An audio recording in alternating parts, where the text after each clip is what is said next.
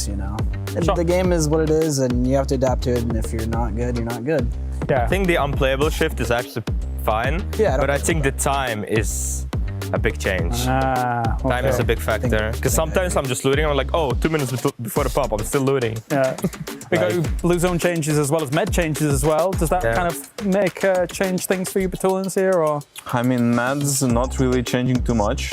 It's buffed. They're a strong. bit. Yeah, but like overall, I don't think it's too important in terms of like big stage, competitive stage. The circles do like change a lot. The speed of them. I mean, the first phases and these water circles, the rock circles will be funny to watch. Not so funny to play, you know, but like I'm fine with it. Yeah. It's not something that you feel like, oh, like not like TPP, you know. Yeah. Not that big difference. So yeah, I'm just happy with that. Okay, fair. Any final thoughts on that before we move on, or? No? I agree. I agree with pretty much everything you said. I concur. He's a smart man. Yeah, both of them. Big brains over here. That's true, that's true. All right, well, let's talk about your groups and how things kind of line up in that regard. I don't know. I I just know I'm in Group A and that's it. So you don't know your group? I don't know a single team. The who only is. reason I know is because Avenger told me earlier. Because I already did media with him. Yeah. I just know we're playing first days. And I mean, technically, you've got to play everyone anyway, kind of, right? Like, but I suppose there was always that thing, because Virtus Pro for a long time was always like last day playing, and you weren't. So Group C is the worst. Yeah. We're in Group C. Yeah, Group C is really, I would say Group A is great. A and B, like if you play first, is the best. Yeah. Because you play with 0 points, like against teams with 0 points. Absolutely. no thoughts to that then? I mean, I don't know which teams in which group play. I just know we are in Group B and we play the first and third day. Yeah. And I'm just happy that we are able to play even. That's all. Just play the game, enjoy. Okay, I like it, I like it. Let's go bigger picture then, because actually all three of your organizations, very prevalent in the club championships as a whole, Falcons, Virtus Pro, Twisted Minds as well. I'll start with you, Shrimzy, considering Falcons, now 2-time champions. Is there any extra pressure on you guys considering you got to step up? There was a moment last year for Falcons where they really needed a win. I think it was in Overwatch. It was Overwatch, that one, yeah. Yeah, you needed a win in order to be able to actually even become the club champion. Yep. So what do you think about it overall? I don't think there's any extra pressure for us. The club championship has always been a thing. We've always performed, and I don't think it's something that's on our mind. Obviously, we want to win, and you know that's obviously good for the organization. But we have to worry about ourselves first before we can worry about them. So that's fair. You know, no extra pressure. We just come play our game, see what happens. I think Virtus Pro, you've got a lot of good shots. Yeah, but I think someone just won from Virtus Pro, I'm pretty sure. Or got second place, I'm not sure, but at the end of the day, it's like no pressure from like the org side. It's, I mean, it's just good tournament, which we want to perform for the org because it adds something extra, because they're gonna get extra money, so I mean, but so far, no pressure from VP. Twisted Minds, Falcons rival, what do you think? Yeah, I mean, we've been pretty happy that we delivered, like, first it was second place in PGS2, like when Falcons guys were Sonic's guys. And then we got a win. Previous year it was pretty huge for our organization, but we never felt like any pressure or something. We're just happy to deliver some good results and happy to help them to win something in this championship. And that's all, What do you think about, let's change gears a little bit here. What do you think about the West versus East play style? Because you've, obviously the game has shifted quite a lot. You've got Myth winning 2 PGSs, looking crazy in that last one. There were some circles here and there, but they would have probably won it even without those, I think is fair to say. So Nixie, I'll start with you. Do you think that there's any big differences between West and East, or do you think you've just got to react to the game? I mean, I think it's team-based because, for example, Myth is a Thai team, and you would expect like Thai Vietnamese teams to be more random in the early game, but if you look at all of their games, they had zero stuff happening. In the early game, they played slow. So I would not say that playstyle is that big of a difference between EU and NA, EU and like Western to Eastern. So I mean, like it just depends on the team, I would say. It's like as for now, it's not really about the regions. It's only about like specific teams who manage to find a way how to play PPP, how to play these new circles, everything. I mean, new circles we still didn't play yet, only in PNC, and PNC is different tournament. Very good. So I guess it will be different from previous tournaments also. Okay. And sorry, I didn't mean to cut you off. yeah, huh? I didn't mean to cut you off. Sorry. Yeah, and also in my opinion, playing like EWC or like maybe PGC is harder than like PGS tournaments. Yeah. In terms of mentality, some of the really good teams, maybe they will play much worse because of some pressure or something. I don't know. Like we'll see. But usually that's what happens. How about you? The only thing I know is that Liquid is an APAC team now. They're just inting Circle 1 every Wait a game. minute. Every game they're just inting, so. I mean, they needed to fix something. There was some. They're mixing stuff up. They're mixing stuff up, I'll say that. So hopefully we see them play better. Okay, fair. Or Well, hopefully we see them get last. all that. All right. They're a club championship team, so. True, they are. Yes, they've got a lot of good representatives across these games. A few last thoughts then. A big one. Thoughts on TPP? Who wants to go first? I can go. He loves TPP TPP, king. so I mean, he's pretty good. Yeah. At TPP. I mean, I would say, okay, Here we go. honest, full honest. Here we go. full honest. The reason why I enjoy TPP more than FPP is because of other people not liking the TPP as much as FPP. Because they put less hours, Okay. I can see people grinding less. So that makes me more motivated and liking it more than FPP. But at the end of the day, I think it's the same thing. I think in competitive, it's not big of a difference. Yes, playstyle is like different, Yeah. but I still think it's the same thing. If you get the mechanics down on TPP, if you get down mechanics of FPP, I think at the end of the day, it's like same thing, in my opinion. That is a devious smile. He does. But, well, the thing is that I kind of feel like it's one of the reasons why people caught up with you guys quite a lot. Because I feel like you guys had such a good grasp of FPP. TPP has been a little bit difficult for you to adapt to. And other teams have kind of caught up in that regard. And now everything is relatively even for the top team. What's your opinion? I mean, for me, it's incomparable, TPP to FPP. Yeah. FPP was the best for esports. It was the most competitive stuff, and of course, our results for me in FPP mattered a lot. Of course. So I think that like Nixie said, the good thing about like grinding the game, it was much more fun to grind the game, and I knew that like in FPP we were the best. In TPP, a bit harder. For many players, it's like a whole challenge to like a reconstruction of everything, of play style. I think there is many similarities, but like overall, TPP is a different game for me and for our team. I like FPP more, but like as for now, I just have to basically grind the TPP. Yeah. Try my best, but I mean, you know, we're like big boys. We don't care too much of like all this stuff. We just play the game, enjoy our lives, and if we win one day, maybe we're gonna win PGC exactly in TPP. Who knows? Like, that's just mentality. We just play and try to enjoy the game. And you, I mean, there's not been any third places recently, and I'm not happy about that. No, it's obviously a huge change. I don't think it's as big as I thought it was when the TPP first came around. Okay. I think that it's obviously a lot, but it's not like game changing. It's not like, you know, we were good then and we can't be good anymore, you know? But it just feels like we're getting beat down with so many changes that it's just like, it doesn't matter anymore. It's just, it feels so like random nowadays with, you know, the holes, the circle settings, BRDMs, panzers, mortars, TPP, pickaxe. I mean, it just seems like there's just so much going on that I don't even care about like one little change anymore, you know? It's like TPP, it's like, whatever, who cares? Like, I think terrain change is like way bigger than TPP. Actually, I agree. I also agree on it, and I also agree that it feels like there is so many changes in such a short time that you can't even understand where you have to focus on. Like, is it actually TPP, or actually it's more about like digging holes, or like whatever stuff? Or like now, you if you are edge team, maybe you need to reconsider how you approach the game, how fast you have to play, maybe change loose spots or change the way how you should play between first, second circles. There's so many stuff to think about, to change as a team. So yeah, it's pretty hard. Yeah. When the constructible terrain came out, I was actually a big fan of it because we were like, oh, we can always come up with something. Yeah. We can be like, be smarter than the other. It's another layer that we can be smarter than the other people. But That's fair.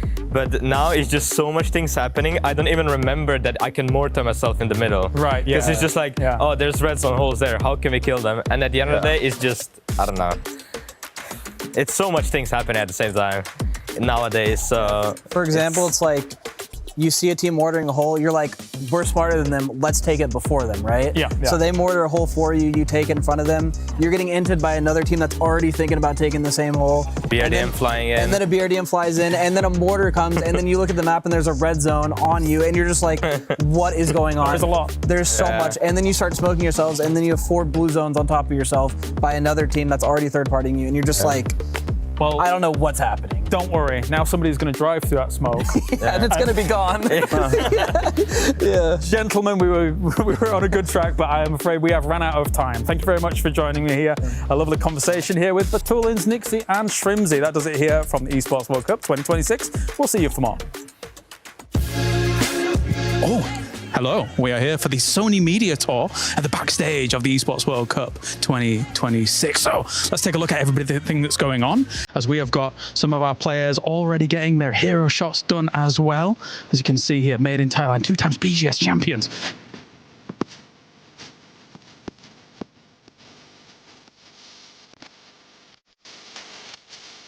Look at the size of that tripod. Whoa! For such a small phone. Size does matter. All right, let's take a look a little bit further on. Kiss, what a legend, what a legend. Maybe we'll chat to him a little later on. Let's move on further down, of course, though, as we've got a lot more other stuff going on. I can see Team Liquid in the distance here, getting all of their media sorted. We're getting a lot of introductions into how all these players are setting up, how their feeling is for the tournament as a whole, of course. And you can see they're getting mic'd up as well. I think I'm going to be talking about some stuff. A very different setup here for Esports World Cup 2026. As you can see, another lovely stage.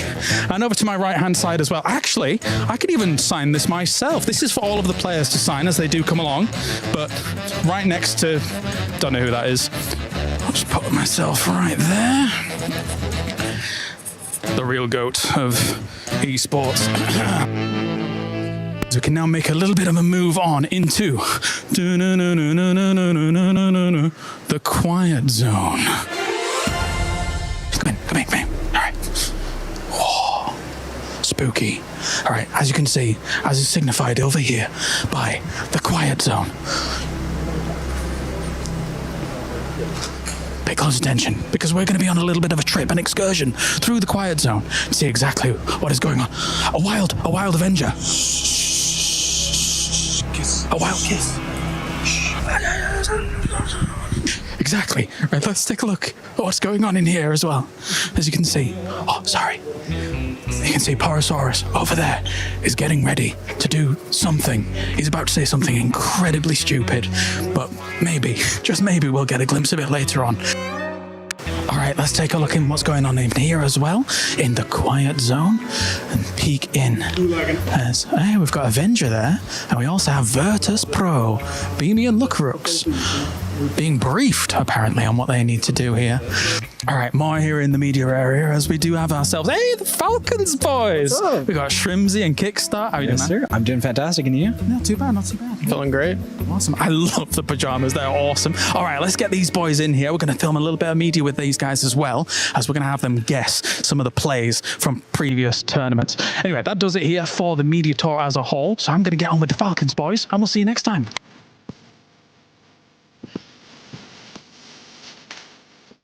All right, guys. It's going to be the quietest. All right, let's try it again. Absolutely not. Absolutely. One more opportunity to see players in their natural habitat. Nothing. Spectacular scenes here at the Esports World Cup.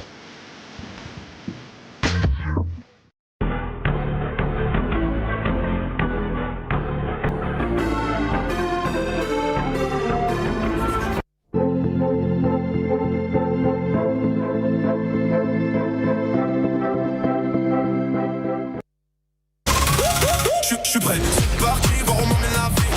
sur mon green, tu m'entends quand je respire. Top le veston, jamais film, gros pas, big plan, j'ai fait changer toute la piste. Regarde ma page, je pense pas j'attire. Je coupe la line, laisse la qui laisse frémir. Nouvelle état, new name, toujours fluide dans le move. Main en l'air quand je rentre dans le groove. Garde ce regard, je suis déjà posé.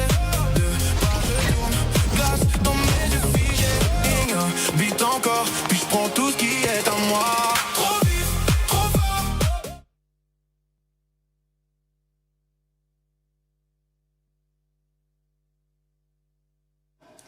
And Ludi, it is day 3 of PUBG Battlegrounds, and today is all about this. I have the title defender, Twisted Mind's key. Pretty nice. 8 of these are going to be crushed today. Yeah, today it's definitely do or die. Like, you have only 6 games now, and you can just take your place in the final and have your spot with 1 big games. Nobody is kind of safe, and there is 2 millions at the end. Absolutely. Have you seen this too? Yeah, they're like really, they're pretty heavy, cool. and they're honestly really cool. Oh, look at that. There's someone who's looking for you. No. You. Ludi, no! Okay. Oh, I think he's coming. Okay. Stay down, Ludi. No. Day 3. Protect the key. Let's get into it. Elle est à moi. Elle est à moi.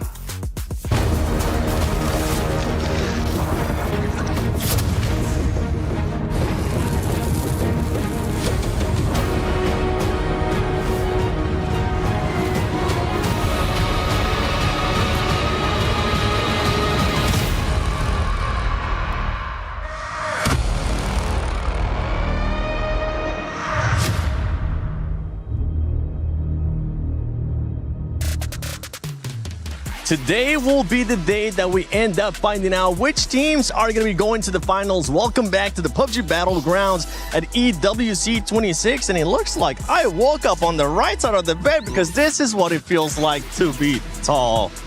Welcome, my friend. There you go. I'm your studio host, the 7WG, joined by none other than Toppies and Godspeed. Boys, today we'll find out which teams have done enough to go to the finals and which teams will get their keys crushed. Exactly. I mean, this is that moment where rubber meets road, right? It's the drops have been played out. We know where people are going. We know what teams have to do to advance. And honestly, that's where the stress starts to hit. These guys prepared all night and they're ready to jump today. I mean, you want to talk about the drops and all that. Forget about that. We have some big teams coming in with so many points that can absolutely just ruin the dreams of some of these teams that are currently on the chase. We've been enjoying the outside so much that we wanted to quit and just switch it up as we're just getting absolutely splashed by the fountain here. And while we're doing this, you know what? While we're getting splashed, why don't you guys take a look at what happened yesterday in this STC rewind? Yeah. Today is not the day to be lifting the trophy. It's about proving that you belong in the race. Oh my God. Another one that's in a different position. Yesterday, Group A had their final shot at making the finals, and Virtus.pro stepped up to the challenge. Just go, fuck it. An outrageous 17-kill win in the opening match of Day 2 means they are essentially guaranteed a final spot unless something incredible happens. VP with a big win. But for the rest of the teams in Group A, they face a nervous wait to see if they'll be playing this weekend or heading home early. Now, all eyes turn to Groups B and C.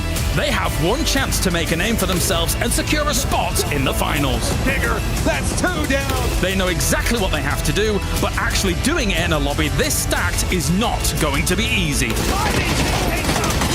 Myth, Team Falcons, 17 Gaming, 4AM, Team Liquid, and defending champions Twisted Minds are just some of the names in action today. A good day puts those in the catch-up in contention for the championship. A bad one will see their dreams crushed. The stakes have been raised. Let's find out who is up for the challenge. Ladies and gentlemen, the unique aspect of the Esports World Cup is of course the keys that our teams receive and clutch onto for dear life in the hopes that they will place that key into the centre of the trophy and forever seal it as champions. The brutal reality is that 23 of our 24 teams will have their keys crushed this week by this stunning contraption. This is of course our Crusher. Hundreds of razor-sharp teeth, motors spinning fast enough to chop through those keys, forever crushing the hopes and dreams of our teams and acting as a reminder that acting as a reminder, that's better, isn't it? Acting as a reminder that they failed to secure the ultimate prize. It is, of course, unique. It's brutal, like we've already said, but of course, it is something unique and incredible about the Esports World Cup. So stick around to see it in action. Day 2 of Lace asking a cast. No, I don't think Avenger would really like that, and neither would you guys at home. Welcome. You're joining us here today to talk about our predictions. Now, you guys at home can download the EWC app and you can do your pick'em. So you can place your favorite teams in a hierarchy and go in to win some really awesome prizes. Now, I know you haven't downloaded the app, but you guys at home should. Who would your predictions be today? For sure, there's every single game you can choose 5 teams that you want to go through or rank them, as Lace said here. And honestly, most important for me, we are sending 8 teams home today, right? It's 8 dreams are crushed, and I would say right now, for me, there's 4 teams that I think is already out. I think R8 is not going to be able to get enough points. Petrocor Road is a huge team. I don't think they're going to have enough points. Tyloo, another team. Supers, one of the favorites here. I'm pretty nervous about that. Don't think they're going to have enough points to withstand the 6 games of points that's going to be coming in onto the leaderboard today. I might also have to maybe add in Gen G there too as well, because after their performance yesterday, you know, especially out of a lot of our other Korean teams that we have, they're not looking too flash hot when they're on the bottom of the leaderboard. But you know what, if we were to pick things up and place them in our 5, you know, I feel like Team Falcons, it's their day today. They need to really hone it in. It wasn't hitting them there. Obviously, they're against the Twisted Minds is coming through. Yeah, today it's really the question of, are we going to see any of the top teams soak up all the points, right? We're going to have Twisted Minds coming in, Myth is coming in here. Are we going to have some of these teams get tons of points? Is Falcons going to be able to build from that confidence we saw in that last game yesterday where Tickleton and Gustav popped off? That's really what I'm looking forward to, because if they soak too much points, our cutoff drops, and then you need just one good game to basically get into the finals, right? So that's going to be exciting. And it's the last day today, but of course, you guys download the app at home, make your pick'ems happen, and we're going to give it back over to 7. Thank you so much, Lace and Avenger. Good predictions here and there. And for everybody currently watching at home, if you do put those pick'ems, make sure you share them with us. Use that hashtag EWC and hashtag EWC26. Check out the website for EWC and the app as well. But today, honestly, there's so many amazing storylines. And as we just got to hear from Lace and Avenger, there is some teams that are going to be stressing out, because today is Group B versus Group C. Has the teams from Group A done enough, or is it Tyloo too late? I mean, it's Tyloo too late for sure. I mean, not only that, Petrocor is Petra done. Shadow is a shadow of their former selves, and the soup is boiled, right? So all of those, I think we don't have to worry about, which is great news for teams like AGAL. Because there's so many teams below them. They've essentially got 5, because I'm going to throw R8 in there, right? R8's playing today. It's hard to say that R8 would have like an. They're coming in with 10 points, so that's 6 games, 10 points. I'm sorry. So that's only 2 teams you have to worry about, you know, in terms of getting past you in that race today. And for a lot of those teams, just a heads up, you can see right now in the overall that Myth is in first place with 79 points. They were absolutely stunning. So as you guys start talking about, for that 16 cutoff, if those teams, we'll get a chance to talk this a little bit more later, but if they end up performing well too, it's going to sponge up so many more points, Godspeed. Yeah, and here's the thing. So talking and bouncing off what Toffees was saying is Full Sense is just 1 point under AGL, right? Which 61 and 60. Last year's cutoff was 63 points. So with these big heavy hitters, specifically, I'm actually looking at T1 and 4EM. Now, the reason why I mentioned it yesterday, T1 has been kind of bullying 4EM when it comes to PGS, right? Everyone, in the PGS circuit. And the problem is they're going to be in this very same lobby. Now, T1, 43 points in their first day, not bad, obviously quite good. 4EM struggled a bit more with 32, and they're going to have to face off against those rotations. And I think, at least for 4EM, if we're talking about them, even though Winda had an amazing day. But he was the only one for me. He was the only one, exactly, and I think that's going to be the struggle, Steve. Well, it almost goes the same way, though. When I talk about T1, it was Heather that was popping off yesterday, it was right? Heather, He was haunting the dreams of the Falcons and will for the rest of his life. But I think that's what it's going to come down to. Which of these 2 teams has the rest of their players step up, grab the torch, and say, this is a team event, not a solo event. And whichever one of those makes the push, I think has that chance to go the distance. Both fabled rosters, both legendary in their region. regions, both underperforming. And I think that that's the story there with those two, is which one jumps up, which one steps up, and which one has to deal with maybe hot drops later today. And I'm hoping we continue to see some of those plays that we have seen with the BRDM, or as I like to call it, and I'm really trying to make this thing, the Splat Maker. Because we saw that perfectly happen yesterday. Get this thing out of here, man. Come on, guys. It has to catch on a little bit.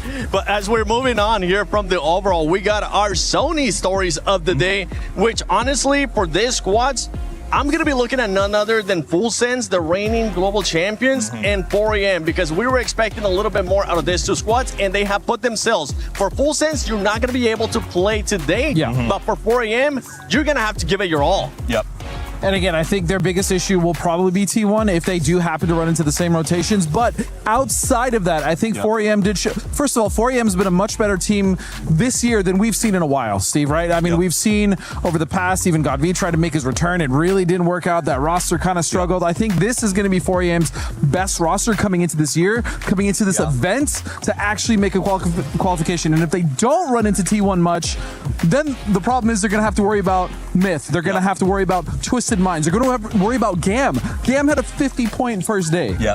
And I think if you talk about 4AM versus Full Sense, 4AM's at 32 points coming into their next 6 games. Full Sense finished at 60 after 12. So theoretically, 4AM is ahead. If they do the exact same thing they did on day 1, they end at 64, which actually will put them ahead of their competitors Full Sense and AGAL and qualify them. The problem is you can't build a strategy around a consistent 32. You know what I mean? So they have a tall order. They can't guarantee they get 1 or 2 good games this time. So I think that's going to be a stressful moment for them. I do think that the biggest beneficiary of this entire thing is AGAL. Full Sense dropped that ball just a little bit yesterday. They only got that 60, which puts them 1 point below. And I genuinely believe there is a really high chance that that cutoff is right between those two teams. I think you're right. I think the cutoff is going to be between 60 and 65. That may be the highest, again, because we have such big sponges.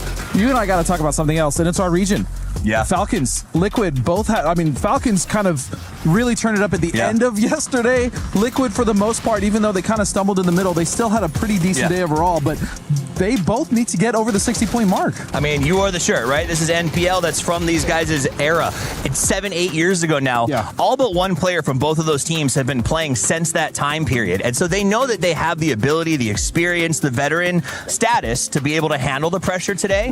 But to be in a position, that's our region, where we're sitting here going, oh my gosh, I hope they make it, is not a stress that I am used to or enjoying very much. And moving from that, teams that are not going to be feeling that pressure today, the teams that could possibly end up just doing a lot of sponge points, just taking a lot of points from these squads that actually need them. I'm going to be looking at Myth, because it took a long time for, I believe it was VP to even pass Myth, and they were able to play all their 12 matches. Another squad within that range, it's going to be Vicious. They're going to be playing today. They were one of the best performing squads yesterday. And we also have Twisted Minds. There's just so many squads that can sponge ball it. And I know, Godspeed, earlier you were saying 60, 65 points. But honestly, Toffees, it could end up being even lower than that. It could. It could. So let's jump off with Myth, right? Historically, a myth is something that exists only within a certain group. When you exceed past a myth, you become a legend. And that's what these guys are doing right now. The fact that they have played half the games of the rest of the lobby, and only one team of those 8 that played yesterday was able to pass them. Only Virtus Pro passed them. They stand in second with 6 games. That means they have no pressure. They're already qualified, and they have 6 games to do whatever they want. Everyone else is going to explore defensiveness. That means they're going to rack up points, and yes, may drive that qualifier down to 60 points. You know what this reminds me of, Steve? What? Rock. Last year, group stages, they cleared over 100 points. True. And that's the danger here. Myth, when you have a team that's so confident coming out of the group stages, going into the last day, knowing that they're already qualified, that is a nightmare for every other team involved. And again, it's that confidence that we're talking about. It's going to be the lack of confidence as we go on through the games that you're going to see in every other team that is not Myth or already qualified in that top spot. That's a beautiful bird, by the way. Now, if we're talking about violence, right? If we're talking about a team coming out to cause problems, Myth will do that. They want to break 100. It applies to their legend status, They will break 100, Another team, you brought up the Vicious. The Vicious is a team that came out yesterday and was like, hey, you guys forgot about us? Not anymore. And they played out of their minds. They took some endgame fights. They played aggressive. They weren't afraid of pushing 1-2s. Not at all. And so I really respect the points they put up yesterday. And at 45, if they have a day the same, easy qualification. But because they know that, they're going to be more aggressive out of the gate and probably get even higher. Remember, they have Tycon, right? That roster is really disgusting. Tycon burst onto the scene. Basically, immediately we knew that he was going to be someone to watch. And now that he has this roster of Sapao, YM Kood, we've seen him so much experience, and Sir T, this is a very dangerous roster. But again, it all comes down to how much confidence will they bring into this day because of how well they played yesterday. But again, because of the teams at the top that may put a lot more pressure on them. Now, I want to mention this because we're talking about teams that had 6 games and may change the way the game is played. Twisted Minds, still in the hunt, right? They're currently in 4th place with only 6 games played. And rumor on the streets is Lou is back. He landed last night late. Will they give him a rest? Will they play him? The question is out, but we know that he is now in Paris. Imagine that. A team that is that good, 4th after 6 games, down a player using a sub, and now they don't have to. But there's something to be said. Do they just let the Tab finish it out, who's obviously played just fine? Right. Or do they try to let him rest? Or do they try to let him get in to get games to practice for the grand finals? Because Twisted is going to the grand finals. So that, I mean, either way, I don't think there's a wrong decision, especially coming in so late, being tired, exhausted. Yes, you want to get the practice in, but at the same time, you want to make sure that you're ready for the finals. You can't have a masterclass without the professor. Lou's in town. The professor's ready to play. I think they're going to put him in. I think they're going to start him, and I think they're going to show us. I mean, they're going to go out there and be like, we want to outprove Myth. Like, they want to believe, they want to show. Defending EWC champions, looking for a PGC down the line. Best team in the world at the moment. In my opinion, I think they're going to come out hard. Yeah, and when we saw Myth, we got to talk about player performances because we ended up Kiss being able to put up a great performance.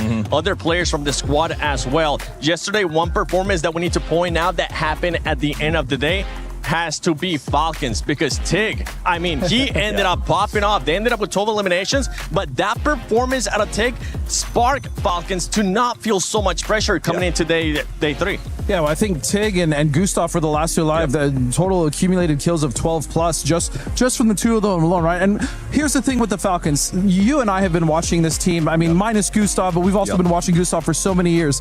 This is kind of what happens if they don't start hot. It takes them a few games just to figure things out, but by the end of it, that's why when you asked me yesterday, hey, are you worried about the Falcons? Steve and I both kind of echoed, not really. They'll kind of figure it out by the end, but now it's crunch time. We have seen, even though they kind of right the ship midway through a qualifier, that they're not always guaranteed to finish strong, and I hope, and I feel like they will, but you never know. I feel good about it. I talked to Gunnar this morning because there was sort of a rumor about a change of calling yesterday, the IGL situation, and he said, yeah, Gustav has joined Kickstart in the IGL role. He said Kickstart's one of the smartest players in the world. His micro is incredible in terms of calls. We wanted to add Gustav's macro knowledge so they can kind of share the early stage of the game and give Kickstart the support to just kind of cut loose when he needs to. Having that secondary IGL to make sure that everything runs smoothly is, I think, a really good decision. So yesterday, I think they were getting those feet under them a little bit. They've been doing this for a couple of weeks now. And it's hard to do dual IGL, by the way. Especially when you have, yesterday they got some bad luck. They got PUBG'd, if you know what I mean. That happens. They bounced back. The last game. The heavy RDM comes to mind, yes. PUBG happens. It does. And so they bounced back. They kept the right mentality. I actually am not worried about them today. I'm not either. They should advance with no issues. I'm not going to be worried about them anymore. I was trying to wave a red flag. That's not going to happen. One team that is sitting comfortably with 45 points is none other than Navi, and I believe Kalaris has an interview with them. Hey, Kalaris here at the Esports World Cup for PUBG Battlegrounds, and of course I've got Alrain here with me for their second day of games in the group stage. So thank you very much for joining me here, Alrain. Let's get with our first question. Obviously you guys started things off on your day 1 with 44 points so far. Do you feel like that was enough of a performance here so far? What was your kind of outlook on those games as a whole? And do you think you're going to be able to carry that through into your second day? Yeah, we had a rough day yesterday. We played 5 hard games, but the last one was our own. The circles were in our favor, so we just secured the win, and the situation, the leaderboard just got better. And today we need some kind of 20 points. We still are not there yet, so we need to be focused. We need to perform to the best we can. So I don't want our boys to be like on the edge. Absolutely. Nobody wants to be on the edge. It is tough here for some of these teams, of course, that haven't had the best of day number 1s. Let's talk about kind of bigger picture things, because I think like a lot of players and fans look at Boostic and Hakatori as the guys that kind of really shine on the roster, and obviously they're amazing fraggers. But when I look at kind of how Ferris is able to do in some recent tournaments, as well as obviously kind of taking charge for the team, it's always great to see him kind of developing as a player as well. So where do you think Ferris is at right now here and for EWC? Yeah, definitely. We have some rules changes after PGSs. So Ferris is adapting. We have hard times right now with figuring out how to make everything work, but he's doing good. He's adapting, and I think the more we play, he can get better and better until the finals. Can you elaborate on those role changes, or do you want to keep that secret for now? No, like IGL is a Spyro right now. He's taking the charge of the game, and Ferris is taking the second caller role. Yeah, something like this, yeah. Okay, that's good information, thank you. And just as a kind of final question here as a whole, what's the skill ceiling? What's the level that this Na'Vi roster can get to? Because you guys won a PGS, but from my mind, I feel like an EWC or a PGC is on the way for a roster like this. So what's your perspective on it? Yeah, I agree with you, because I think this is the best roster I've worked so far. Individually especially, we lack a little bit of experience, but with Spyro coming to this roster, it like fills the gap, I can say. So definitely sooner or later we will get it, and I hope this one is ours. Amazing. Thank you very much, Alrain. I'll let you go back to your team for now here. That is me, Kalara, signing out with Alrain here for day number 3 of the group stage.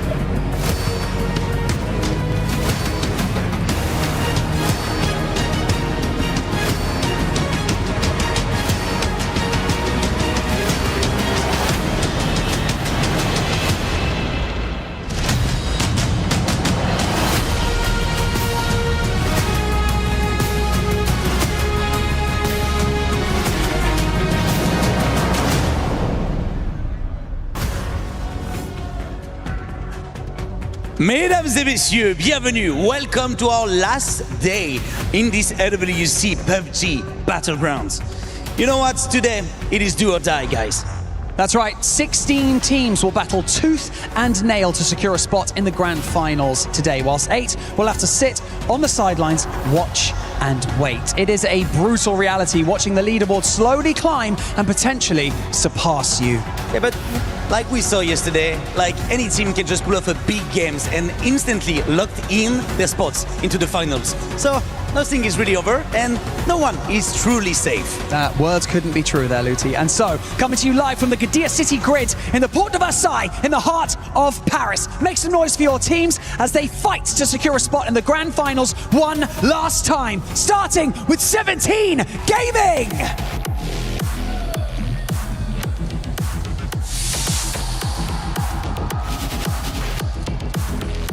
Navy!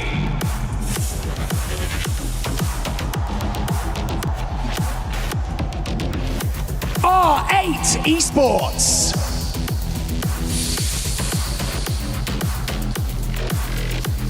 T1!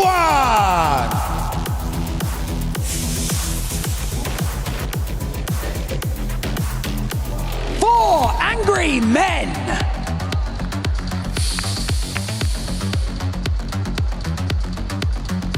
Gam Esports.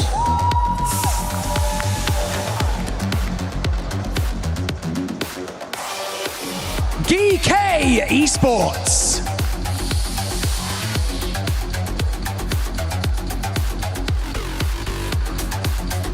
Genji Esports.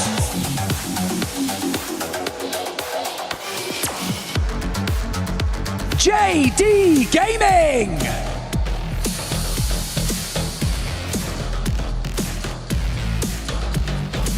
The Vicious Esports.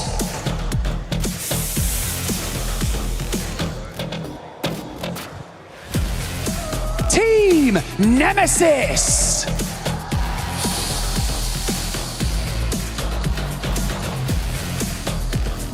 Sharper Esports.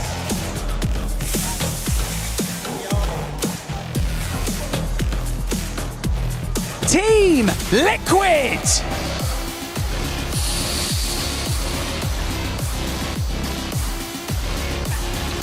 Myth!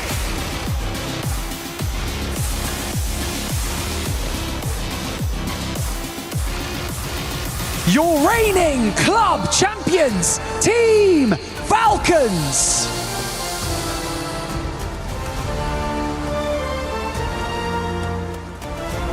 And finally, your defending champions of EWC, Twisted Mind!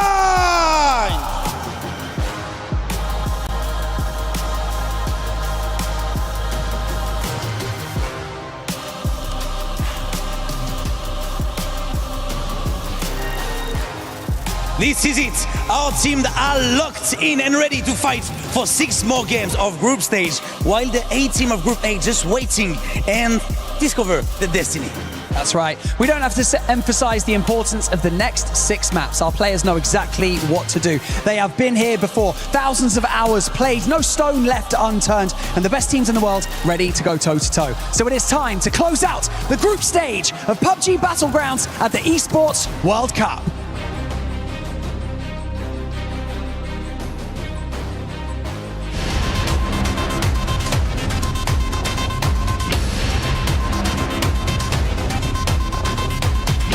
Group B, I'm going to go with Twisted Minds as our biggest rival. Probably say 17. They've been the most consistent team. Navi's also been very good. 워낙 좋은 퍼포먼스를 많이 보여주는 좀 슈퍼스타 선수들이 많아서 미스가 가장 라이벌이라고 생각합니다. Blue zone behind it. No options, no cover. Gets the headshot. It's dicey between the two. Peeking back and forth. 虽然说 Twisted 呢是上届 EWC 的冠军，但是我们面对他们，我们还是很有信心的。我们队伍不惧怕任何队，我们遇到了之后都会全力以赴。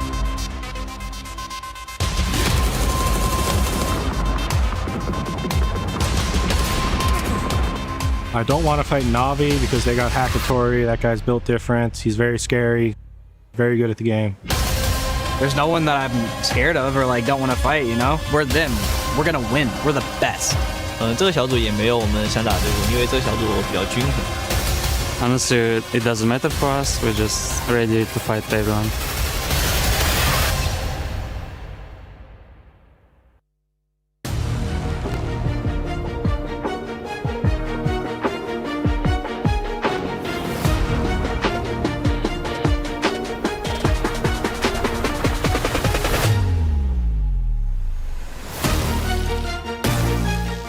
Welcome everybody to the final day of group stages.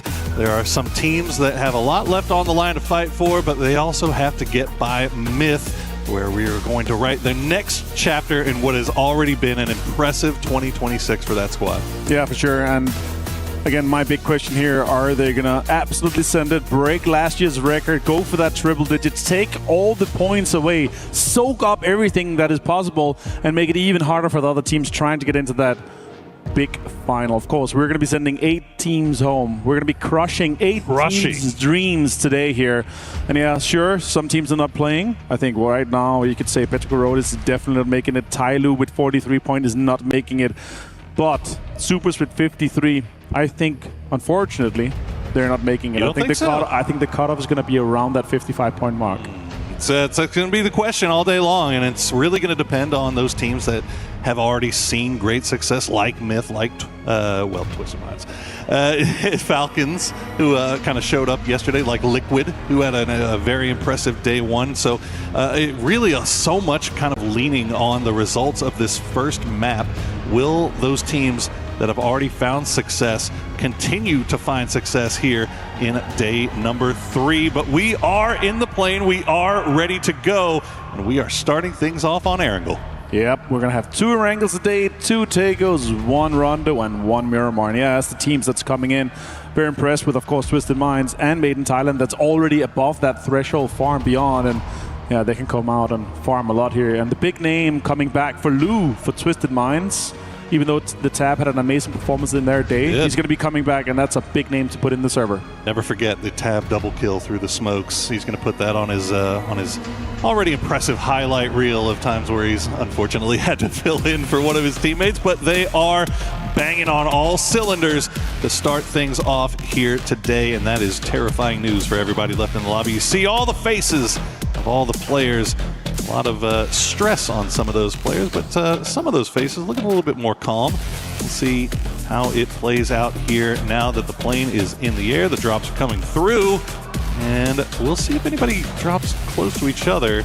They've managed to avoid it for the most part these first 2 days, any early game shenanigans. Yeah, Severny and Novo here, playing path from the north to the southeast. A little bit difficult for some of the teams to get to the western side. Fairpier's long stretch. Some teams are going to be having to go close for that, so let's see what ends up happening here. There might be some contests for cars and so forth, so it's going to be definitely interesting. And also with the circle, like the plane path with like this here, we could end up getting some crazy circles, either all the way up north or southeast with like a 50-50 circle. At least that's what the tendencies has been with these plane paths here, Poro. Feels like we managed to duck Military Island for the most part. You say so. So far, but I don't know. We'll see what happens. But oh, there you go, hard north.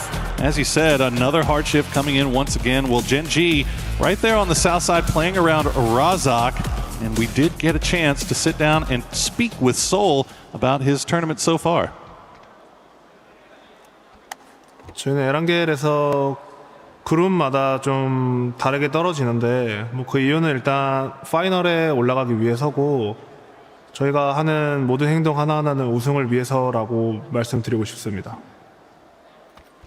They are on the clock here, Poro, for sure. 26 points so far, and with a roster like this, with names like this, PGC champs in the roster here, they should definitely be making waves. And today, uncontested on the drops, they are looking good. Rorschach is a strong start here for them. It's a top 3 prior getting into the circle. You can already see D moving in there. Daniel has been having some great impact actually for the team. Quite surprised with how much he's been able to lift for it, and now already being that front scout, trying to see out and get the information that's so crucial in a rough circle like this, where you're already counting out about 40% of the playable space, and it's going to be such a high priority. And also, when you look over to the other sides of, you know, a Nemesis that's already in the Severny, they're already locking down some of these high priority spots. And Lou, he is back.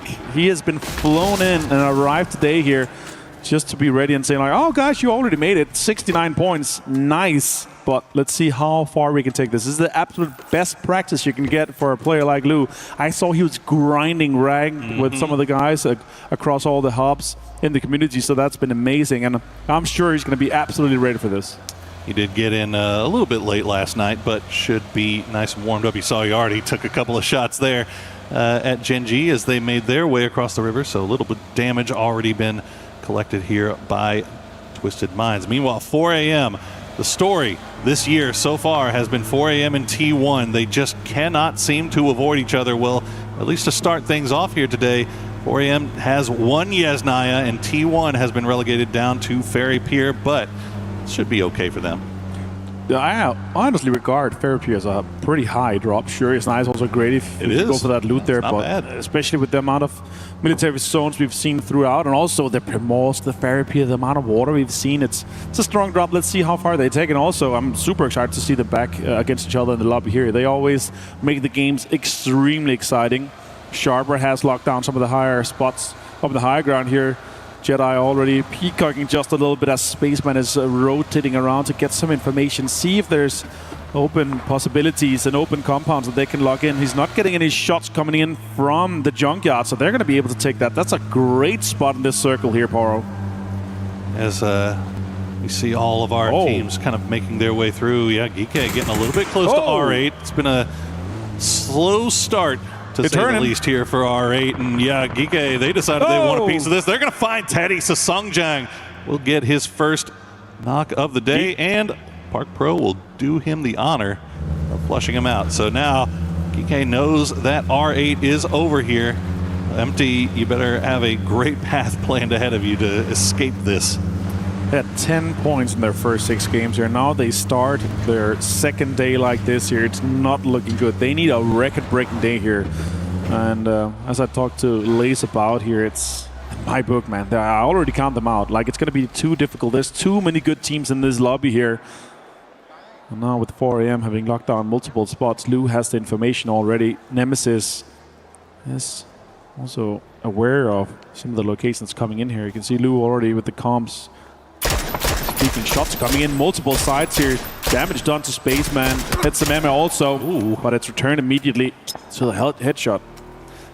That's what you always got to be worried about, right? These guys can actually shoot very well, so you don't have a whole lot of time to just sit around and ADS taking shots. So Lou will heal up and escape back to the rest of the boys. It looks like Twisted Minds just currently hovering around on the south side of this zone. We saw them running into a couple of teams over by that Razak Bridge, but now they've got it pretty much clear to themselves as we check in with JDG. And JDG right now 34 points, as you see on the leaderboard here, and that's currently just outside that cutoff. With Falcons in 15th and them in 16th. Petrograd is that 16th team. And I would say maybe even now, already in this game, they're going to be out here. It's such a low threshold to having be playing 12 games. And with former PGC winners on that roster, that's just so unfortunate. I don't know if it's the demise of missing out on having a player like Ike left on the team, or them not being prepared. You saw in the interview with him, they were absolutely not worried about fighting anyone. Not had the chance to do much of that so far. And now Myth coming in, and that's a team you want to avoid. Thunders finds Parkbro here as Sharpers gets involved with Geeke. Geeke, we saw them run into R8 a little bit earlier, but Sharper proven to be a little bit of a tougher opponent as Tanawat will continue to make his way around. Yeah, secure that point. 2 now collected for Sharper as Thunders will have to retreat. Getting sprayed down here by the remaining angry members of Geeke. But Geeke now having to play that forward as a duo. It's a bit unfortunate, yeah, for sure. Especially it's not a high prior position with the current first zone. How sure you can hide your cars a little, but it's more of a waiting spot more than anything. And that shelf just above them.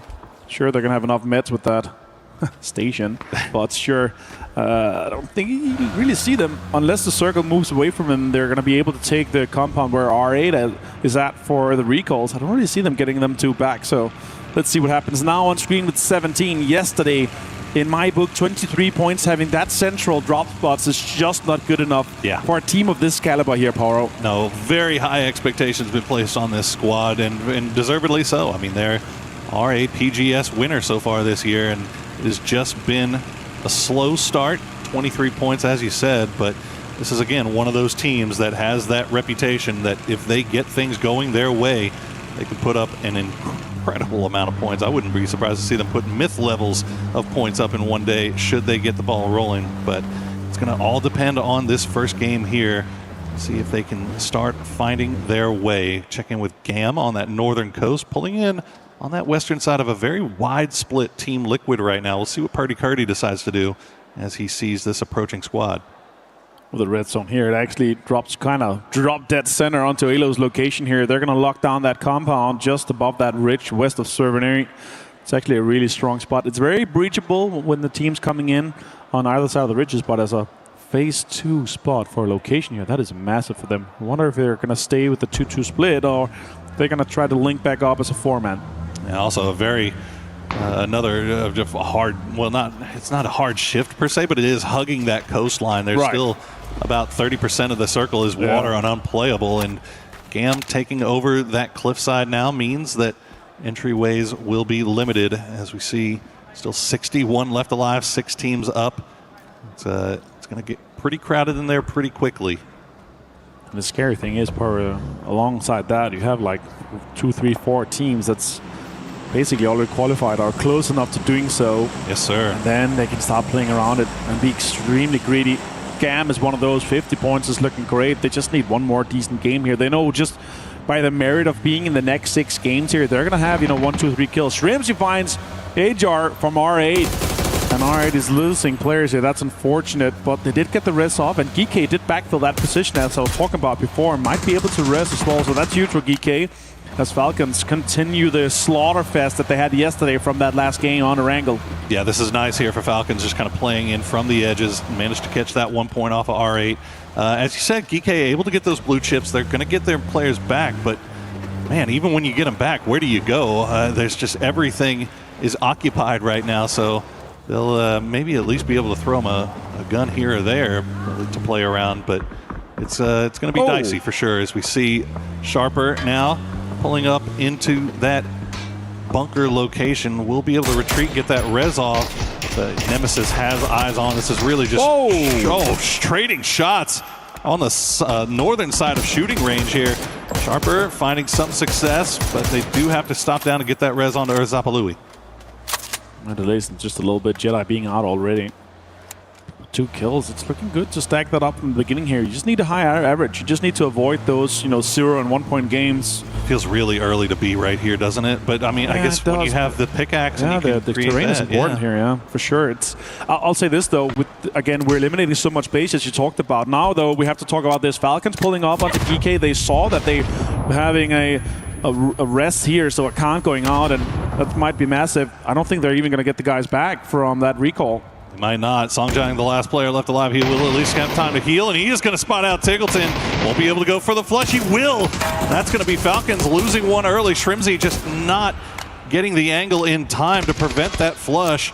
We'll see if Falcons can get rid of this player. Songjang, obviously a hero in the scene. He will go down, and he got it. He stayed alive in time.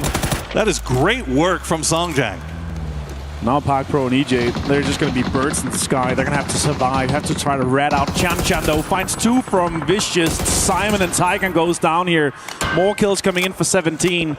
And with the circle going south, there's just a perfect southern shift for everyone to still be inside their locations. Only Gam is going to have to reposition Falcons as well. And for the teams coming in on the southern side, they're going to just have to slide in and just try to survive for just a little bit. No, I worried. I mean, historically, that Waves spot that 17 is playing in has been very dangerous to try to go to early just because of how it plays out. But, oh my goodness, Cold 119. Going to be sniping. But yeah, the fact that with the destructible terrain now has made it so that 17 can kind of dig in there a little bit more than you used to be able to. And they're able to defend themselves and stay alive as 4. We'll see if that plays out for them a little bit later in the game. As the circle has popped, it's going to square up right on top of shooting range. Nemesis really kind of on the clock here. Yeah, they need to show up, and this is a home serve circle. This is their chance to put points on the board. Sure, they're central, but defending shooting range is an absolutely insane task to have ahead of them here. You got a couple more revive stations being popped off. It looks like Falcons will get one of their boys back, and R8 going to be doing the same, as Gustav has been kind of hovering around on the southern side of the circle looking for a place to come in. But Falcons will get their man back, and we'll see where they go from there. Empty gets spotted out by Gustav. And really, it's just kind of the edges, people playing around this periphery of shooting range, the high ground, the low ground, everybody very, very close to each other. Still 54 left alive. He's on the arena. We also have some of the GAN Expendables fans in there, and there for sure. With this Western shift's going to be easy. Shots coming in on R8. Empty. Absolutely pull up from Shrimzy. More points come the way of Falcons. They saw this as an easy target on their way and on their transition on the way into the circle here. Now they're considering how we're going to approach this. Can we take some of the lower ground? Can we take some of the higher ground? We've seen them before be able to play some of these edges quite well with getting kills, and 4 points already. That's a decent average here. If they could just continue that for the rest of the day, they're absolutely fine. Yeah, just do that. It's easy. Why not? No, but Falcons, I mean, Erangel has been a nice little spot for them after what was an amazing salvage game yesterday. We'll see if they can find some more success here as we see 17 working their way up to the wall. Nemesis just playing it slow, playing it quiet, and letting them get a little bit closer, as it looks like everybody's kind of found a foothold. I see one person on a mortar, and that's going to be Team Liquid. We'll see who they're aiming at. With this next circle pop, it really decides a lot, and that's a southwestern hard shift. Navi is laughing. T1 has already set up so much space just ahead of this, and look at the amount of teams that's inside shooting range. There's going to be so many fights coming from that northern and western side here. And all the Falcons and Myth are moving in as well. Twisted Minds are pulling up. Vicious out in 16th place here. That's so much damage being done from multiple sides. Samble is out. Batulis is knocked here. A little bit rough for them. Yeah, we'll see if they can get Batu back on his feet, but it doesn't. Yeah, okay. I think. Oh, now Perfectix has gone down. A good grenade from December 12th will get him low. And now the man who just arrived last night, Lou, is the only player left alive for Twisted Minds. But JDG not freely allowed to continue raining utility down, so they're getting shot off. But now Nemesis looks like they have spotted out something here. They're just going to spam the smokes with grenades, but maybe a res coming in here on Perfectix. Falcons managed to just... That's not where boats go. Falcons managed to just send it all the way through here. As you see Gam approaching 17 Gaming. Winbo is that front point man. They know there's a car there. That's a quite obvious easy nade to be thrown in his direction. They're trying to get them information here. The double nade towards Xiaowu does not connect. Yeah, they're going long with the utility, so if they didn't spot the car out, either that or, I mean, Wimbo's just being very, very quiet right now. But you see Duck Juice and the rest of the boys, they're going long range. Smoke's going to slow things down for the time being. Wimbo waiting for the perfect time. But now, shots. Nice shots there from range. Will get Clory's low. And Gam, as you said, they're just fancy foot dancing around. There you go. The grenade from Wimbo will be perfect. Gets the knock on a Clory's. Almost takes down Tanvu as well. Another one will follow, and he's going to find Tanvu that time. Duck Juice now going to recycle those smokes, see if they're able to reset this fight. But I don't know if Wimbo's going to let them. Logos pushing in. Oh my god, it's a huge third-party opportunity for so many teams, but 17 is making all the work here. Chan finds him. Well, that is Gam Esports out. 7 Super kills. well played there from 17. 7 kills now for them, and Team Liquid is trying to hold off Gen G's push. They do get a couple of knocks to start things off, but a good grenade from Salute will find Luke 12. It's down to just Alo and Cowboy as Salute and Soul will push in. Trying to find some heads peeking. They're not going to find him in time. Team Liquid will wipe out Gen G. Extremely well executed here for Team Liquid. And they have said if we have a good game one, we might be making moves here in the next one. And it's a pull-up from RA. Teddy's coming in here. Cowboy's active. M249, he jumps in. Teddy gets Cowboy. Huge play here from him. Aimbot finds Alo. Now it's just down to Purdy Curdy. And R8, this is about their third revive at this point. Empty just hit the ground, but he is now knocked once again as Purdy Curdy finds himself the last remaining player for Team Liquid. Hitting all those crates, see if he's got any more utility, but you see the shots coming in from range, but nice. Aimbot will take him down, and R8 just refused to die. We might have to call them recall 8, the amount of times they've been called back into this game here, multiple, and that's them being able to survive. It's just insane. Now shots coming in here, Sharper as well. They need these points here. They need to extend and put on points with the board here. 31 points, 19th place power. That's going to be rough considering how far this next circle shifted, and all the teams in the northern side are going to have to fight for just the little space that's left alive. Yeah, they do have a lot of work to do, but as you mentioned, the circle cutting south once again, so let's not forget about Navi and T1, who had great positions on that hillside, have not seen anybody. Nobody has managed to wrap so far as to get into their area of control. Right. Falcons, meanwhile, they've sent it towards the center. They find a great center position, so they're just vibing right now for the foreseeable future as everybody is fighting their way out of shooting range. JDG, grenades will be thrown over there, but they're not going to find the mark. Shen takes so much damage. 9 HP. Spaceman's been found as well. The last hope alive for 4 AM. They're going to have to make moves. So many teams are trying to get in here. JDG's holding off. Myth is fighting them. Meanwhile, R8, 17, and Nemesis have a huge brawl. And T1 is third-partying everything from the high ground. Sharper is out in 11th place. 17's been doing so much work from these fields. They managed to find yet another team flush, up to 9 kills, and now their attention is fully on Nemesis. But you see the third-party shots from T1 causing 17 problems. Melman will throw the pool guys don't look at explosions grenade, fade away, run back, play the wall. They do know that they have to keep an eye on that wall down from R8's perspective, but R8 now eliminated. So Nemesis down to 2 will just be fighting through as Twisted Minds are right in front of them. Yeah, Nemesis, all these sudden shifts here makes it so hard for them, and they're that last team to go out before the placement points drop. Top 8 teams, and JDG, what a great hold for them to be on the edges and ridges of this high ground. Now they're pushing up. They have cover to play with as well. They're going to be the last team to come in from the north, but T1 is moving in for the third party. They want points as well. JDG farming right now. As you mentioned, that ridgeline proving so huge as nobody from the high ground can see them, but T1, they want a piece of it. They're going to come down. They'll spot out December 12th. Nice shots from Heather will take him down from range, as now T1 will find 2, will find 3. Cold 119, the last player left alive for JDG. 5 kills for him so far. Can he defend this? He cannot. JDD goes out in 7th place, and T1 with the aggressive push paid off, but Myth is coming out to feast. Beautiful work from T1, but as you mentioned, Myth now trying to take advantage, but can they spot them out in time? Raining the only one knock so far. Heather has the near side, runs out of bullets, has to swap guns, spots out Jacob at the tree, will force him away. Doesn't get the knock, but at least pulls them away long enough to where maybe Type can get that res onto Raining. Yeah, even with the 8 kills that T1 have in the top 5, this is a great game for them. They're pushing the lead even further, 54 points. Welcome to the finals, guys. This is your ticket. This is your game. And now they can make life hard for everyone else. Myth now on their approach to get into this northeastern side of this new circle, but Falcons can set up a perfect hold on that in all their foxholes. They've got cover.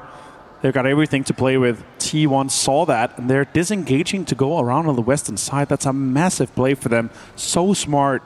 So coherent. Meanwhile, Na'Vi has been holding that central location, central compound. They've got all the information. Yeah, Na'Vi has just kind of been watching this game play out in the kill feed. They haven't really seen much of anything. They've been holding up on the high ground for so long, but nice flanking angle here from T1 as they'll collect their 9th kill. That one's going to be on to Gustav, but they will lose Type in the process as now Na'Vi has started to flex out. They're starting to find more angles. Myth trying to push their way into Falcons, but they're getting pressed by Na'Vi still as well. That's difficult even with all the Doritos on board and all the vehicles. Oh, look at T1. Hard time. T1 saw the knocks. They saw that they were losing players. Kickstart is low. That nade might be right in his foxhole. What a great nade. Oh 58 damage. He's going to have to duck and weave out of that. He might go down with just a few more utilities being thrown in his direction.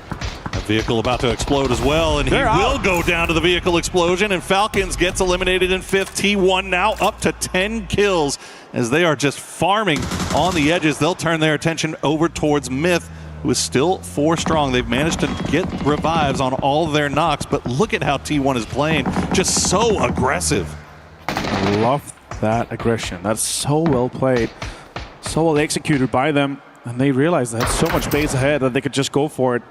Now Myth, it feels like everyone has been avoiding them. Once we saw the fights come in, it's like, oh, it's Myth. They already have qualified, so let's fight someone else. But Heather and T1 do not care about that. Baron goes down, and he's in the front smoke. And with Ian being so aggressive, there's Panzers alongside this too. But Heather and Ian, 4 kills each. Can they make it even further?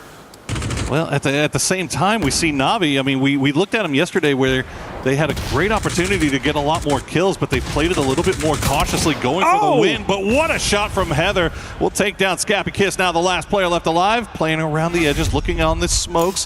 One is about to go down. He go for the res here. That is extremely ambitious. Ian should spot this out shortly, and he will. Kiss will get taken down as 14 kills now for T1, but Na'Vi in the driver's seat. But they have gotten 1 point so far as the game has played on. Somehow EJ from Geeke has been all by himself here on the southern side, not spotted by anyone. I've got to apply the same strategy. If you can see some free placement points, you got to be safe and secure about that. Absolutely. 4 guys alive here with everyone holding so much control. And there's just 3 kills left available. EJ from Geeke, Heather and Ian. Ian, what a shot. And 7 kills for Heather so far. It's insane. It's great work. Are they just denying this? Like, they realize that it's just 7 players left alive and couldn't make the most of it here with Geeke. Almost a guaranteed second place at this point here. T1, they know that potentially that Na'Vi is already qualified too, so they might have just a fight just for the scraps. Here we go. We'll see how aggressive they decide to be here in this late game. Heather in the end trying to wrap around, but Na'Vi is already ready. They'll find one. Hacksaw will take down Ian. Heather will try to return the spray. 1,100 damage for Heather so far to go along with his 7 kills. Ian will get flushed out. EJ might find him. He might drive straight into EJ. He has an MP5 and no, stun grenade is going to be going out here. And that push is coming in. Heather's low. And the heel just popped off. He's going to be able to get it. Heather's get found. Shots coming in. EJ just with the close drives. And EJ gets found for Na'Vi. They get the chicken dinner here. They're basically back-to-back from yesterday. I mean, you know what? Na'Vi didn't really play a whole lot this game, but when they got to the end, they did what they had to do, secure those wins. I mean, if Navi was sitting on 35 points coming into today, maybe they get a little bit more aggressive. But the difference is they were sitting on almost 50. So, you know, get your 10, secure your 10 points, do what you got to do. At the end of the day, that's all you really need. They're up to 57 now. Yeah, they had 44 points going into this game. They didn't feel like they were qualified, so played safe, played secure, and get that double digit. It's just smart. Yeah, it's just smart. But now, Poro, in the last games, I want to see them play the way that we love to see them play, that aggressive play. And Hagatori, sure, they got a few kills here and there. The EM kill and the EJ one, putting them to 3 kills, but still, a second place clutch from EJ to get 3 kills. That's 9 points for Geeky in a game that did not expect to get the more out of it. Oh, absolutely. I mean, 3 points picked up along with the second place. That's well done there for Geeky. But gosh, the story of the game has to be T1, right? Like, they came in and were just taking fights with just about everybody, and they were winning them, and they were winning them clean. And that is a scary T1. If they are coming in that kind of confidence, that's good news for them, especially now that you look at the leaderboard. They're probably thinking, okay, we're good for finals. And it's a great perspective, right? Because they come in and they're like, okay, people are probably going to play a little bit scared in the first few games, so let's just go aggro, let's just go for the fights. If we have space, if we can third party, we're going to do it. And these guys are so skilled. They are T1, man. And you've heard it. A lot of the interviews we heard throughout Esports World Cup here at PUBG Battlegrounds, honestly, most of the guys have talked about how T1 has been able to be so aggressive throughout the year, and they continue to do it here at the Qiddiya City Grid. Well, that is game 1 taken down. We've got 5 more left to play, so don't go anywhere. We'll be right back. Play is in our DNA. Whenever we let it out, it becomes our superpower. Now imagine an entire city being built to supercharge it. Qiddiya City, powered by Play. A lot of people are haunted by their past. I'm inspired by it. They're not just playing for themselves, they're really playing for their entire family. They have defeated their demons! They have crushed the curse!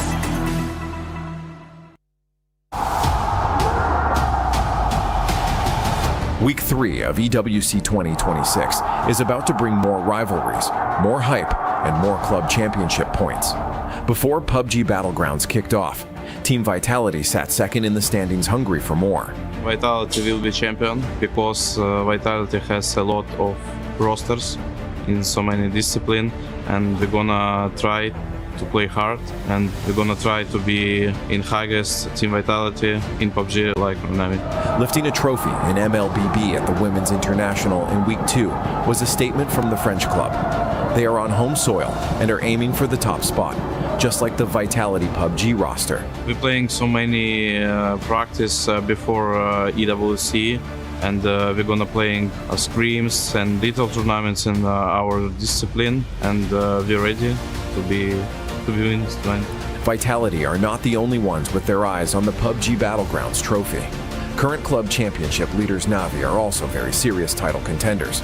Ми не звертаємо на це уваги насправді, тому що ми сфокусені на нашому результаті, на нашому EWC, тому ми не звертаємо уваги на це.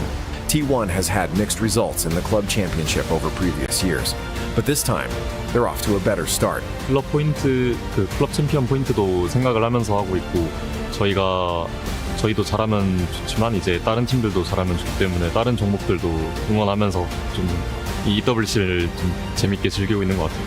With 1,000 club championship points on the line, the PUBG Battlegrounds final results may bring a new leader or make Navi an even more powerful club championship contender.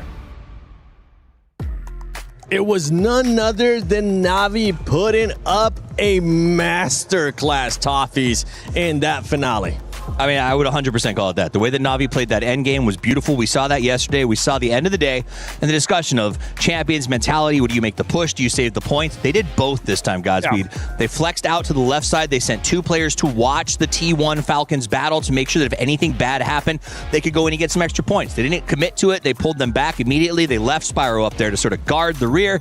It was just an absolutely beautiful play to how they executed that whole thing. Yeah, and there was no need for them to really overextend, right? Because of the fact that they already had 48 points, I think, going into that. They didn't get a lot of kills, but they didn't need to get a lot of kills because the point is to just secure the win, make sure you make the top 16, and that was, as you stated, that was a massive. It was perfect. It was just a perfect play.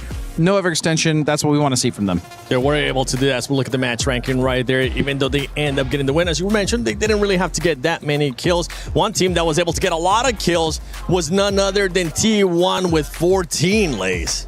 Yeah, I mean, they had a cracker day yesterday as well. I've been obviously watching these closely, but again, to come out with that from day one is exactly what I expect from T1. Like, this aggressive play style needs to be honed in these particular matches. And, you know, we saw it from Heather.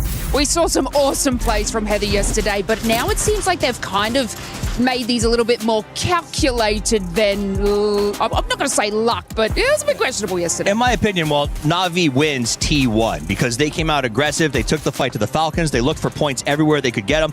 And that's what we said. We need to see them make these moves as a team, and they stepped up and did it. And that's the exciting part. They were not scared to take any of these fights. They went head-to-head with the monsters in the lobby myth right after going head-to-head with the secondary Falcons, who are just sort of legendary across the scene.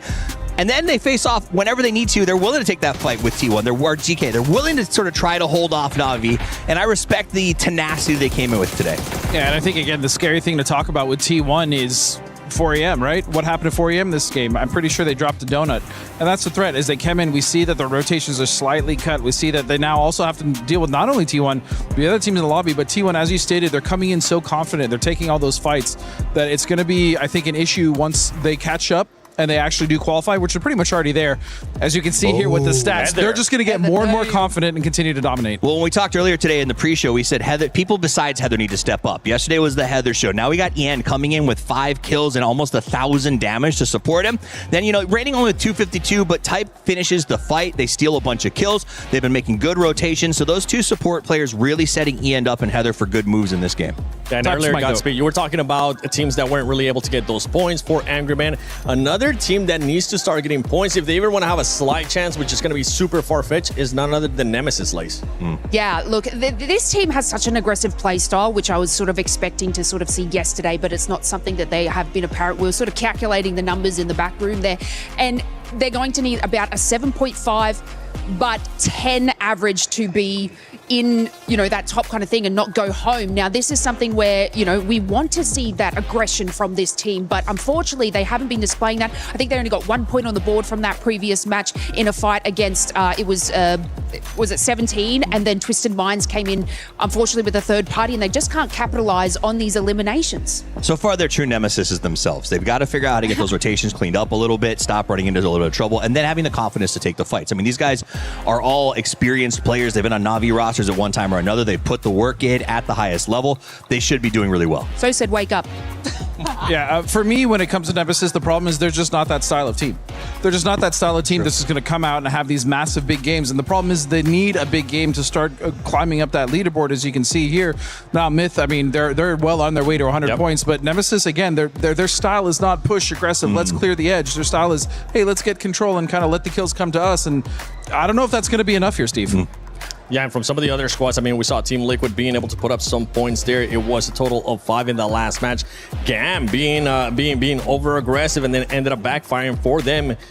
One thing that we're actually be seeing here in the next page is none other, it's going to be in the next one, it's none other than 17. We were talking about teams being aggressive. 17 was definitely aggressive. They ended up with 9 eliminations. Yeah, I mean, Tian alone went like 3v1 against Vicious and just absolutely wiped him out. So they look like they came in with the knowledge that we have to put points on the board. We're in 19th. 34 is, to be blunt, if you are with an organization like 17, that is an unacceptable number to come into day 2. You need to play bigger, harder, make heavy moves. So I think they're on track. They got those points. They should continue to climb today. And that's one of those teams that if you don't see them in the final, everyone's disappointed. Well, they don't want to be disappointed. We don't want to be disappointed, even though Shadow Esports is not playing today. I got to give them a shout out because it's still my team that I'm hoping that they do end up performing it somehow. Yeah, totally biased. Thanks, Toffees. You're welcome. But for everybody currently watching at home, make sure if you share anything on social media, just use that hashtag EWC or hashtag EWC26. It's crazy how accurate those cameras are. That's how I feel sometimes when I'm standing next to you guys. But you know what, Kalaris, let's see which tall person he's with next. Oh, many a mystery person here down on the stage. But yes, that's right. I'm going to be with Matchroom this time here to talk about some of maybe the rivalries, some of these conflicts that are going on between some of the teams as well. And I would be remiss if I didn't start with good old T1, taking some fights left, right, and center. Specifically, it feels like this event, T1 and Falcons have had some really bad blood where it's been T1 getting the better side, most notably Heather, as that's been the clip that's going around everywhere with the BRDM. But also, if we look historically, T1 has often rotated very similarly to Falcons and screwed them over. Yeah, it extends even further than that, right? T1 obviously in PGS has had that with 4 AM a lot, and we saw that really come to a head where they got that second place against Myth down the line in that PGS. So I was looking forward to maybe some T1 and 4 AM action today. Whenever we think about international rivalries, it's weird because we don't have a lot of them, but the ones that we do have seem like they focus around Falcons a lot, because there was the Falcons and 17 off of the hot drops for the center of the map, and then whenever we look at like EWC itself, of course it's Falcons that have won EWC historically, and Twisted that's won EWC. So it all seems to be everybody hates Falcons. Big names, I can understand why they would have targets on their back, that's fair to say. I think that obviously regional rivalries are something that kind of play a factor as well, right? Yeah. EMEA is kind of rife of this, not supposed really because of like how the results stack up, but because of the way in which the players move. Over in CIS, for example, Twisted Minds, some of them filter down in towards, of course, where Na'Vi is. They were able to bring on some of the young guns, and the Nemesis is in a position where it's literally everybody was on Na'Vi before.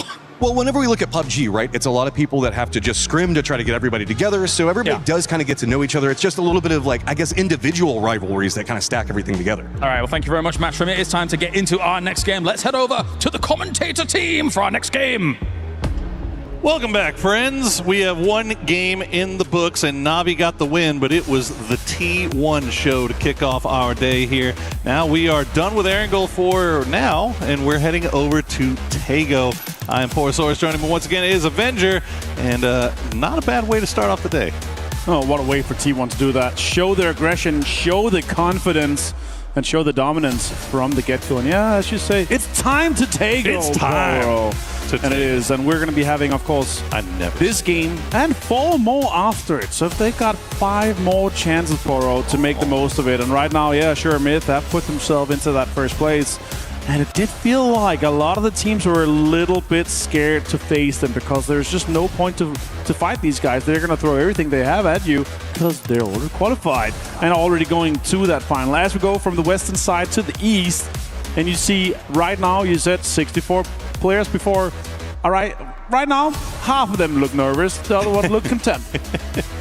Well, I mean, for good reason that some of them should be nervous and content. As yeah, I mean, look, Myth obviously didn't get a win last game, but you saw them looking dangerous. Right. Like there was 5 kills. They just happened to run into the buzzsaw of T1. They look like they have not dropped a beat since yesterday so far. We'll see how the rest of their day plays out. They are very close. I think that's Myth. That's very close to Team Liquid right off the drop here. Yeah, that is. That's them right on top of each other. So wasn't expecting to see any early hot drops, but we might get to see just that. Team Liquid still have a lot of work left to do here. So they do not want to take the risk here of going out early. It's going to be fun. I mean, Liquid not and the Myth. team you want to run into, though, if you're Liquid. I mean, both of them did announce that they're going to go book Sansar. So now with Liquid's last game, they're like, okay, that's enough. Let's have some fun with it. Let's see if we can lock this down here. And maybe sure, and then that's what we want for the finals. Myth is a funny team to go up against, though. So if that team goes out, if Myth goes out early or Liquid, that means that the top-end teams that historically throughout the game so far, they're not going to get any, so there might be more points on the board for our mid-pack and lower-pack teams, Pro. So that's going to be interesting. Let's see how they approach this with a Western Circle 50-50 bet to go north or south. That's historically been fantastic games because we actually have quite the entries to go on multiple bridges here in Tego. Yeah, so, I mean, look, you obviously got a lot of competitive experience. When you see a circle like this that is 50-50, right? How much of a priority do you put on playing just along the coast versus just throwing all your chips either north or south based off of what you've seen circles do before? Right, now with land ratio not being in effect here, we can still have the circle basically still having water in phase 4. It's not going to go away from it. So just focus on you either having an exit plan for either going north or south, depending on where, but also a big focus is if you're close to the water and have a great spot for that, you could get a lot of kills. Like, you could just not care at all about winning the game, but getting those, 8 to 10 and sometimes 12 kills, as we saw Twisted Minds doing their day one without any placements, that's going to be enough. If you can bag 10 points from just kills, you're fine. But again, if you can set up in a situation where, like a Nemesis or a Gen G that have, somewhat easy entry into this circle here, you would want to lock down spots that's close to the bridge where you're also able to get out of your compound without being held. So that's really what I'm looking at here. For 17, though, they are in terminal. They have a Twisted Minds that's hungry around them, looting the classic Twisted Mind split here on Tego. So that's what I'm really looking at. So Team Liquid, they escape from Buxansat. They did not want to go face-to-face with Myth. Again, no point here. Like 52 points. No. With more games to go, it's going to be enough for them. But again, as I said earlier, these games are your best possible practice for you to prepare for our final game. So I understand you want to make the most of it. Get as many fights in as possible. As we see here, though, Vicious, we saw them yesterday, Polar. I was expecting some from them with Tycon, with Dogma, with these guys on the team, but I did not expect that much. And right now they're in 14th place with 45. They could easily make their way into that final. Yeah, it was a heck of a day for Vicious yesterday. Starting things off, and look, Team Liquid 4 deep in the U.S. right now. I don't think wants to get involved with anybody, but they may end up getting involved with Vicious. Now, this is another question, right? With a circle like this, if you are a team like Liquid or Vicious or Falcons, where you're very, very far away from that initial zone, do you slow play it? I mean, do you just kind of come in with the zone, or even eat a little bit of blue just to see what that next circle decides to do? I mean, that's exactly the problem. When you're so far away, you have no information ahead of you. You don't know if any of the compound is, so you have to get in and you have to try to get space or be prepared for the worst possible, right? So even if the circle goes west or north or even stays on either side of the water, you're going to have a plan. How do you want to approach it? And when you're getting in this late, it's going to be absolutely different. Jedi, though, on the other side here, he's going to be able to get some presence. Full 3 gear. He left a gun behind, so we might be able to check out what that is. But on Teiko here, it's not just, it's like Santa. He crashed, and now all the presents are coming out. And he left an arm. Oh, my. So that's a bit of a surprise, but usually somebody else likes that. It's very designated for 1 or 2 players on the team to be playing those bold actions here. But he left it behind, so let's see who ends up grabbing that. But that's a strong gun, obviously. That feels like a Tanawatt gun, if I'm being honest. That could be it. Either for sure. Tanawatt or maybe Earth. Earth Louis could be too, yeah. Now, another absolute fantastic situation here for Liquid. They're going to be able to come in and loot Song Am late, and then be late to the circle coming in here. Now on board with Gustav, the newest edition of Falcons. They're going to be coming in slow from airport. Now shots come in, though, from Twisted Minds at 17. Takes the tire out and causes them to spin out, but not... Actually, I think I might have thrown off the seat swap spray, but Perfecting's now all by himself, and he is going to get hunted down. Wenwa will take him out, and that'll be a point secured for 17 as Twisted Minds once again lose a player early. But it looks like the rest of Twisted Minds actually want a piece of this. They're going to continue to collapse. They're all in vehicles. That might just be them positioning, making sure that they can get that ship. Yeah, definitely trying to put some pressure onto them so they don't steal it away and just run for it. Yeah, of course, 2 teams that's extremely close to each other. That's going to delay both of them, and that might mean that a team that's coming in later than them from the same side, like Falcons, could run into them. Now here with 4 AM coming in, a lot of teams actually end up rotating in from the south to the southwest side here, so they could also be running into each other. R8 ahead of 4 AM. They're going to be getting inside the circle and somewhat betting on a southern shift here. It looks like they're not looking for more information further ahead inside that circle.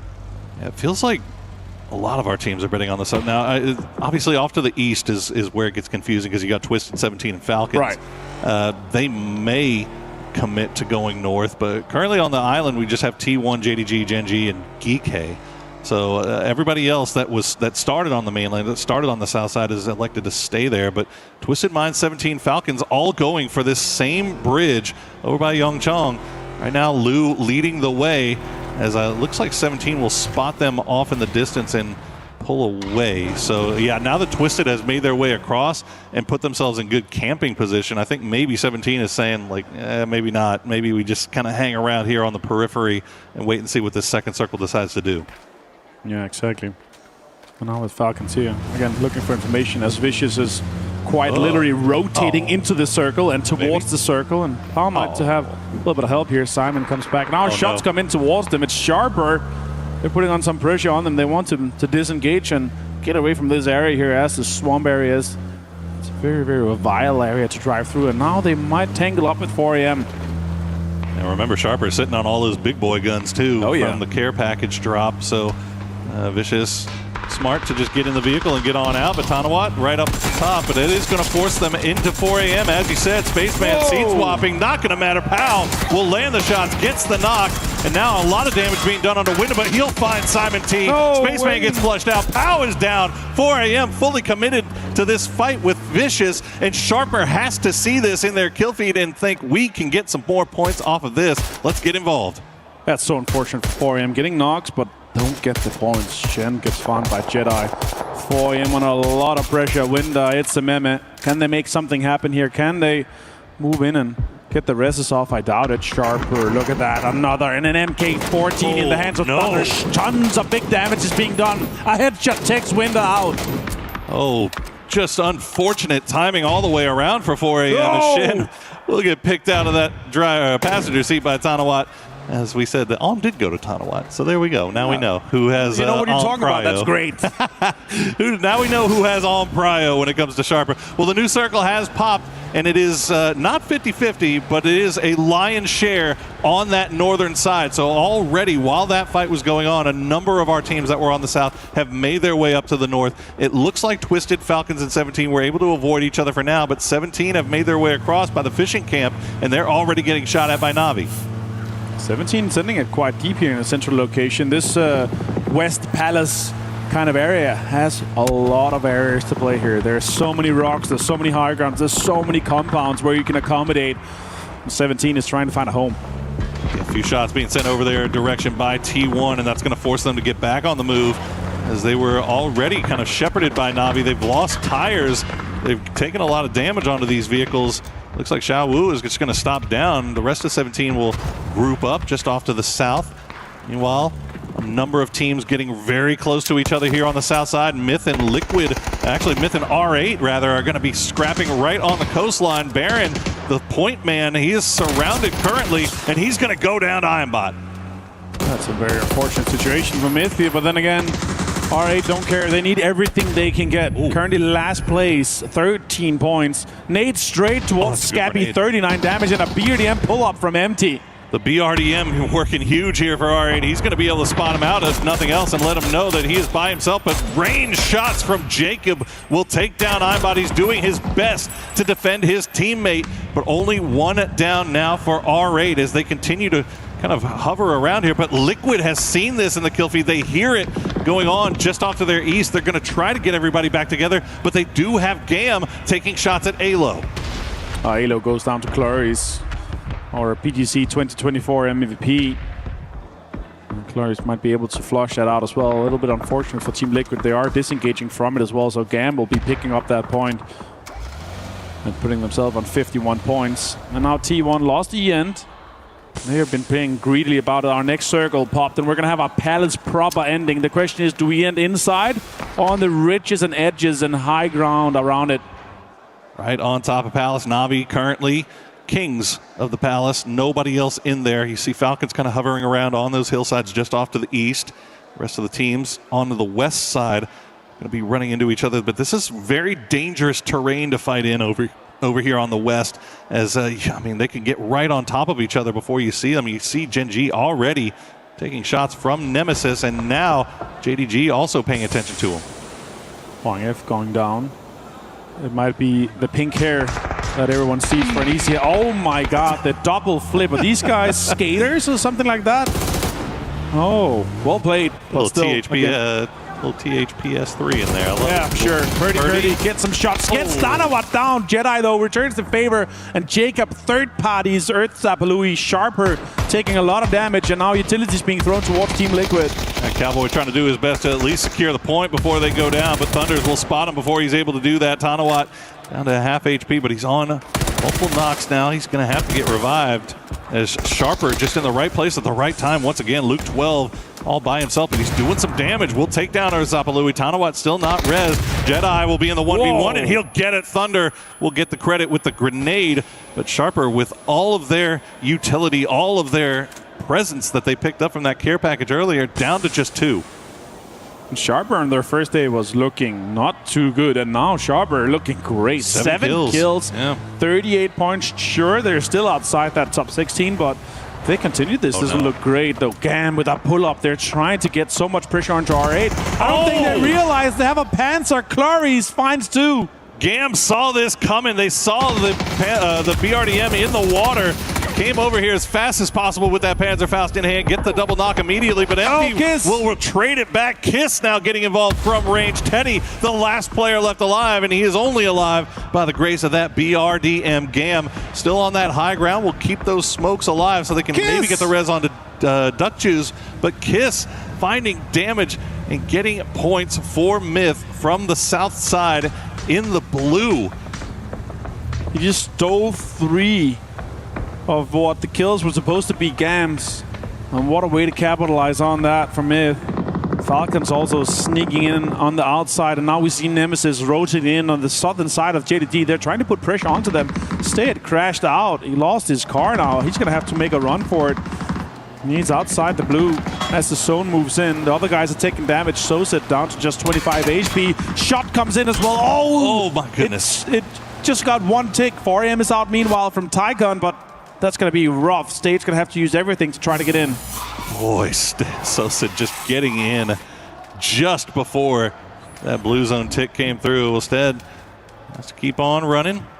Should be okay, I think. Yeah, nobody on the south side really looking over in this direction. JDG can't see him, so we should see him be able to arrive once again as Myth on 92 points overall. Last year, our group stage winner was Rock with 105. Myth in a perfect position to smash that record. Absolutely. We see JDG now repositioning once again. There's a fight going on in the north with Geeke and Twisted, while Sosed is eyes on Sharper. Jedi is taking a boatload of damage off in the blue as they're going for the revive station in fishing camp. So Sharper really like what they've got going on so far and want to continue the party as they've already got 8 kills. So much base on the northern side. A lot of the teams are just forced to fight on the south and western side. Tycon down there in fishing camp as well. I think he sees this and will try to take him by surprise. Meanwhile, let's worry about the people that are inside the zone. Genji trying to defend their territory. There it was. Tycon got spotted out by Thunder, so it looked like Tycon was trying to be the sneaky one, but Thunders will spot him out, so good work by him. And Diffix finds Jedi as well as Nemesis trying to make some space on the southern side there. Inevitably going to be forced to try to fight either JDG as Navi is also taking shots towards him.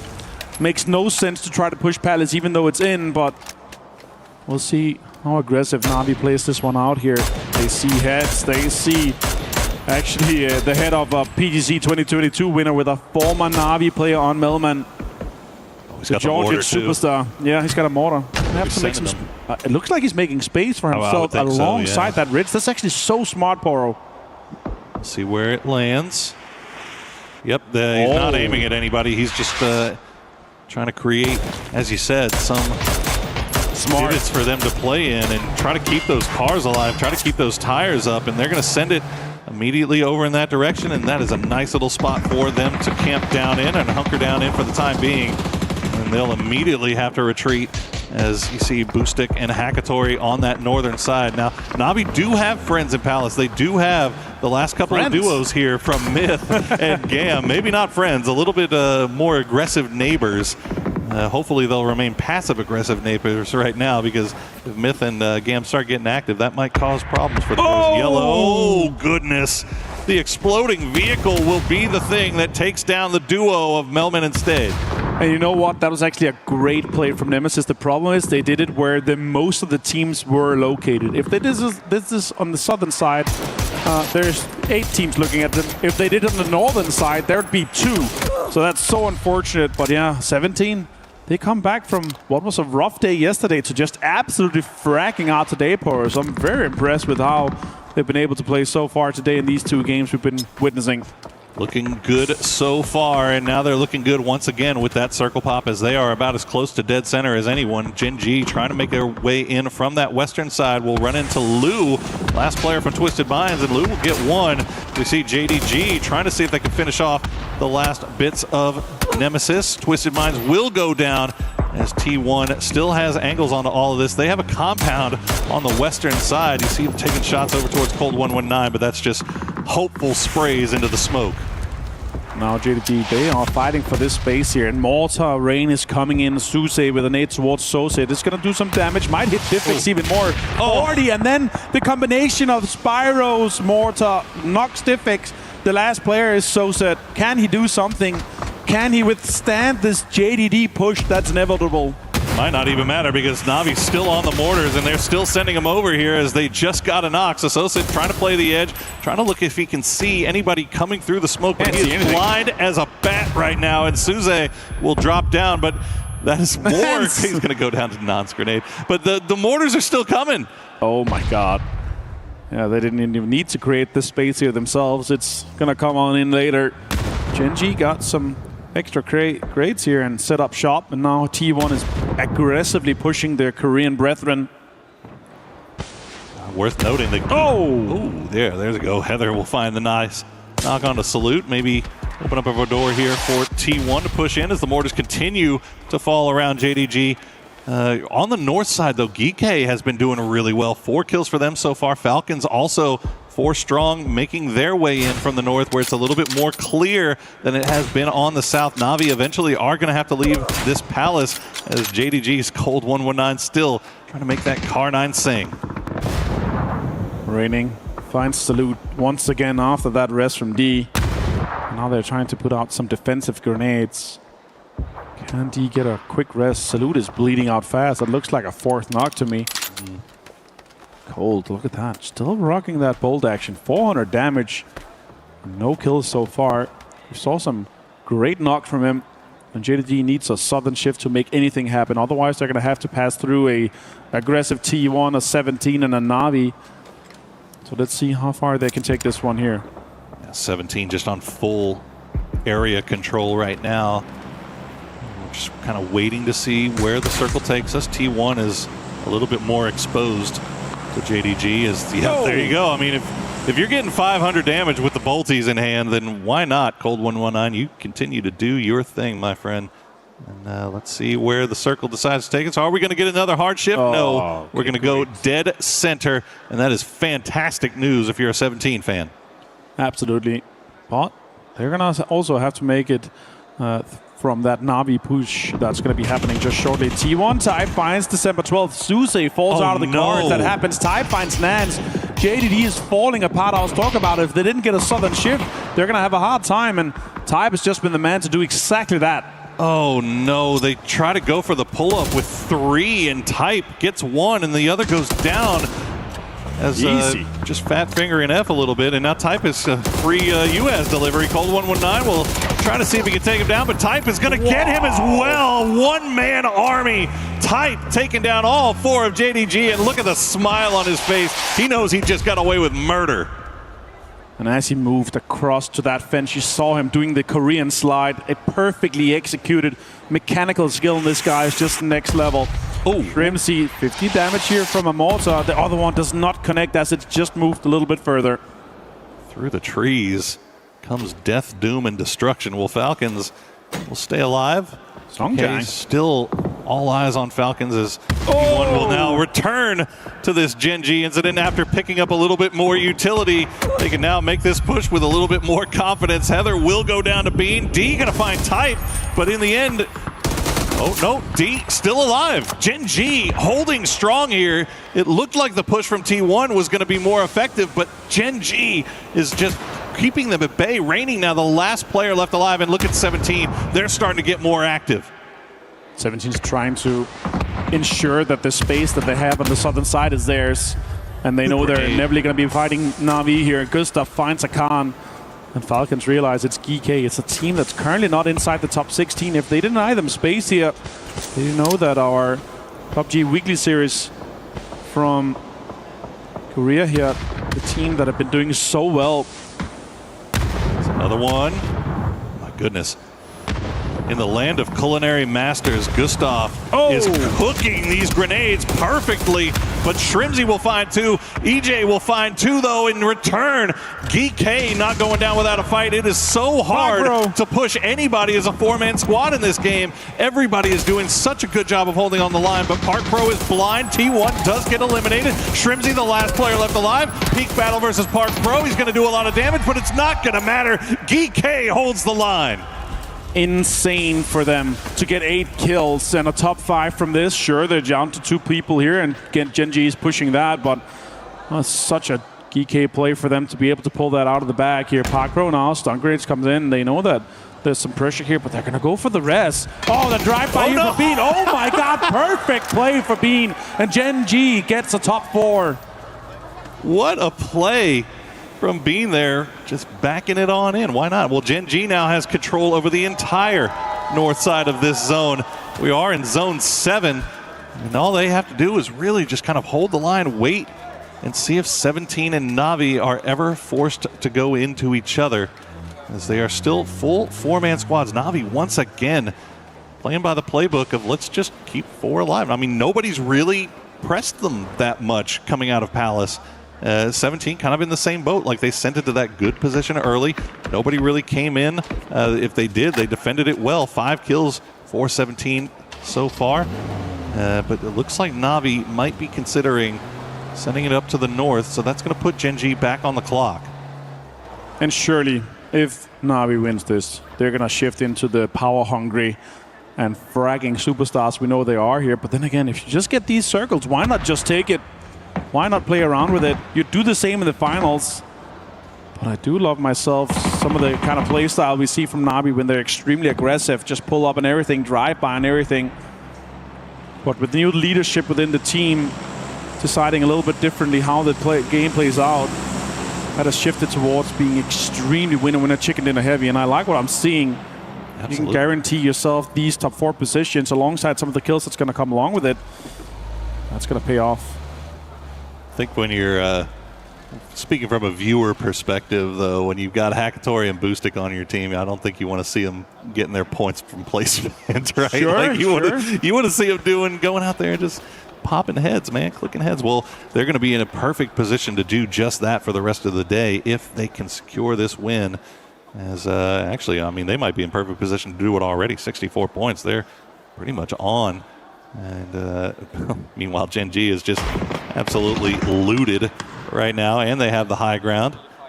17 starting to make their way in. It looks like they maybe got some vision here on Na'Vi. At least one part of their duo did. Xiaowu taking shots over in that direction. Not finding any knocks. You know what I hope for this game here? I do hope that this next circle is going to go northwest, where 17 and Na'Vi is forced to fight each other, and Gen.G just third parties it perfectly, kills all of them, and gets the win. That would be perfect, wouldn't it? Oh, yeah. They found an arm up there, and now the circle does go center, and it does kind of force both 17 and Na'Vi to make a little bit of space ahead of them. But 17 does have a good ridge to play here. But once we get a little bit deeper into this game, they're going to try to figure out, is it worth maybe trying to sweep the western side to get Gen.G out? That'll be 2 guaranteed points from the kills if they get them, and the point for placement. But then that'll enable Na'Vi to perfectly third-party that fight. They're going to have to do it quickly and swiftly. I mean, you can see 17, they've got a little bit of a ridge line here that they're working with that they can hold on to for now. And that's giving them some angles onto Na'Vi. But other than that, they're not really seeing anything. And Navi's got that pickaxe. They're digging in. And they're just not providing 17 with any targets. So eventually this ridge line that they're working with is going to be outside of zone, and it's going to force 17 into a different position, and that may be what Na'Vi is waiting for. Yeah, I'd rather see a smart push to take space away from Gen.G here now. With the circle closing in, that space gets slowly eliminated. But with a gillied out D and a Bean with an arm, that's going to make things difficult. It's only 2 of them, but that is not what you want to have to push into here. Is 17, it feels like, is the one that's kind of on the clock. As Bean, they'll spot him out, getting a little bit closer. They cannot allow Lil Ghost to get into grenade range, which is exactly what he just did. Fortunately for Gen G, that grenade will sail just a little bit long. He just got full 3 gear quite easily here for Lil Ghost. That's a scary player to give full 3 gear. Left the gun behind, but it does not matter now. John finds a nade onto Fairest. 17 doing what they can to get into utility range. They find the first one, but Na'Vi with the happy feed is going to avoid the next few that come through. They're going to try to return some utility of their own. None of this utility really finding the mark, but Gen G using that opportunity to start taking a little bit more space, see if they can get the angles. Sprays come through, get them low, but no knocks to be found just yet. Na'Vi have weathered the initial storm, only losing Fairest. But Tiantan and the rest of the 17 boys have taken up so much space. They have priority here on center dot. You can see what they're working with, the little ditches that they have to hide in. But there you go, a grenade will find Xiaowu, and that'll even things up. So much utility, so many nades being thrown here. They don't even get to shoot their guns, as now we're going to see now Spyro's going to be pushed forward. Bean, third party though, the Hackatory goes down. That's a big name to take out already. And it's also forcing Na'Vi to push around on this south side. So this is playing out exactly how Gen G wants it to.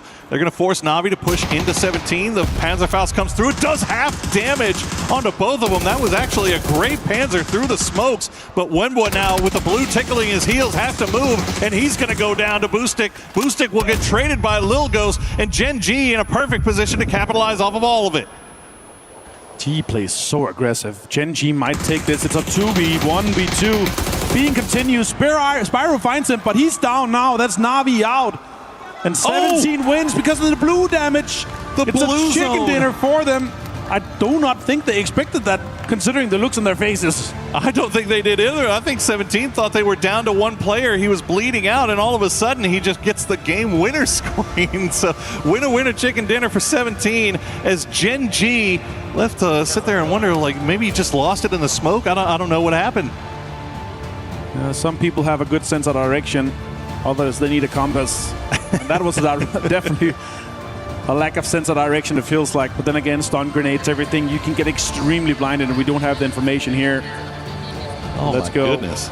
Lots of fans in the arena here today, and for sure hoping for a placement inside the top 16 so he can get into that finals. And 17 did exactly what was needed. A wild finish there on Tego in the smokes. As once again, we see how important utility is at that late game and making sure that you have enough of it when it comes to the end, because you can guarantee the team that you're going up against is going to have just a ton of grenades, a ton of Molotovs. And Gen G, I love the confidence that we were seeing from that squad that time around. I mean, from the T1 fight, holding them alive, it felt like T1 almost had them dead to rights, but that duo of D and who was it? Was it Bean? It was Bean, yeah. Yeah, D and Bean just playing so well. Yeah. Them being able to get that much points, that many kills as a two-man, they're great third party onto the GK action as well. And what a great Tego. Oh, want to see this replay for sure. Yeah, exactly. How close was it at the end there? I mean, you see Bean and D just fighting their way through. Ran out there. Oh no, he ran out, and he was trying to heal. Maybe on the edge of the blue zone as well. Yeah. Oh, rough, but yeah, well played by them, of course. You're trying to avoid giving points over to teams you're fighting up against directly here, so that is important to do. And a second place in the kills to come alongside for Gen G here. That's massive. That's a big game for them.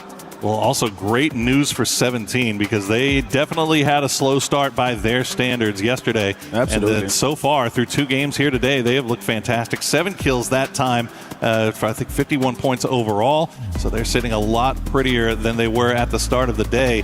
A lot of work still left to be done as we see Geeke. I feel like Geeke was in a great position to get a lot of work done, but they ended up losing just too many players in their battle against Falcons. Yeah, I actually expected Falcons to kind of approach that just a little bit differently, but they knew that that high ground was so crucial to kind of approach how they're going to be playing. Well, all these teams left to wonder what to do for these last 4 games, but we're going to throw it down to an interview with Barney and 17. Thank you so much, gentlemen. I've got Lil Ghost here from 17 Gaming, an impressive day number 2 so far, especially that last game, managing to secure that winner chicken dinner. Now, Lil Ghost, I want you to talk about kind of the differences between day 1 and now today, because you guys have started really strong.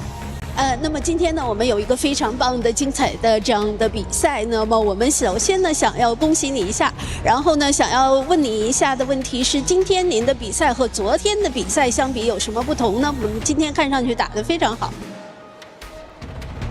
其实昨天我觉得可能是我们没有完全进入到比赛的状态，然后今天其实在赛前也一直在做准备。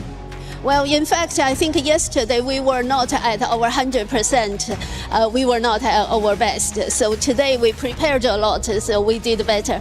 It's good to see you guys coming out strong. Now, your name, Lil Ghost, but also your team's name, 17 Gaming, is synonymous with PUBG Esports. I mean, this year alone, placing top 5 3 times at PGS, now coming into the Esports World Cup looking very, very strong. I want to ask you about your team. I want to ask you about your latest signings this year with Tian Tian and Wenbo. How are they fitting into the team? How are they gelling? And kind of what's their role?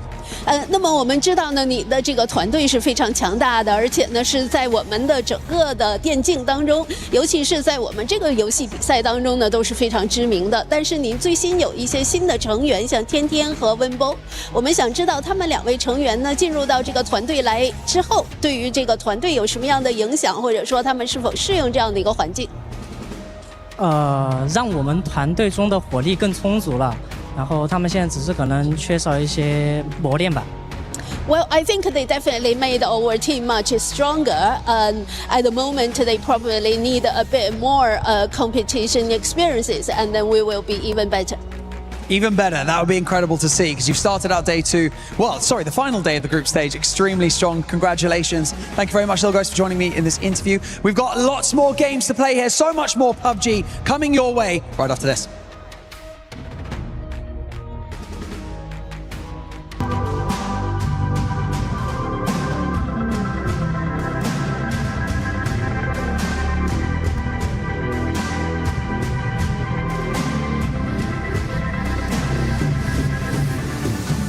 Everyone is playing, you're not yet.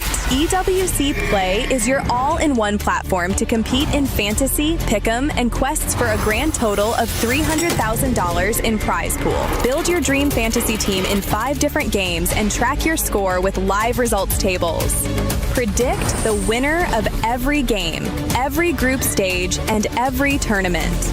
Complete daily and weekly challenges to earn boosters that help you climb the global leaderboard. Got what it takes? Join EWC Play now.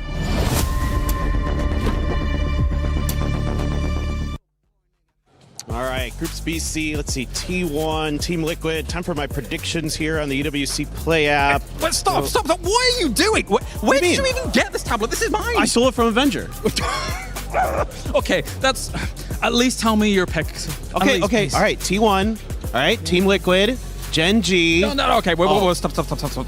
Twisted Minds? Hello, is Is your mind twisted? They're already in. They've got enough points. Okay, I get it, but they're still going to perform good. Blue's back. Hello? Okay, yes, okay, sure. But they're fine. They're already in the finals. Navi, give me this. The people out there could pick better than you. Tell us your predictions in the chat for the EWC Play app. I'm gone. I'm leaving. Yeah, get out of here. Bye-bye. Yeah, bye. Oh, ridiculous. Gremlin. Ugh. For everybody that was picking 17 Gaming after that awful day 1, boy, have they ended up showing up, because yesterday they were averaging about 3.8 points per game. Today they're at a solid 14 points. Yeah, that's what happens when you go to middle and get a couple of pops on you in the by the second game. I mean, at the end of the day, I'll believe it when I see it. 17 has been sort of up and down, back and forth. They got to win. I'm proud of them. Maybe they'll be able to put their jerseys on now and move forward. But at the end of the day, I'm just used to 17 as a team being one that requires a certain set of things to win. You know what I mean? Yeah, I know what you mean. And historically, yes, they've been a very central team, which is why they always fight for those central compounds, Picado and so on. But looking at this leaderboard, I mean, I think as long as they keep up, as Stefan was saying, they keep up this trajectory, there's a very good chance that they actually just end up qualifying off of what was a very bad day 1. It really was a team that was able to also have a bad day. One was J&G, and they were able to bounce back in this last match as well. Yeah, I mean, is it because of, these early risers like, Myth and Twisted Minds being removed early from these games that these sort of teams at the bottom of the leaderboard are able to crutch up? But look, no, I have to put it to them. It was a much better performance from Gen G today. I mean, they had 5 eliminations early on, and being able to hold that space on the northwest side, whilst Na'Vi and 17 were having their little scuffle there. But I think they lost a little bit of composure when they had that smoke there from this, D was being able to cover this. But yeah, a little bit of composure lost, but I think all round it was a pretty well played game for Gen G. I mean, I think it seems to me like in a lot of ways, Bean is becoming the soul of this team. He's stepped up. He's making big plays. He helps to lead. I'm also liking what D's been bringing, but it feels like they, over the course of the year, have just taken a long time to gel together to sort of figure out how to take that leadership of Soul and run with it. As we look at that head-to-head, 8 kills for Gen G, who struggled in the beginning, and also 17. Like, that's nice to see. I also want to point out to both of you that they were a duo that entire time, Gen G. So the fact that they were able to not only hold 17 back, but also deal with what was coming up on that north side was very, very impressive. And we see here, they almost had as much damage as a full 4-man coming out from the other team. So something that we were expecting today is teams like Mid, teams like Twisted Mind come in and sponge up a lot of points.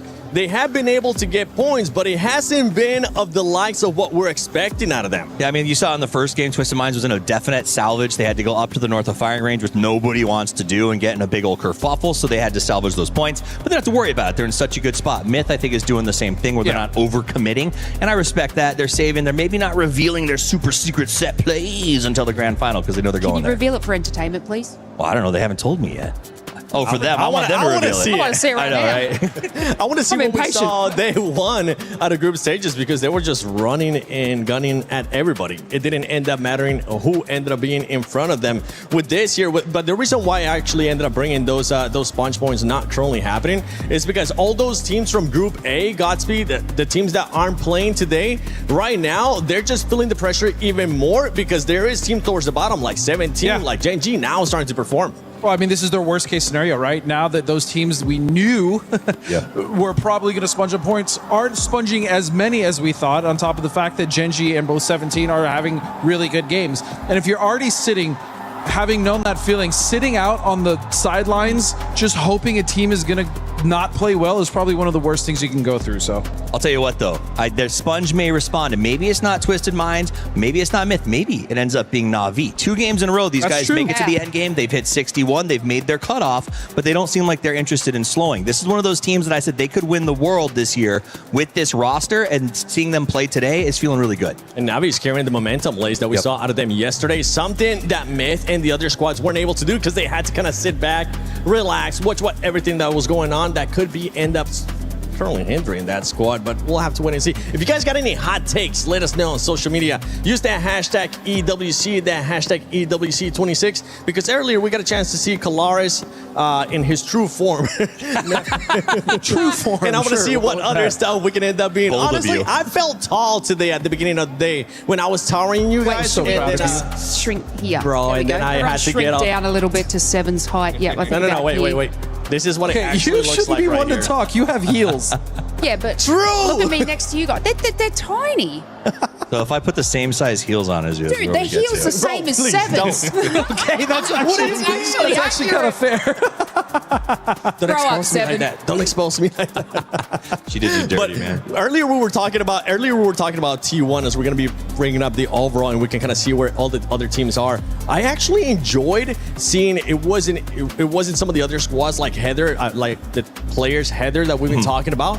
It actually ended up being Type. Type was putting up some nice eliminations for that squad. Type's my goat, man. He's just the most jolly player every time you look at him, and I love him for that. But to be fair, he's kind of the quiet one on the team. He's normally not the one that necessarily pops off hard. He's just dependable. He's consistent. But when he does pop off, it's actually so impressive to watch. I do kind of want to shift our focus, though, if I may, towards the team that are still kind of struggling. We saw a big fight between Falcons and Geekay, and although Geekay came out on top, I mean, they're still well under the 50s. Yeah.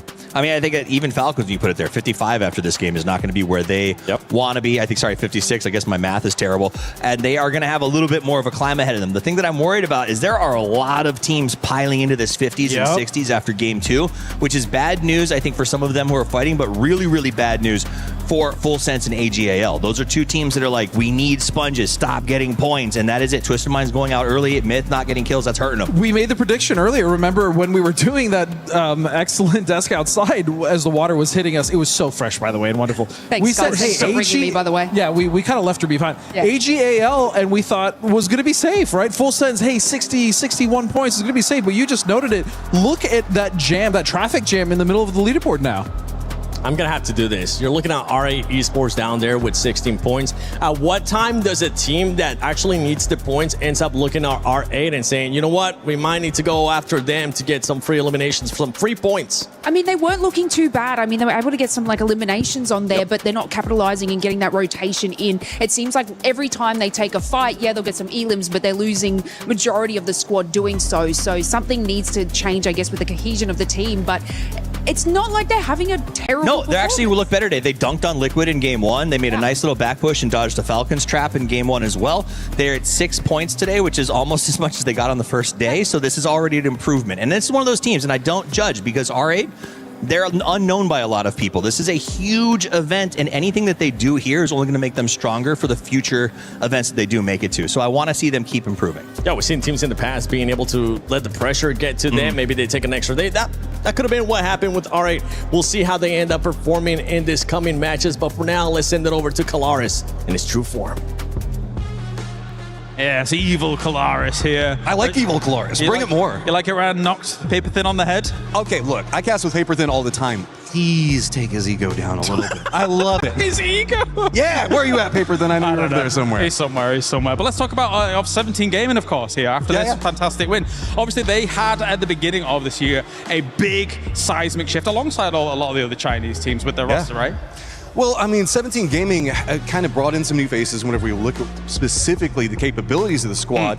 And this was a squad that had played together for so long and then suddenly pulls apart half of the squad and then still holding down center points. There's a lot of expectations that if there's any weakness that shows up on 17, that they're all of a sudden going to get pounced on, might be getting tested again.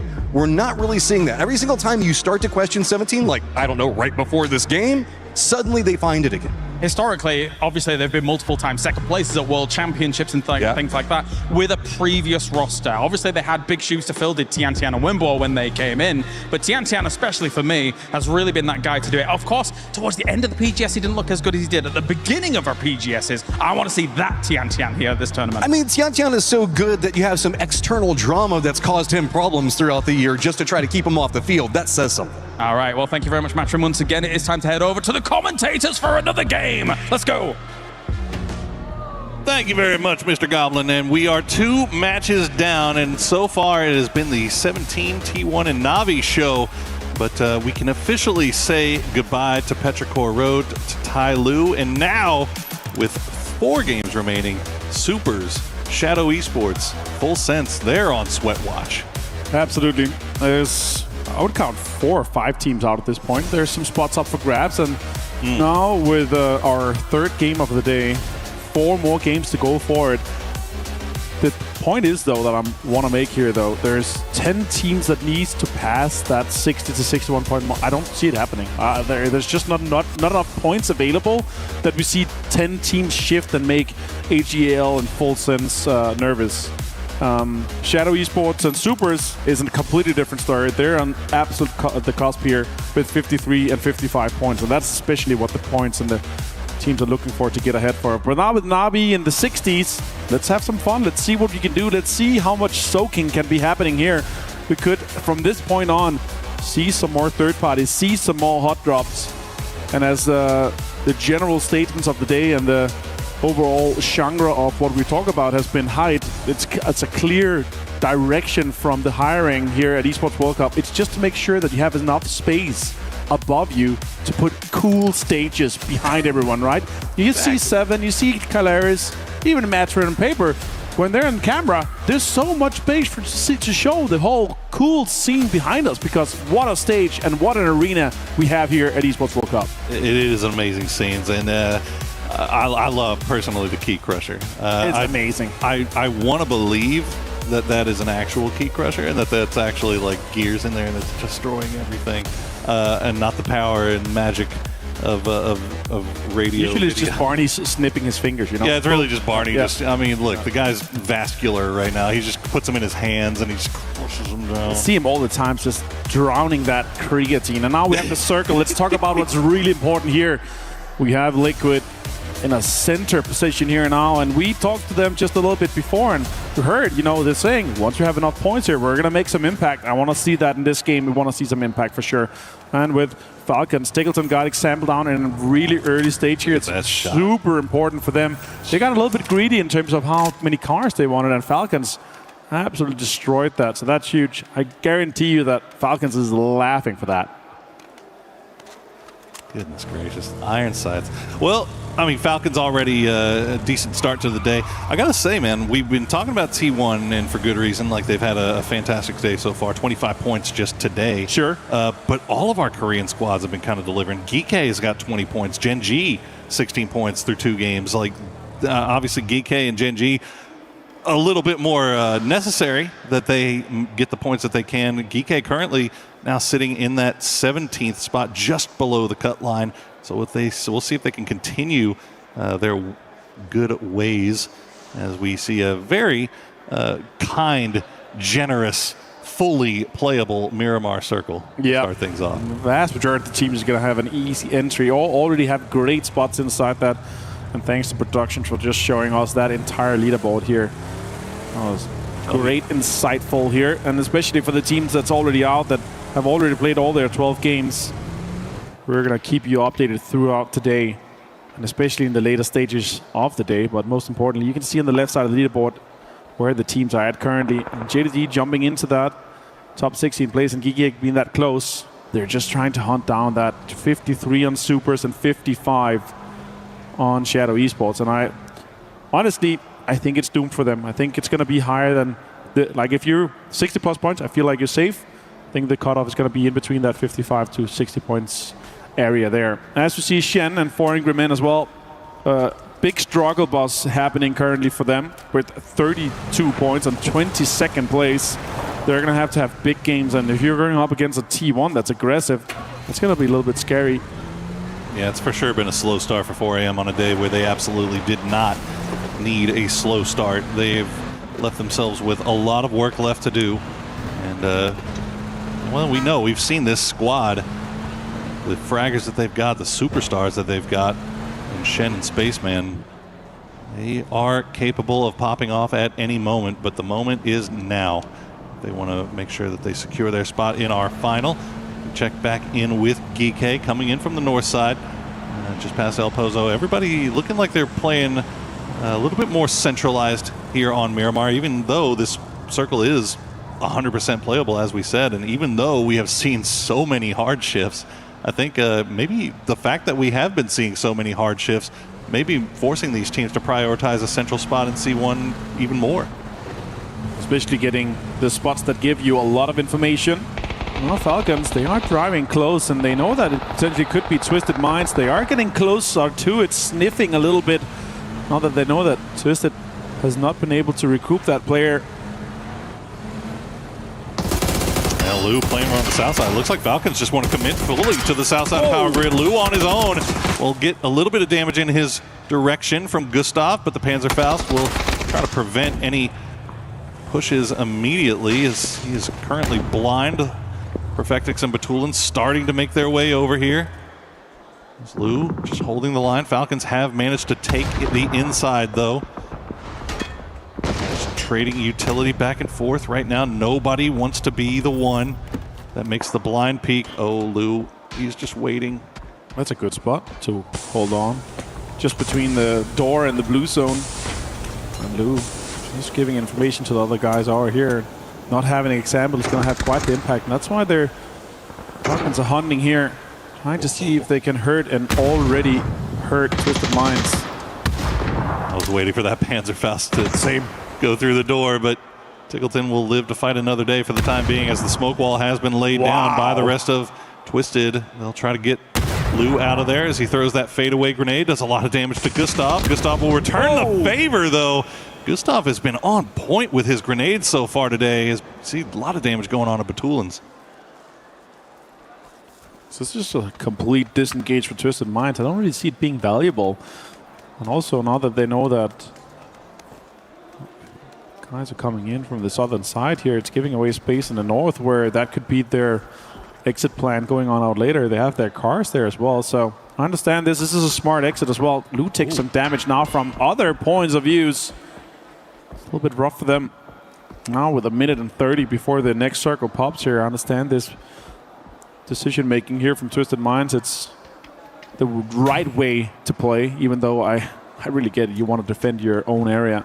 Oh, for sure. But yeah, I mean, look, this is a dead center compound. They know to expect company, and they weren't able to hold the Falcons off initially, but they were able to retrieve Lou safely and, most importantly, quickly, because you saw Geek starting to hover around on that northern side. Vicious also creeping out on the south side. I think that might have been who was taking shots at Lou in retreat. So Twisted Minds able to reset. Very nicely done by them as we check in with Nemesis. Coming in just north of Chumacera, getting a little bit close to Sharper, but you can see the terrain. It's keeping them pretty well separated here. Yep, absolutely. Yes.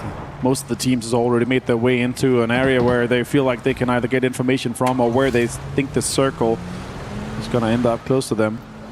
We're going to have another 25 seconds before we see that circle pop. And again, that central location along the ridge line, south side of the power grid, is extremely valuable.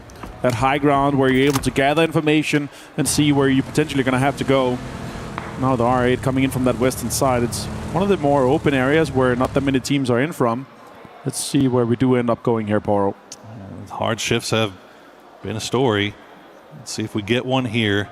And we will, all the way back down to the south. So JDG, Suze in good position, Gen G also in, like see immediately in vehicles, trying to reclaim, kind of go for center as quickly as they can. Nemesis will try to regroup, knowing that they've got Sharper on their west side. They just heard the shots. Melman actually forced to pull away from that spot by peacocking shots from Jedi, as R8 has found themselves a BRDM. They'll be coming in from the north. Again. Backfilling Geek, but the shot's already coming through. Akan taken down to half HP by Aimbot.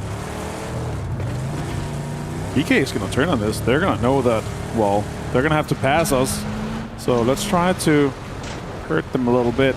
Put them in an area where we might be able to drive by or even take some shots at them. They don't want to be dashing ahead of them. That's smart play. You saw how they were just going along the ridges there and then now dashing towards the center to have some of that pride. Let's try to get in and get some information in. The drive scouting is extremely crucial. It's so strong here, especially with TPP being in effect. T1 coming in from Picardo. We're checking the southern side here. A lot of teams have actually hedged their bets against it. It's a little bit further southwest, but could be a stopping point for T1 before they decide to go further into this next circle here. Or, you know, just get all four close together so that they can do a pull-up or a drive-by on a team that they feel like it. The timing working out pretty well for them as they get in just before Myth arrives. Geek will spot out December 12th. Unfortunately, JDG losing one there.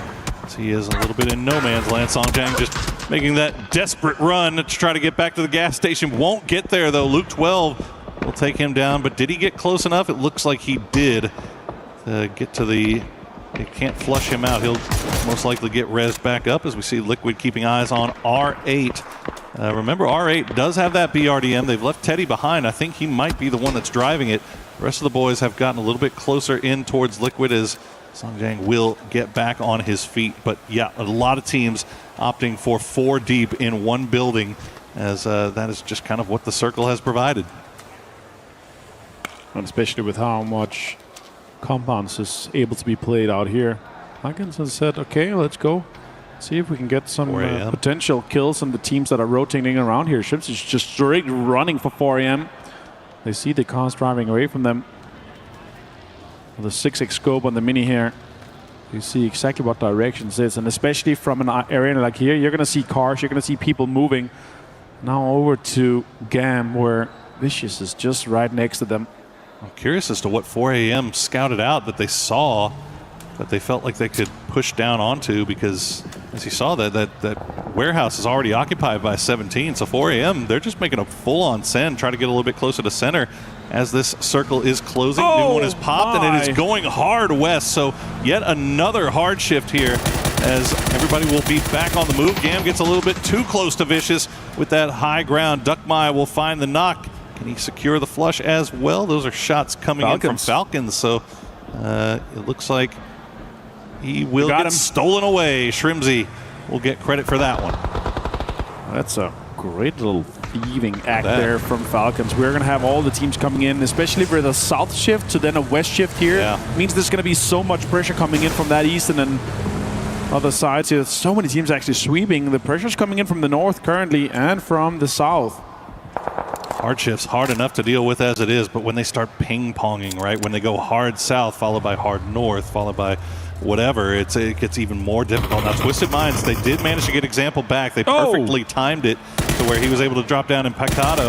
Got the tire. Falcons. Got another tire. Spot out Ian, gets the tires, and now Ian finds himself in no man's land. We'll see if he can drop the smoke down in time to keep himself alive. The rest of his squad over in that warehouse trying to provide him with some support, and they will do so. Actually, it's going to be Geeke that gets the long-range shots that's going to prevent Falcons from getting that knock on Ian. Ian is barely staying alive. Will get that heal off in time, but he is stuck out in the middle of nowhere. Few more kills here for Falcons, and they jump straight into that 61 plus points there where you're absolutely safe. Hackatory here finds Thunders, and now Jens takes more damage. And M249 to get especially the back two tires on the Broncos, you just start spinning like roller skates, man. Absolutely, yeah. How much he's been able to do. Well, he does get retrieved by his teammate, so they will get him back to the compound as Heather keeps a watchful eye over Tickleton and Kickstart. The remaining duo, Shrimzy and Gustav, still out in the blue. Looks like they're wrapping a little bit farther north. I think they may be heard shots from Vicious. And yeah, that hard western circle may allow them to go for a little bit of a blue rotate all the way over to the northwest, where it's a little bit more free and clear, because they know right now that the way they were coming in was completely packed. Yeah, exactly, and a lot of damage has been done to their cars. Look at that. We're talking less than 10% HP and a tire missing, so I understand them rotating now. Also, it being phase 3, it's going to be 1 damage per second, and once that next circle pops, it's going to go from 1 to 3, so you really need to start making those rotations now. You actually end up hunkering up onto the top of Vicious here, so it might be an aggressive push for space where they have that high ground control that they're looking for now. Shrimzy finds one. Tiger gets a lot of damage. It's down to half HP, and the other guys are going to be even closer. They're going to be running this down. That's good shots from Shrimzy. He's that trailing man, and he's got the other boys right up front. They're going to push right into Duckmai. He's going to do a lot of damage. Tickleton's going to go down to Tycon. The trade comes through. No, Duckmai is going to find Gustav. Kickstart going to go down as well. Shrimzy now the last player left alive for Falcons, and VC takes them out almost instantly. Tycon is back. An absolute prime here. 3 easy kills for Falcons. They had a perfect setup angle from both directions here. Even though utility was deployed, it was not enough. And now Na'Vi, they're going to have to make moves here as we jump over to them. And on board with a rotation from Hackatory here. The absolute superstar from this roster. Vicious, maintain control. Another Western hard shift. It's absolute mayhem from the teams in the east and the south. Here come the mortars. 4 a.m. will avoid one for now. R8, dead center circle. And they have been causing some damage, causing some chaos. Only 1 kill so far to speak of. Team Liquid just off to their south have 4 deep in their compound, so they will see a lot of teams starting to make their way in on this south side. JDG, it feels like as soon as that second Western hard shift came again, they just realized, okay, we're in point farm mode. Let's stay in this compound as long as we can, see if we can catch these teams as they make their way past us. T1, they at least have 2 vehicles. They'll go ahead and send it, but where do you even send it to? They're having to come in from that eastern side, and it is going to be rough. Having to thread the needle in between Geeke into Team Liquid and next to 17 game is going to be difficult. It could just be a straight up pull off on the gas station, and it looks like it. PJ trying to defend the eastern side here, but T1 is pulling up. Parksrogue finds Raining, and Type returns the favor. does the damage, but doesn't get the knot. Raining will go down in the end. A little bit ahead of the rest of the team, tries to breach the compound, but Songjang in perfect position. But EJ now has been taken down, and Songjang finds himself all by himself, and Heather and the rest of T1 will finish off that Geek squad, and now it's down to 2 for T1, and everybody else that was outside of the zone realizes that. So Gen G and JDG also crashing now that same spot, while Vicious will try to make their way in past GAM. Extremely well executed by them, and now the third parties comes in. So many teams have to enter from this eastern side. JDG out here, Gen G out here. Twisted and Nemesis also fighting. Vicious coming in, trying to thread the needle once again. They actually found a little bit of a space here. They might be able to play it in some of these dips. Putting Simon T in throwable range of 4AM. They got a read on exactly where those guys are, and immediately the grenades come out.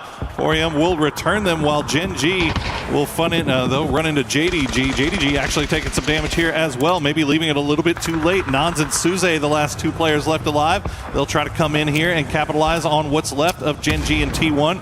T1 down to a duo, but they are holding the line here on this gas station. Tight will take down Nans. JDG in a lot of trouble. The scenes coming in now. JDG down 2. Bean finds it. Oh, a lot of damage done here to him. 21 HP. Has to see if he can make something happen. That's a great nade straight onto Type.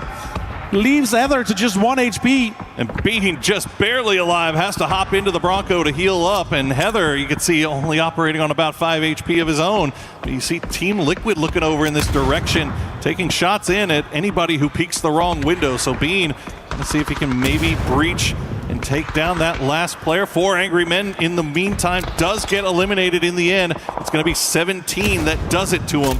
Now Bean, still working around the outside. Maybe I love that. Get this revive, and he will get there in time. Will Heather allow it, though, as the grenade will come out, but it's going to be a little bit too overcooked. Blue zone out, pushes some pressure onto this, especially with the rest coming in. Bean sees it. He gets back to cover. Heather finds him, though. That's Bean going down, and you're going to have D having to disengage from this. A straight volley on top of him here. T1 on absolute fire today. On fire, causing fire, taking down Gen G. They're down to 1 player, but who cares when you got 8 kills? GAM trying to make their late push, and they are pushing into the wrong neighborhood. 17, Vicious and R8 combining to take shots over towards them. As you see Powell is down to 23 HP. We'll have to see if he can heal up, but it looks like they're able to kind of reset here, Vicious. Tanvu now the last player for GAM. Trying to send it down in, and this is mostly just on a wing and a prayer here for Tanvu. GAM's out in 10th place. Scabby finds Soset and Diffex with the MP5 and nade. Makes it difficult for Nemesis to get even more points out of this one. Stay at left as the last one. Myth gets so much out of this one here, and especially having a compound in that's so strong. Shots comes in for Navi. They have the high ground control on the southwest side, and that southern shift in this phase 5 was just insane.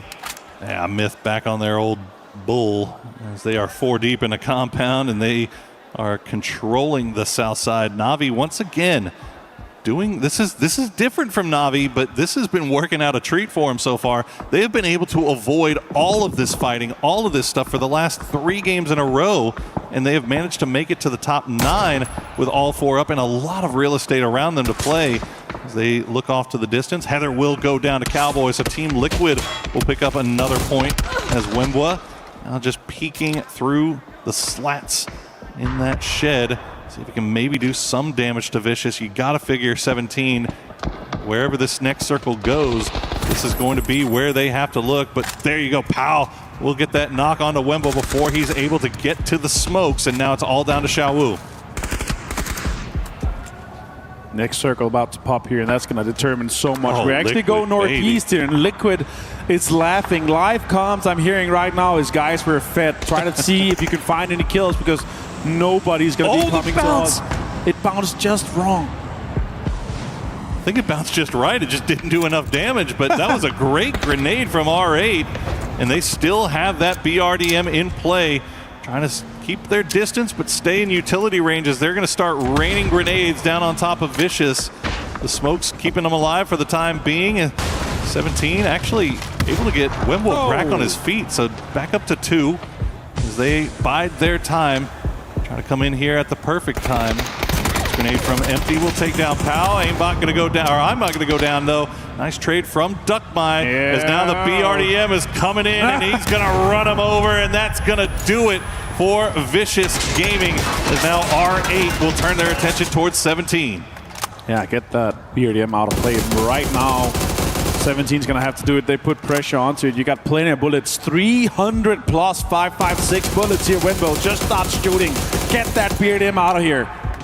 They need to, and they need to do it as quickly as possible. No utility left in the bag for Wembo as Navi is going to hop 3 into the bus. Make the push right on top of Sharper. They left Spiro behind to keep eyes on. He's going to find the knock on a Tanawat as soon as he walked out of the door. Now the rest of Navi still pushing in. Ferris will get traded down. Arsapalui's down. Jedi, the last player left alive. He's going to hide inside the shack as long as he can. He's going to find another knock as Hakatori will go down. Boosting going to go down. Navi getting ripped apart here by a number of different teams. Jedi still alive though for Sharper. Spiro was left behind to be that point man, to be that Overwatch, but now there's nothing he can do but watch his team die. Spiro trying to survive just a little bit longer. 5 more first aids. Trying to outlive maybe Sharper. Jedi though has plenty of bodies to now loot. And Sharper is trying to make the most of it. 3 kills so far in the top 7 is not going to make enough for them. They're in 19th place right now. They're going to have to get 10, 15, maybe 20 more points today to get into that final. I mean, you can't blame Navi. I mean, they had the full-on pull-up against Sharper. They take out 1 to start off things. It was really just a great solo play from Jedi there to hold the line. So he will go down to blue in the end. Spiro most likely not too far behind him. There he goes. Navi will at least secure another placement point for themselves by out-healing the blue. But now we are down to Myth, Team Liquid, R8, 17, and Little Old Stead from Nemesis, the last player left alive for his squad over on the southeast. Yeah, just hoping to get a little bit more out of it. And with those 2 teams going out that quickly, he secures 2 more placement points for his team. This circle goes on the other side of the road already. R8 and 17 is going to have to fight and then cross the road. Liquid trying to get the most out of this one here with the little amount of kills they're able to find, because everything's been happening out and around them. Nobody has dared to breach their compound, so it's been difficult. No more BRDM for R8. They can at least use it as cover if they can maybe take down these players from 17. The problem is they're going to be really tough to get rid of quickly because they do have those foxholes dug down. Nice grenade will sail past Wenwa. Unfortunately, a little bit undercooked there, or overcooked rather, as 17 will stay alive right now. You can see Wenwa, just the problems he's causing from that spot. He spotted out Teddy, just a straight 1v1. The smoke will keep Teddy alive, but a lot of damage has been done. Wenwa getting a little bit more aggressive. He's going to push into AJ. Not going to get the knock, though. Will have to retreat back to cover. Wembo with the 3 best here makes so much possible for him. Now he's going to have to relocate, and Embot finds him with the AUG headshot onto Wenbo. And now Xiaowu, last man standing, hits 1, gets Teddy down. Now the other guys are going to have to push for it. Can Xiaowu make more happen? Wenbo had to move. He had the blue zone right on his back. With Xiaowu, though, will try to see if he can take out 1 with him. No, he won't. R8, they are down Teddy, but they have 8 kills now, 7 kills now. And they might be able to get the revive here. No, that blue is coming too quickly, and they're going to have to cross the street. But Liquid, just all eyes centered over in that direction. Myth looking that way as well. This is going to be tough here for R8. They do manage to get the res and at least deny the point to 17. And they're going to lose AJ in the same time, as it looks like this is just going to be all point denial, and Liquid is reading it. They're going to try to send utility over to secure those points, but they can't get them. R8 will go out in 3rd to themselves. Smart deny here, but yeah, they had to do exactly that here. And it's a second day of play. Big dash for them to try to make anything happen. They got 7 kills in the 3rd in this game here, but they're still in 24th, and the last play is R8, unfortunately. It's a heavyweight fight to close things out here in match number 3. Team Liquid, they've got the compound. Myth has all the high ground. They are already over 100 points. And now they just wait. You see if this circle provides them any favor. Unfortunately for them, they'll have to move downhill just a little bit while Liquid can still maintain their compound position. They can still play from those rooftops. You can see Alo playing around the smoke. Kurt right there next to him. Luke playing from the second floor while Cowboy just kind of runs around, seeing if he can find any more utility, any more smokes for when eventually they will have to leave. And if Myth is able to close this game out, that would mean them already breaking last year's record of the group stage from Rock. That'll be huge. Surely they're going to do it in the later games here, but being able to do it already in match 15 would be insane.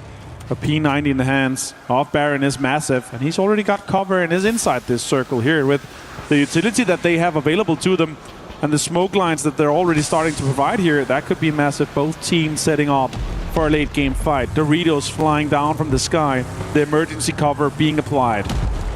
Yeah, I think you really like Myth's chances here, honestly. As Team Liquid they will start. return the favor though with the nades. Yeah, they'll start with the utility barrage. Team Liquid will lose Kurt, as Baron with that flanking angle will find a little bit of space through the smokes to get that knock. Team Liquid retreat, try to reset, get that res onto Kurt, get him back on his feet. We'll see how much utility they have left in the bag once it's all said and done, as the blue zone grenades not going to fall where they need to, but Luke forced down from his high ground spot. Actually gets a little bit closer, and Jacob will find him with the grenade. It's going to be tough to get that revived. Kurt not even revived yet, as Cowboy going to take a lot of damage. I think that was another blue zone grenade that does it. Will finish off Kurt in the process. Alo holding on to this high ground as much as he can, but Myth is just securing this. So well executed by them. The utility being put out at the exact right spots to deny any revives or anything. The blue zone damage, especially with the 10 ticks here. They could have got Kurt in and just put him inside the house here, but they thought with a quick rest that they could get him up quickly so they could defend this push that's inevitable from Myth. Just a stranglehold from Myth, and it was always going to be difficult for Liquid to have to leave this compound, as Myth is just everywhere. There's not much Liquid can do. They at least managed to survive the initial onslaught of utility, but Baron with that P90 will find Alo. It's down to Cowboy. He's going to lay down the smokes, trying to escape, try to see if he can maybe get one more point. Panzerfaust in hand for Myth as they make the push, and they will secure another win for Made in Thailand. So well executed by them here, having that southern control there, but it does feel like all the other teams are just so scared to face them. But now, in triple digits, Kiss maintaining control of his lead on the most kills here in the group stage of Esports World Cup 2026 in Paris. A lot of action in that game. The ending of 4v4, a little bit anticlimactic just because of how the whole thing shaped up, but you got to give credit where credit is due. Myth managing to secure what they should have secured, and Liquid getting all the way to the end game. Second place, they did manage to collect a nice little stack of kills for themselves as well, just to kind of further secure their hold on the top 16 spot. Yeah, absolutely. Now absolutely guaranteed in the final for Liquid, being above that AGL and full sense 61 and 60 points. It's exactly how to play it. Again, the circle comes towards you like this here, but the way that Myth played that late game with the utility, putting on so much pressure onto Team Liquid once they only had the small houses and riches to play here. Extremely well executed.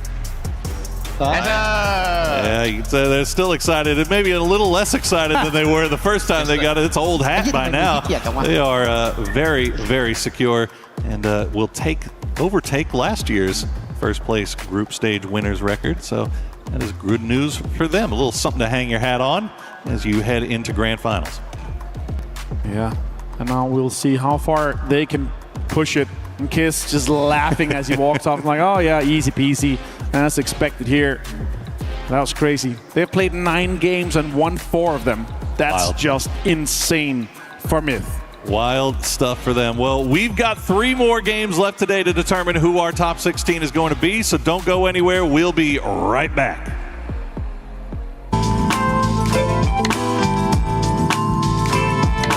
Hello, it's Avenger here, the PUBG Unk, and I'm here with in-game settings with Shrimsy from Falcons. How do we get a setup for an Esports World Cup past champion? I like to have my chair as high as I possibly can without my legs dangling, so that I get like this 90-degree angle, you know? Right. Yeah, I like to be Close. taller than my desk as well. So about 72, 73.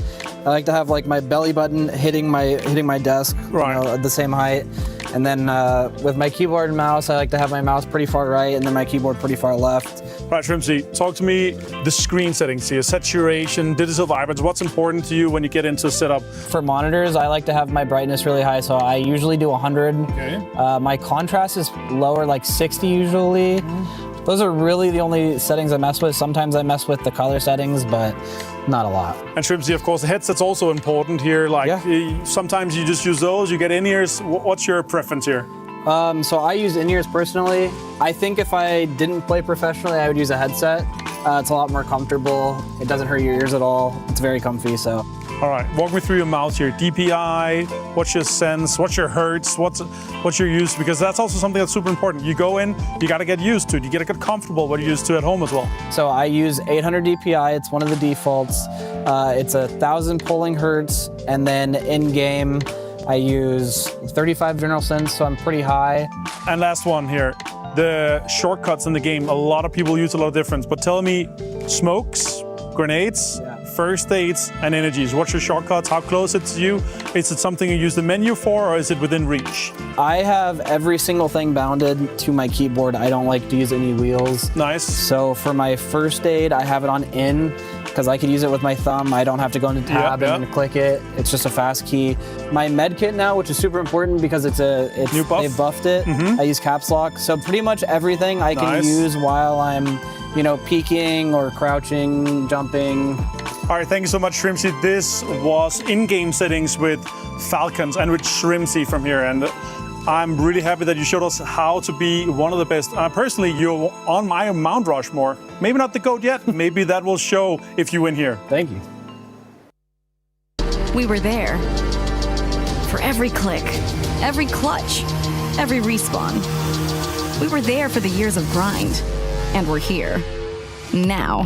The proud founding partner of EWC, powering the biggest event in gaming, shoulder to shoulder with the world's best, making history. Greatness deserves a stage. Lenovo Legion, reach your impossible.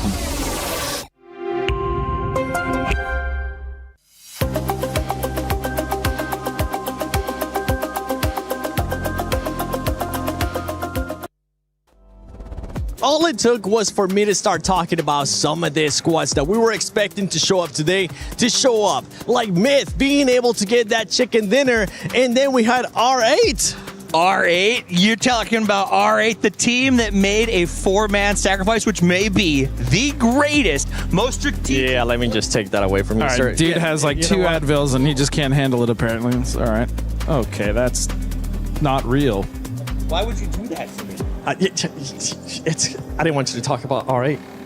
Hey. So I was talking about, we finally saw them use the BRDM. That was just about it. Oh, the BRDM is what you're excited about. They did use it, but then they lost it, and they couldn't cross the street, which is why I think they laid on a grenade. But honestly, come on. Would you have done that? Would you? Mom, can you come pick me up? I'm scared. You know what? Lace, you want to just get out of here? Fair enough. All right, I guess we'll do the next segment by ourselves. I guess so, but as I was saying, Myth did end up showing up. We're finally starting to see a little bit of sponge points there towards the top. But even then, I mean, when we went into Zone 5, only 2 teams were alive of the top 6, allowing some of the other squads to be able to come up. Yeah, I mean, I just want to, let's just stay on the Myth train. First team to hit triple digits, and I mean, that's insanity.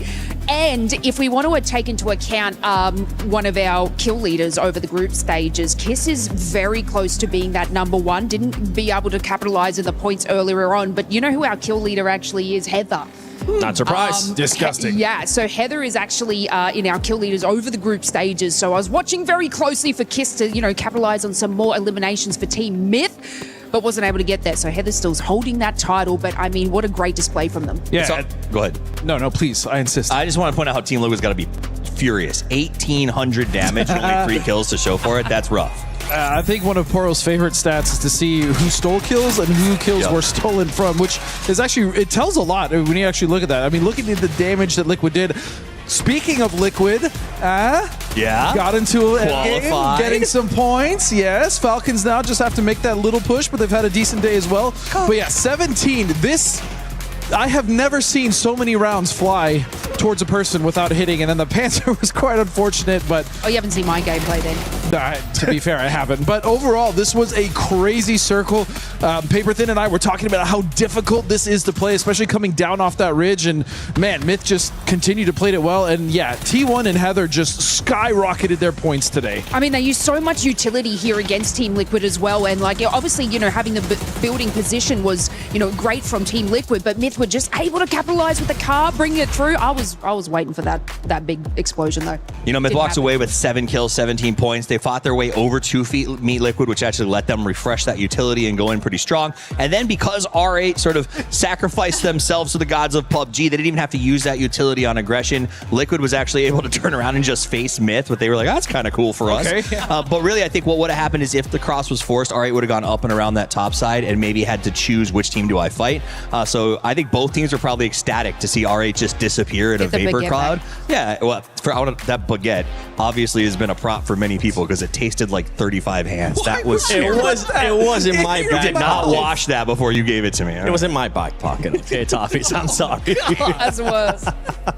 But in regards to some of the other squads, we got to now start talking about just obviously T1, Heather continuing to perform, but I actually want to shift the focus. I want to shift the focus to the top 16 that will be moving on to the finals, because we are currently getting closer and closer to more squads from Group A to get eliminated. Yeah, I mean, if we have a look, Tai Lu is at 43 points in Group A, and Petria Road is at 40, so it's... Unfortunately, must be not a great time sitting at home, but look, you're in Paris, so it's okay. But, you know, this gives the opportunity for teams like Gen G, I think they were on 42 points, if I'm not mistaken, to overreach that. So today, you know, that is something that they can lock in with. And obviously, 3 more matches. Now, I'm not saying Nemesis might get there, but I mean, it's doable. It is absolutely doable, especially as Tai Lu and that already had that 42 It is doable because it's not the grand final. You don't have to win first place right now. You just have to be one of the 16 best, right? It's not a Ricky Bobby moment. This is a just do the best you can, pat them on the heads, and that's enough. So there are teams out there that I think can make those moves. Exactly. So that I think helps some of these teams with a little bit less stress on them.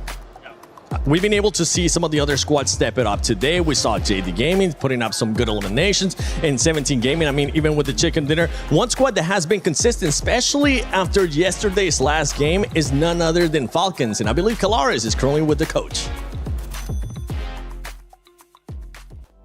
With these points, what's the feel in the team and how things are going? The team's feeling great, I'll be honest. We made some changes recently that we had to adjust to, but thankfully before coming here, we made all the adjustments that we needed. We're just trying to be more aggressive, try and take more space, and then obviously with the new meta, we're also trying to, in later circles, try and get center, try and get established, and you know, just not be scared of any teams and just make a name for ourselves. We had a chat before. Obviously, Tiggleton, I didn't get much out of him. Are you interested in talking about those changes yet? Yeah, of course. I mean, we made, I guess I made the decision to move Gustav to the main IGL and kickstart the co-IGL. Okay. I'll give a brief reason why. Basically, obviously, I think Kickstart is one of the smartest players in the game, but when he was IGLing, he was just obviously in his map too much naturally as an IGL. And typically, when we were successful, it was when he was playing with Shrimzy up front in the trenches, just getting down and dirty. When he was IGLing, he was just kind of having to think too much. Gustav had experience in the past IGLing, and in this new meta, Gustav is like really in tune with like sending and other stuff, because that was never our playstyle. Our playstyle was always very structured and disciplined. And obviously, you can see just from watching Myth, like, you know, sometimes you just got to go a little crazy. Gustav brings that craziness, and having Kick co-IGLing and being with Shrimzy and being up front in the trenches seemed like it was the right thing to do. So prior coming here, I made the change, and I think so far it's been great. Gustav's been great, and Kick's been helping him, which it's been perfect, honestly. That's the most comprehensive answer we've had so far. Thank you very much. A lot, you know that. Thank you. Get back to the stage. Get back to your team. Good luck in the next games. So, Luti, if we were to play PUBG together, you know, with like you and your friends, do you think I'd understand like French call-outs? Yeah, I don't see why not. Okay, so like what's the French word for, you know, for blue zone? Oh, it's easy. We just say la zone bleue qui pique un petit peu. Okay. It's been like the tickling blue zone will make a little bit of damage, you know? I mean, would it not just be easier to say something like bleu? No. Okay, fine. What about third party, like TP is what we say? Oh yeah. This is easy as well. You must say something like, il y a une autre équipe qui est en train d'essayer de nous faire les fesses. Seriously? What does that mean? It means there is another team who trying to get in our ass. Oh, okay, sure. Surely TP is just quicker. No, this is the way. Okay, how about camping? Like, he's camping over there. Oh yeah, it's easy as well. It's like, il y a un mec qui a posé sa tente et qui est en train de se préparer pour l'apéro et le barbecue. What? Buddy, you don't want to play with me, my friend? Oh, I guess he's gone now, but we are not gone anywhere because now it's game 4, guys, on our last day of group stage. Casters, back to you. Buddy, come, we can play. Man, we talk a lot about like how fast communication is and important, and like sometimes languages and how fast you can speak on them, you know, like benefits for Korea and China. Sure. I now understand why like the French teams could have a problem every once in a while. Yeah, it could be. It seems to be a bit of a communication issue there. Yeah, I think poor Barney just had to learn that the hard way firsthand. That did not sound the easiest lingo to pick up. But it sounded pretty. It did sound good. It did sound pretty. All right, so looking into this one, of course, we're going to be starting off everything over into the west, plane path up in the air, and then we're going to end up over into the northeast. Plenty of space for the teams to play around, Gen G and T1 with some stretching room. But of course, this is Matchman Paper Thin, now taking you through the last 3 games of the day. Yeah, so we're going to be on Rondo now and just kind of seeing if some of these teams in the middle of the pack can make their run. Gen G starting to scale up a little bit. Kind of curious about them in DK. There's a little bit of and Gam, I think. Yeah, they're both interested in the glider, road. So we are going straight west to Jiaotin. So this is a pretty hard shifted early western circle. JDG going to be licking their chops off of that. T1 has been having a stellar day off the back of incredible play from Heather, who has always been a really good player. OG Korean PUBG enjoyers will remember his 13-kill rampage that he had by himself. Well, we've got Navi and Twisted Minds right next to each other. Let's go ahead and listen in what's going on with Boostic in the squad. On Rondo, we dropping on test track, so middle of the map. Because this is middle in the map, so we have a good chance for a good zone, Best chance for good zone, and then the circle abandons you and goes west. Yeah, exactly. I mean, the funny thing is, I kind of wonder now, with the circle changes to Rondo, like the circles don't have to just sit around the middle of the map anymore because of the land ratio terrain. They could go anywhere. So, kind of curious if that might be something that is changed in the future, where you don't feel like you have to go test track and Neox Factory every time, or those are like some of the that in Stadium are like the really prioritized positions, because the amount of land on Rondo is absolutely massive. Like the map is huge. It is just full landmass everywhere. Lord only knows where the circle can go a couple of times, and I mean, I'm fine with getting some Jiaotin in there. We've been seeing a lot of Eastern Lay circles throughout the year, so we look at this. This is going to be great for JDG, trying to get on a climb right now. Presently in that 16th place position at exactly 50 points. And whenever I came into today, off of what we saw with Myth on their first day, I was assuming that they were going to be feasting. They're still having a good day, but I mean, when they had 79 points in just one day, and so far it's still being pretty competitive. Sure. I thought maybe the cut lines would come down a little bit, but doesn't seem to be the case. Ooh, Team Liquid looks like they're going to be rolling right up next to Cold. Okay. This is a big fight early for some really valuable real estate. Alo knows there's a player around the corner here as he's got the pre-fire. He's got Cold down. Ooh, JDG, do you want to keep in on this one? No. Nons instantly turns away December 12th as well. So Team Liquid going for a great position early, trying to make sure that they can secure it. But they've got to be careful. They do have 17 and Little Ghost that's back behind them. That's a really nice early win here for Team Liquid, keeping themselves in a really good spot. I mean, basically after that last game, they're good to go to the grand finals most likely, but I think some confidence here would be really nice for Liquid, who has had those moments in the past where they bomb out at the end of a group stage and then they just kind of falter if they even make it to the finals. They show some hesitation going for an easy fight or an easy kill because they don't want to risk it and they want to play for the later stages. That's always been a Team Liquid MO that would sometimes drive me insane. But remember, we do have eyes in the sky, so we can see everything. We know whenever they can do stuff. They don't always know it. So Team Liquid coming in with that style of play, that's a well-read strategy to understand where to go and assume somebody's going to be in a point. Very well played right now, as it's going to be containment on the rest of JDG, while a whole bunch of friends are now approaching. 17 in vehicles trying to run on the other side of Team Liquid. They better be careful, as we also do have T1 and Geeke on the other side of all of them. This is exactly what I was just worrying about on the map. That was 17 coming in behind being Team Liquid. They're going to have this hill position to put some fire down into Liquid, so they need to make a move, and they need to make it fast. You know, they do have Purdy Curdy trying to find a bit of an off angle here, might be able to put a little bit of pressure in response. Yeah, there it goes, but it looks like it's enough to thwart 17 from full committing to this backside of Team Liquid, and they are going to be okay for now, but I think Liquid needs to find a safer spot. I was a little bit worried about 17 coming into the day. I'll be honest, you know, we were talking about the center meta and trying to get control over positionings. 17 day one, whenever we saw the interviews, they even admitted it. Yeah, it just wasn't good. And now they've managed to finally figure out a little bit more. They've been having a phenomenal day so far, presently in 10th place overall on the climb, tied up with Falcons. Is that rivalry just seems to never stop. I love it. I don't know what it is about 17 and Falcons always just kind of being next to each other. Yeah. I was thinking that maybe T1 was the new hotness that Falcons were flirting with, but nah. Well, today, the old X and 17 is always around. The last couple of days, it's been T1. But yeah, it's still, you know. Well, specifically Heather, it feels like. Yeah.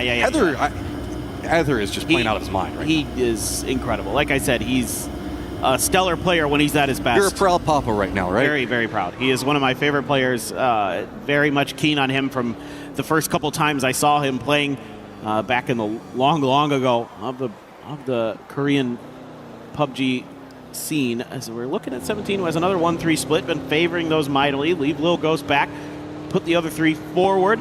Gonna see R8 just driving on ahead. Twisted Minds is gonna be coming in, of course, from Test Track. A little bit late to the east, but they're in the finals, so whatever happens today with Twisted is, you know, just money in the bank. Well, my eyes are drawn to leaderboard cut position. Remember, it doesn't matter the group, it doesn't matter anything else. There's no like survival stage after this. It is just top 16 that go on, and we have a race for that 16th position right now as Geek is going to be down in 17th at 46, just 4 points back behind JDG, and Gen G on the chase. So a lot of Koreans trying to nip at the heels of China right now. Yeah, you can see Sharper gonna be really close. Gustav did. Oh, Kick hits one. Gustav hits another. The double Panzers are shredding Sharper, and they're gone. That's a little bit of vengeance back as Falcons find some good clean kills. Hey, that's okay. Now you just get kind of double cars, right? There's a joke that's historic that we'll leave alone there. Yeah, we'll leave that for Pansy. She's allowed to make those jokes. We are not. So not a lot of people making the commitment into Jiao 10. It's really just JDG and Team Liquid on the outskirts. Geek down to the south. A lot of wraps up to the north as we've seen Gam that went for that early drop very far up to the north.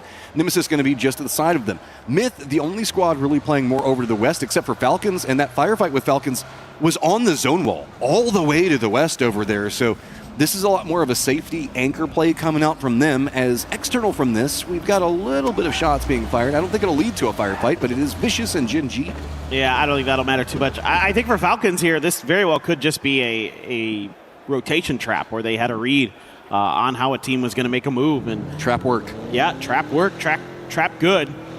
And who knows, call, you know, if it was Gunnar or Gustav in the heat of the moment. As we just found out, Gustav is the main IGL for Falcons now, and obviously a role that I thought he was just going to be the IGL when they picked him up, honestly. Well, Gustav brings in a little bit more of a tricky style, and I don't necessarily mind that with Falcons. We've seen the fact that whenever they can play a more opportunistic play style, it works for them, but it hasn't always been something they lean into. Now it's just another arrow in the quiver, really, that they can bring out and find something. And when we look at everything, that circle pop, talking about Falcons, going to feel really good for them and Myth. You can see that right in between Myth and Falcons, there is a giant hillside that's going to be eating up a lot of space, make rotations a little bit more difficult as we move into the south. The northern area is going to be a lot more open, but also a lot of compounds leading all the way up into another little, I guess, island hillside that happens right along that northern area. Yeah, so this is going to get pretty difficult for a lot of these teams. Everyone's going to be wanting to go around the edges of Jiao 10. You don't want to get stuck inside of that city unless you have no other choice. I think Liquid was getting some kills there. Let's take a look at this Panzer from Gustav. They do a lot of damage to him on that first one. Kick gets one on the other side, and then, that's so well done. Boom. Patience pays off. The timing on not being able to have the Panzer ready for the first one set up the second one in a great way. Rotates coming out, a couple of shots on T1 as it looks like they're going to go for that big hillside that we were talking about just a moment ago. A lot of squads going to be forced to play more into the east. Gam making a rotate over into the north. Team Liquid on a slow rotate here. They don't got to go too far. Really, we've got about 50-50 the way that this road cuts through. It's going to get a lot of space, so Nemesis just going to go ahead and send it in, but it's on top of Myth, and these guys have just been hungry all day today. Oh, and it's Kits again. 2 kills. He is just unbelievable. The guy is one of the best players on the planet, hands down right now, and he just dispatches Diffix and Soset with ease, and now Nemesis was hoping that this northern side of the circle would be a little more free than it was, and they found out the hard way. So what I was talking about a second ago, we've got the road that's going to be a lot of squads over into the west. It's going to be the more raised section of everything we're looking at. Over into the east, it's going to be Jiao 10 eating up a lot of space, and those hillsides making it awkward pathing. That's why we've got dust-ups like what we're looking at with Falcons and Gam on top of each other. Tickleton's going to be coming in back behind this one. Could have a good angle, and I think that Gam's realized they don't really want to play this position. Duck Juice in a little bit of trouble. Can he juke it out? Near on no life remaining. Is he going to get that last little bit of hit onto him? Is he going to get away? No way. That's Tanvu just covering him, man. Oh, kick in a really awkward spot. Oh. There it's actually going to be Heather with a dragon up. From where? What is T1 and Falcons? These guys are just at each other's throats from no man's land. That is what, a good 200-300 meters away? Or maybe more than that. That is really far away, especially with the Dragunov. The drop on that gun, pretty difficult to manage. That is ridiculous stuff. T1. There you go. Okay, so that's the first couple of shots coming up from T1 in this high ground. This is going to be a bane to everybody in the lobby. That might be like 600 meters. We need one of Tig's old things that he was using to try to figure out distance. Oh yeah, here. the man a protractor. Maybe get ourselves a protractor or something else like that. But that was a crazy shot. 4 Angry Men going to be approaching from the north. Jiao 10 does have a lot of teams that made commitment in just because of the lack of territory everywhere else, what we were alluding to a moment ago. So that's going to be VC, Team Liquid, remnants of JDG, Twisted, and 17 just the north of it. Circle pops, and ooh, T1 in a great spot. And everybody in Jiao 10 not necessarily too sad about it. I really want to see Geeky try to find a way to get this 2-2 split to kind of be a conjoined thing, and they are doing that. They are going to send 2 players down. That's really, really nice, because this is going to get really contested in that northern side. There isn't a ton in terms of compounds to play with. But you're moving right into the T1 firing line while you have Twisto on the other side. That's a brutal gauntlet to deal with. You have to make it in the hillside just a little bit further away to at least get away from Twisted. They've got there. Now at least have some moment of safety here in this one spot. It is pretty centered up, but the rest of your squad has to make a rotate, and it looks like Winbo just can't really find the way to get over there. Yeah, for 17, this has gotten pretty dicey because of what you were talking about. That road that they have to run down is very hotly contested. Meanwhile, 4AM has found their way into the circle, has the hill with the tower on it, and they have Myth kind of circling around them a little bit, just looking for a positioning mistake from 4AM that they could potentially capitalize on. But 4AM also has the safety of a BRDM here. Down to the south, Gen G is going to get them another hillside. They're going to have vision on what's going on with Na'Vi over into the east. 4 Angry Men, while yes, they do have that BRDM, they've got Falcons over to the west, and they've got Myth back behind them. Twisted Minds to the east. That's a terrible position to be in, as R8 had the same idea that 17 did, but Winbo just defending it right now. All 3 players still alive, and R8 nowhere to go. They're going to drop real early. Yeah, that didn't go good. That did not go good there for R8. I mean, again, like I mentioned earlier, the reason I wanted to see Geeky kind of form up into a 4-man was because of stuff like this, where teams are going to have to crash because they don't have a lot of better options. You know, a couple teams get jammed up in Jiao 10, which is not ideal. And there's that kill I was talking about that you're looking for. That's even the BRDM. Nobody else from 4AM is there right now. And this just could be stolen. Myth is moving aggressive for it. They want it. This is like, nope, mine. Thanks so much. Baron just going to steal it. Run away from it. 4 Angry Men now has to retreat the angle. Window at least trying to get something back, but no. Myth eyes on continuing to climb right now. Falcons were watching all of that, so they know who their neighbors are. This is a much dicier circle than what we were originally looking at, specifically for Phase 3. Jiao 10's still going to have a lot of that territory in, but the center and kind of to the south is so vertical in the western area that it is going to be so hard to deal with. No, you're right. There's a lot of high ground in this circle. It makes things very, very complicated. For a lot of the teams that, again, don't have something that's safe already, and even going forward could make things tricky. Shrimzy sees E-End out on the rock and can't really get the shots to connect there with the Mark 12, but this is just all a little bit of posturing for Falcons. This doesn't feel like their kind of desired destination, and they're getting ready for some pre-rotations, it looks like, into the next phase. Meanwhile, T1 is sitting pretty happy and hoping that this circle stays in their favor. Nemesis has 2 players up, and it's Melman all the way over to the northeast, still in Jiao 10, and then a big wrap coming in on the other side. State is so far over to the west, he's back over against the zone wall with this new circle pop. Gen G and T1 are going to have a ton of vision on everything. T1 has to be careful, though, as it looks like a couple of squads are going to be running right into their face. No options. Falcons got Myth back behind, and 4 Angry Men trying to cut in the path very early. Gen G as well as Na'Vi going to have control of the south, and Zhao Tin's about to suck. Yeah, and that's why you're seeing Team Liquid take an emergency pickup here to try to get somewhere else potentially. Yeah, that's exactly what they're going to do. I don't know where they're going to go. How's 4 Angry Men getting away with this rotate? Somehow they're squeezing by everybody. Finally, everybody's starting to unload onto him, but there's enough of a little dip over here that they can get into position, but Gam is waiting. These nades are about to go right up into their face. Goes a little bit too far down the hillside, though, to connect and get what they want. Finally, that bounce lands on top of a car, but it's a bit too late. There we go. Finally, Tanvu connects with one. Yeah, Gam there not really reading the angle of the hill properly, so a lot of their grenades were funneling down away from them. But yeah, 4AM is getting shredded right now. They are not having fun. Team Liquid losing players because they just try to drop on top of Gen G. It is absolute madness here on the south side. This is terrible for 4 Angry Men. Even if they can get distance away from Gam, and now that VC's come up back behind on the other side of Gam, that's kind of stopped the relenting nade tosses that were getting thrown their way. T1 still has high ground positioning over him. T1's going to get eliminated. Now we still have a couple of rotates that are going to be problematic, as it is going to be Twisted having to make a move into the circle where 17 is going to be defending. And Myth actually pushing right in the face of T1 on the high ground. That could be big. Well, yeah, now T1 kind of given their first big test in this circle to defend this spot that they took very, very early on. Tanvu, if you hit this Panzer, I will be very, very impressed. He's got a good angle at it. Ooh, just came up short, hit in front of Wenda. And we'll see. Myth is actually making their attack work here. Well, they have the BRDM that they just sold, so they're just kind of brute forcing their way up the hillside. Falcon's going to be wrapping now onto the other side of 4 Angry Men.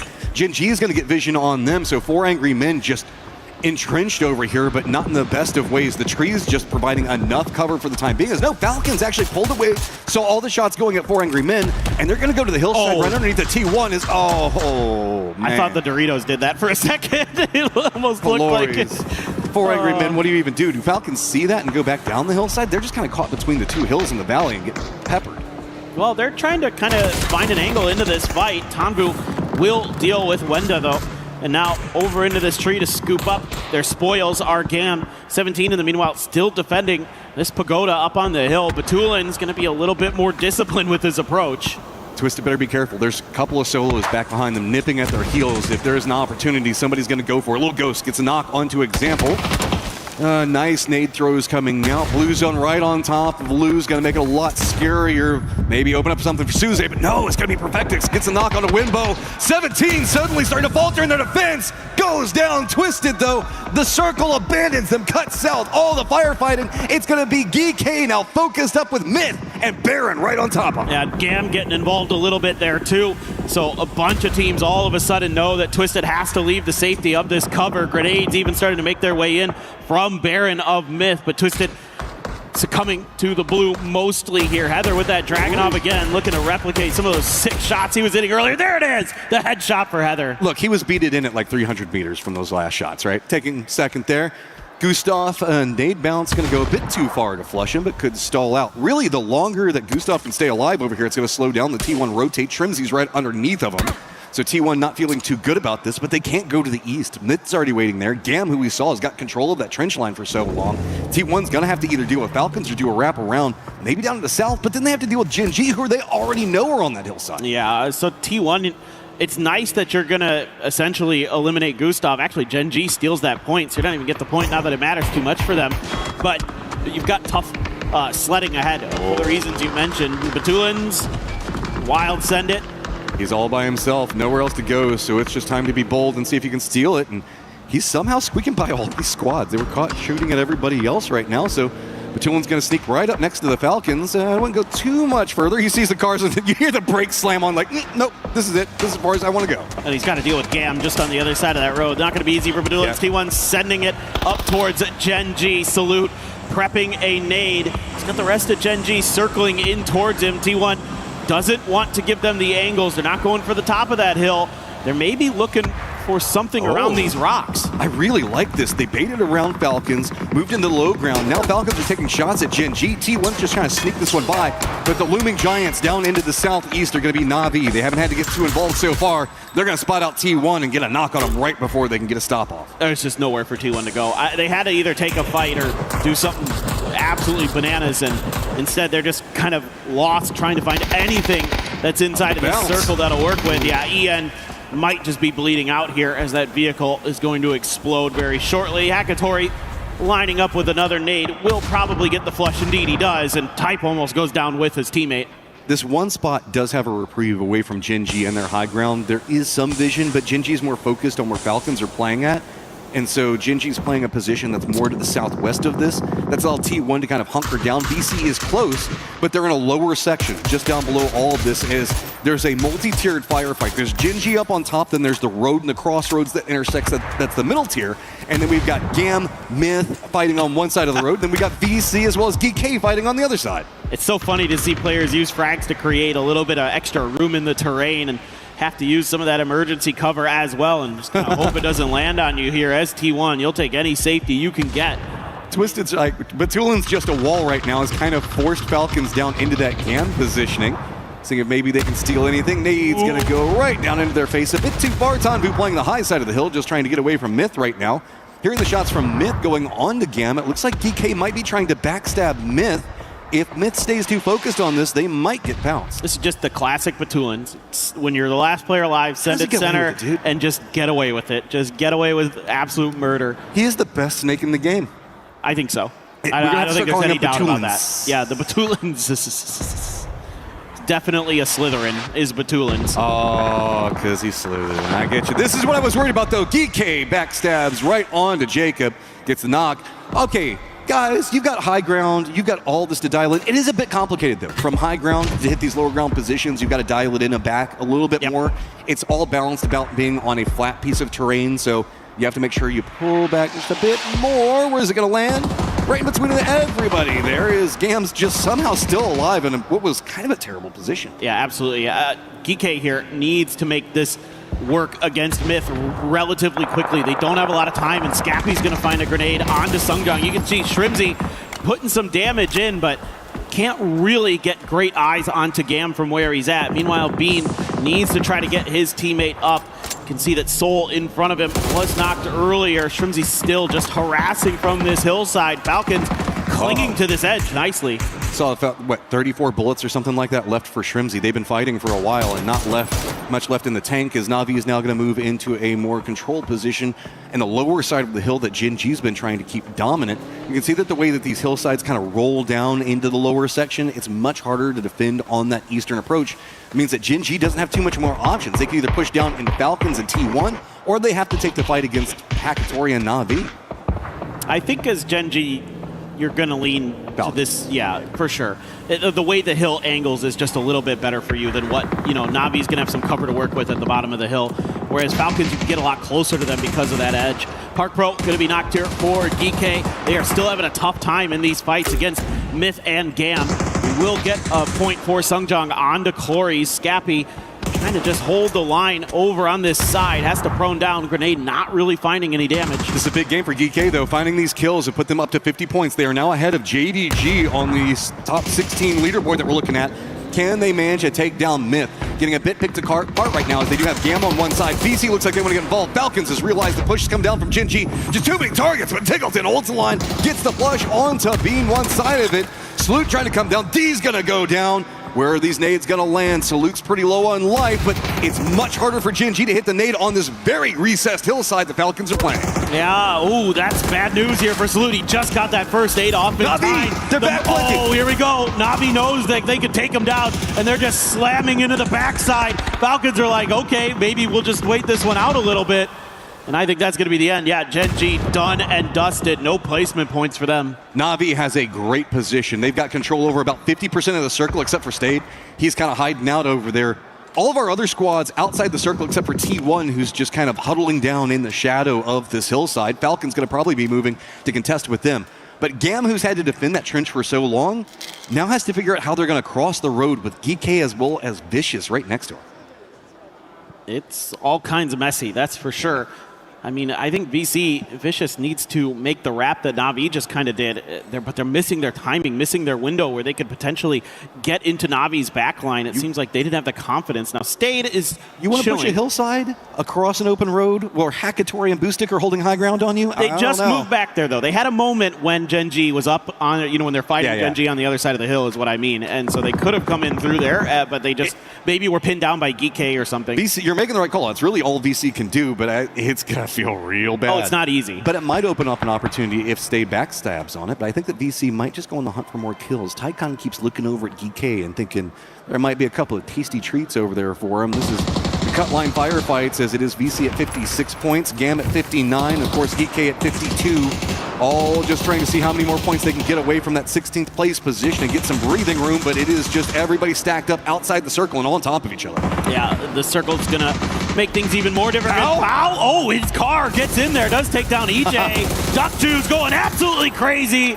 Him and Tanvu going to combine to take out VC. Park Pro, can he do anything else in response? Nope. Tanvu going to deal with him.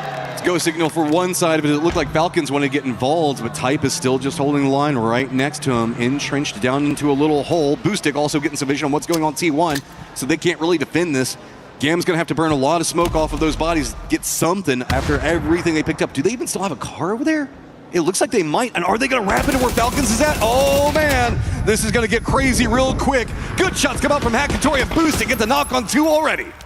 Yeah, things pretty much over for Gam at this point. Indeed, they do go down. So your top 4 be Na'Vi, Falcons, T1, and Nemesis Tiggleton right up and over. Actually, that was going to be Hackatory who got that knock, helping Tiggleton out a little bit there. Tiggleton does claim the point. Boostic on the other side will end T1's run in 4th. Okay, so Na'Vi's got control over the circle. They know where Falcons is, but Stade is still alive on the other side of this. If Boostic peeks the wrong side of this, he could be punished fast. Falcons having a great game. 9 kills, make it in the later stages. Na'Vi, though, in the high ground, going to be in that 4th place position, feeling comfortable to qualify. Can they close out this game, or is the solo back behind him going to backstab him at the worst moment? I mean, Stade, he just needs to hope that the Falcons can do a little bit of damage into Na'Vi, and it will open up that opportunity for him to strike. It's just a matter of the timing. I mean, you can use the edge of these hills to get a peek, make it really, really challenging for Falcons, who might just, I don't know if they're going to give up. I don't know how much utility they have left. You know, they could just go down to the blue, but Stade, if he can find that one player, he's going to see some. Oh, dude, he has the LMG as well. Oh, that's like so great at this stage to try to backstab with. You maybe get 2 knocks off of it. Boostic is going to get vision. Hackatory going to get the knock, so Tickleton's going to go down. Starting to have the window closed back behind Stade. He knows it. It's all about how long can the Falcons survive. Shots come out just a bit too late. 3 players still up for Na'Vi. Stade at least managed to get the knock on to Boostic. Falcons has gone down. It's a 2v1 and just really a rock for cover. Hackatory's going to be playing up to the north. Looks like he needs to get his meds in a better position, but High Ground Fairist might have something to say. Oh, man. If he could have gotten that knock there on the Hackatory, could have made it a 1v1, but now Hackatory going to be afforded the opportunity to get the first aid kit into play. And he's going to keep pushing forward, has that barrel, wants to put it to good use.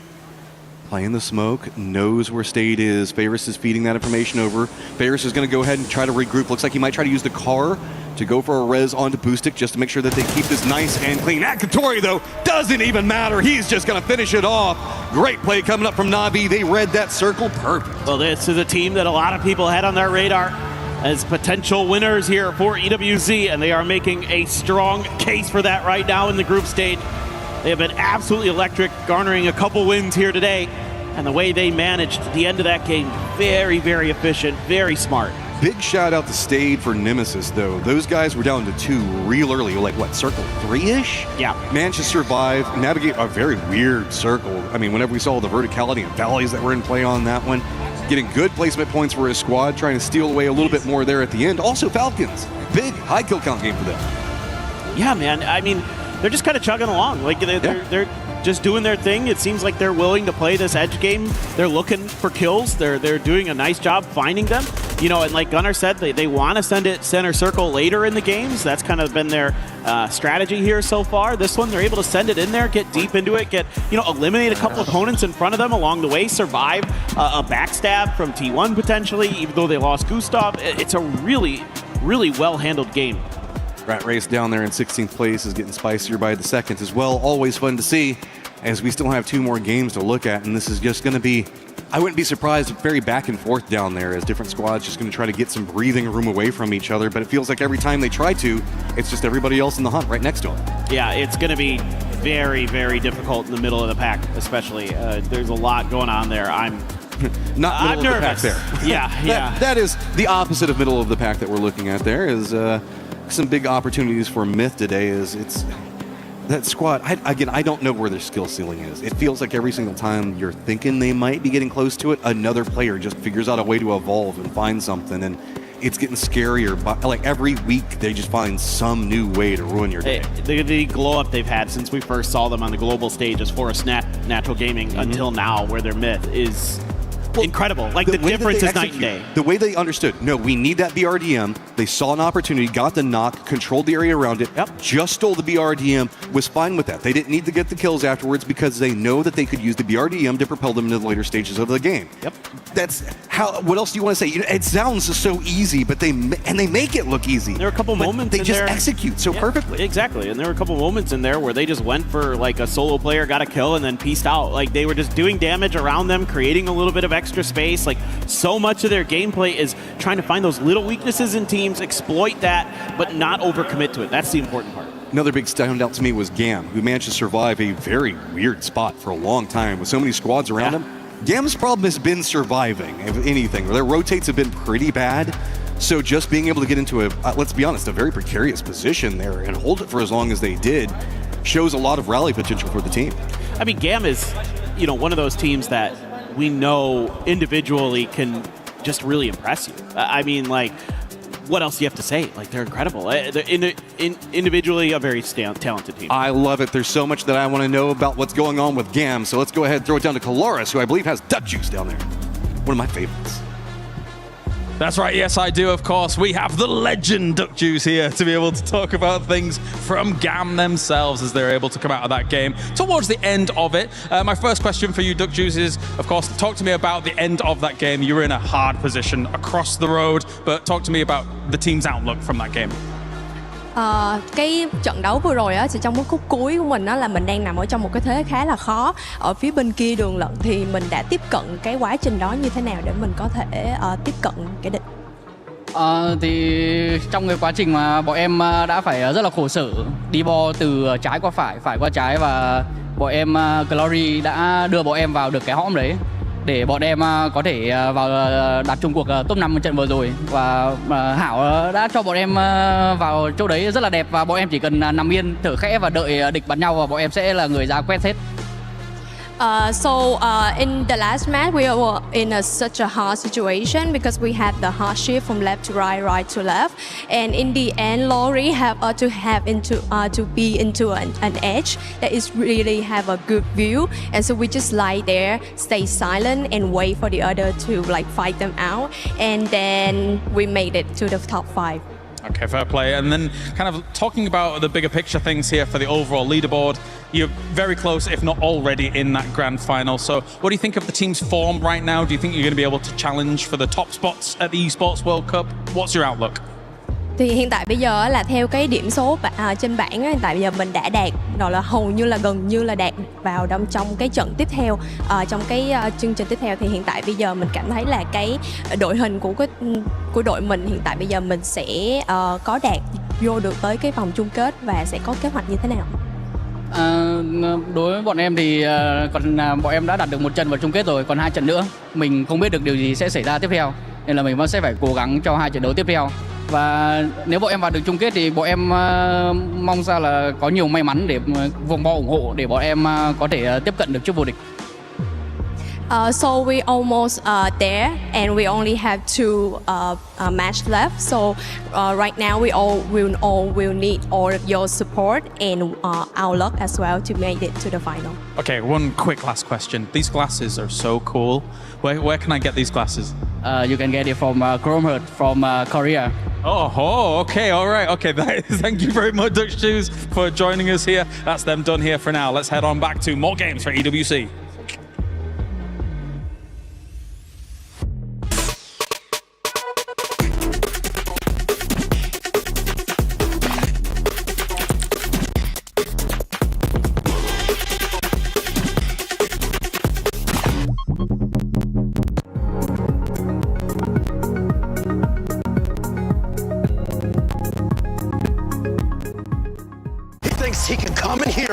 play my game. He knows nothing but go! Tyler 1, you're done.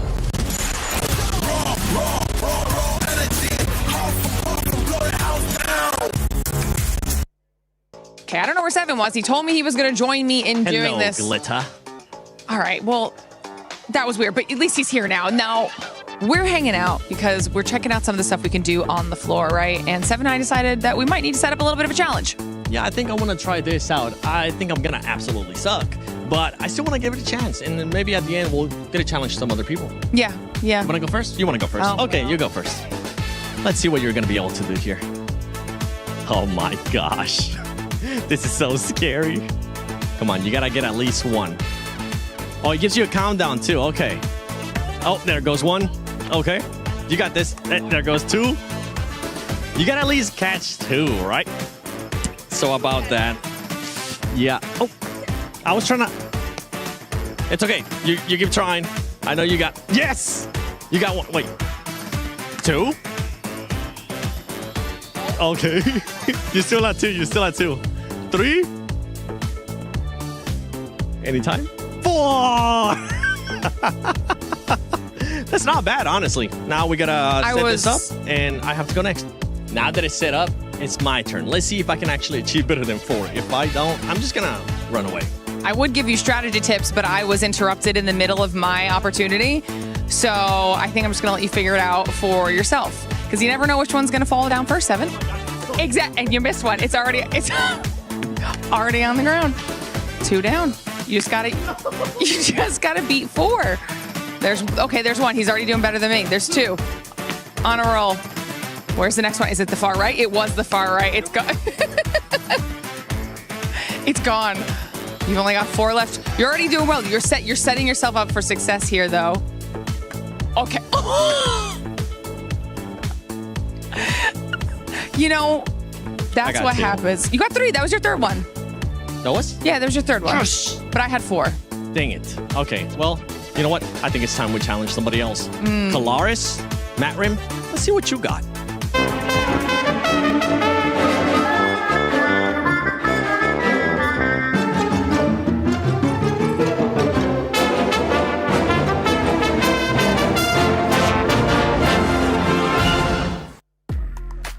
Guys, I don't want to talk about it, okay? That's what I want to do next time. I want to have a pen and just chase somebody with it because I was so bad at that. My reflexes are not there. I don't really want to say. I don't know. Say how you really feel, Godspeed. Were your eyes closed? I didn't have my actually I did have my glasses. A team that was able to perform in that last game was Navi. Navi getting their second chicken dinner today. Dude, I don't know what it is, Steve, but Navi has just been on fire all day, right? Then they've just been calm, cool, and collected. It's also not lost on me that every time the Falcons seems to get to the end game, so too doth Navi. These two teams. It started yesterday, right? And we get to that game 6. Both of them had sort of a slow start, and then they came up big on the last game. And it seems to consistently be doing that, where the games they think maybe the same way that they're moving to those good spots. But Navi with the win looking really good. One thing I want to point out, boys, and it's kind of a downer, if you will. I hope it's not my 4 a.m. has not gotten a single point in 4 games. That is 4 donuts. We're almost at half a dozen. You never go full Dunkin'. Yeah, they're currently sitting in, they're currently sitting in 23rd place too. That was one team that we were talking about at the beginning of the day. That was one of the teams of Sony's story of the day that we were expecting to maybe just do enough to be able to edge it out. But right now, sitting at 32 points going into this last 2 games, they're gonna need some miracles. Yeah, it's a tale of 2 teams, right? We started the day by saying 4 a.m., T1, same boat, who goes, right? Window was the star for 4 a.m., and then he's sort of fallen off today. T1, on the other hand, stepped up, clapped out, and is doing really, really good. And it's not just Heather either. Type has shown up, right? The rest of them are also coming to bear, and that's terrifying, right? Because, again, we talked about building confidence in those early games and going into the finals. That's exactly what they're doing, just as Myth are doing as well. As they're leading the leaderboards with, I think, 116 points already. Yeah. I think the big takeaway on that one, and you bring up this sort of leaderboard, which I think is incredibly important going into these last 2 games, is that we had 3 teams essentially solidify their advancement to the final. 17 Falcons in GAM got the points they needed in that match to put them over AGAL, which I think is where that cutoff line is going to kind of be bopping around. So they should be comfortable going forward to those last 2. As you're talking about those teams that pretty much solidified that they're going to be going to the finals. We did end up seeing a bit more of a sponge point, something that we kind of been hinting at, especially this last game. I mean, we saw it with Mid, T1, Falcon just soaking up all those points, and it's a bit of a breather in a way to those teams that are still in it from Group A, but it's just so close. You know who else was actually another surprise, especially now that they have their fourth? Twisted Minds. Bad surprise. They have not gotten almost any points today as well, and this is a team that we talked about at the beginning of the show. Hey, Twisted's probably going to be one of those sponges with Myth, but it's not even been the case at all. Started the day with 69, nice. Not 77 now, not so nice, right? In fact, you saw Batulin throw down his headset at the end of that game. Frustration starting to show on their faces. You get the professor back, you think you're going to have a better day. That said, their fourth players flew in at 11 p.m. last night. He's looking rough out there. You got to give him that respect. At least he's here. At least they're working. Yeah, and at least they get a day to kind of train. And I think this is what we were talking about at the beginning of the day when we were talking about Twisted Minds, that at least they will have now their fourth player. They're not going to be playing with their coach. They get an extra day of practice with them. And remember, something that you guys told me out of Twisted Minds is that they usually end up starting off slow. Yeah, why not start off slow here on the last day of groups when you don't really have to worry about anything? But as we're looking at the overall here, kind of what we're talking about, AGAL, I mean, that is one of those teams that is competing for the club championship. They want to be in the finals, and right now, with the way things are playing out going into the last two games, it's going to be a nail-biter. You see this ticking down there at 61. That's where that cut. Everybody here that we've seen so far until that AGAL should be in a pretty good position, I think, Godspeed. You say should, and I agree. And fortunately for them, it looks like the cutoff it might be lower. I mean, we don't have that many games left, and we're currently sitting just around, like, I'd say DK or Gen G, right? And Gen G's another team who they've kind of gotten some points here today, but they've struggled in their rotations, man. If you want to talk cut muster, okay, R8, they're gone. They're dusted, right? So we said there were two other teams that AGL had to stay ahead of. Well, 4 Angry Men's only got 32 with 2 games left to play. That means they're almost certainly cooked at this point. And Team Nemesis, which is really frustrating for me, only has 41. So watch, if you're watching for something, this game, watch to see if Nemesis or Sharper goes off with a 10-plus point game. If neither of them does, I can probably say we may have our 16. Yeah, and talking about the top teams earlier with the sponge point, you just mentioned it too, with Nemesis wanting to get those points.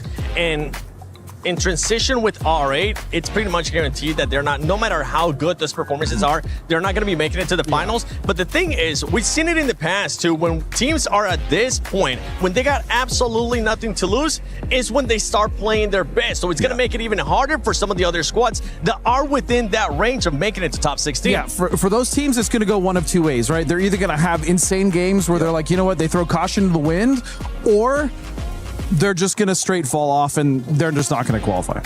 All right, well, hey, you know what? We did get away from the Kirilla City grid, so why not? Let me use my bodyguards. Let's go, Godspeed. Kirilla City grid, out of here. Weirdos. Managed to grab take here between matches, and we're going to catch up real quick because you guys just solidified your spot into finals after that last match. So tell me how the team's feeling right now. Obviously really happy. Making the finals is like the hard part for us, to be honest, and then usually we perform when we're in the finals. Less pressure. Now, obviously, outside of this game, there's also the bigger picture of club championship, and Falcons are the defending champs. So do you feel like coming into these games, there's that added pressure on the team, knowing that you have to live up to that? I don't think Falcons really accounts for the Battle Royales doing particularly well with the club championship points. They're kind of like, you know what, like we should be able to win without the Battle Royale games. So any points we get are a bonus. And if we take that mentality, then it's just like, there's not a lot of pressure. It feels good. And I love that too, because Falcons are already in the point where they've gotten their 2 top 8 finishes. They just need a win. It could be you guys. Yeah, I hope it's us. That would be nice. A little bonus.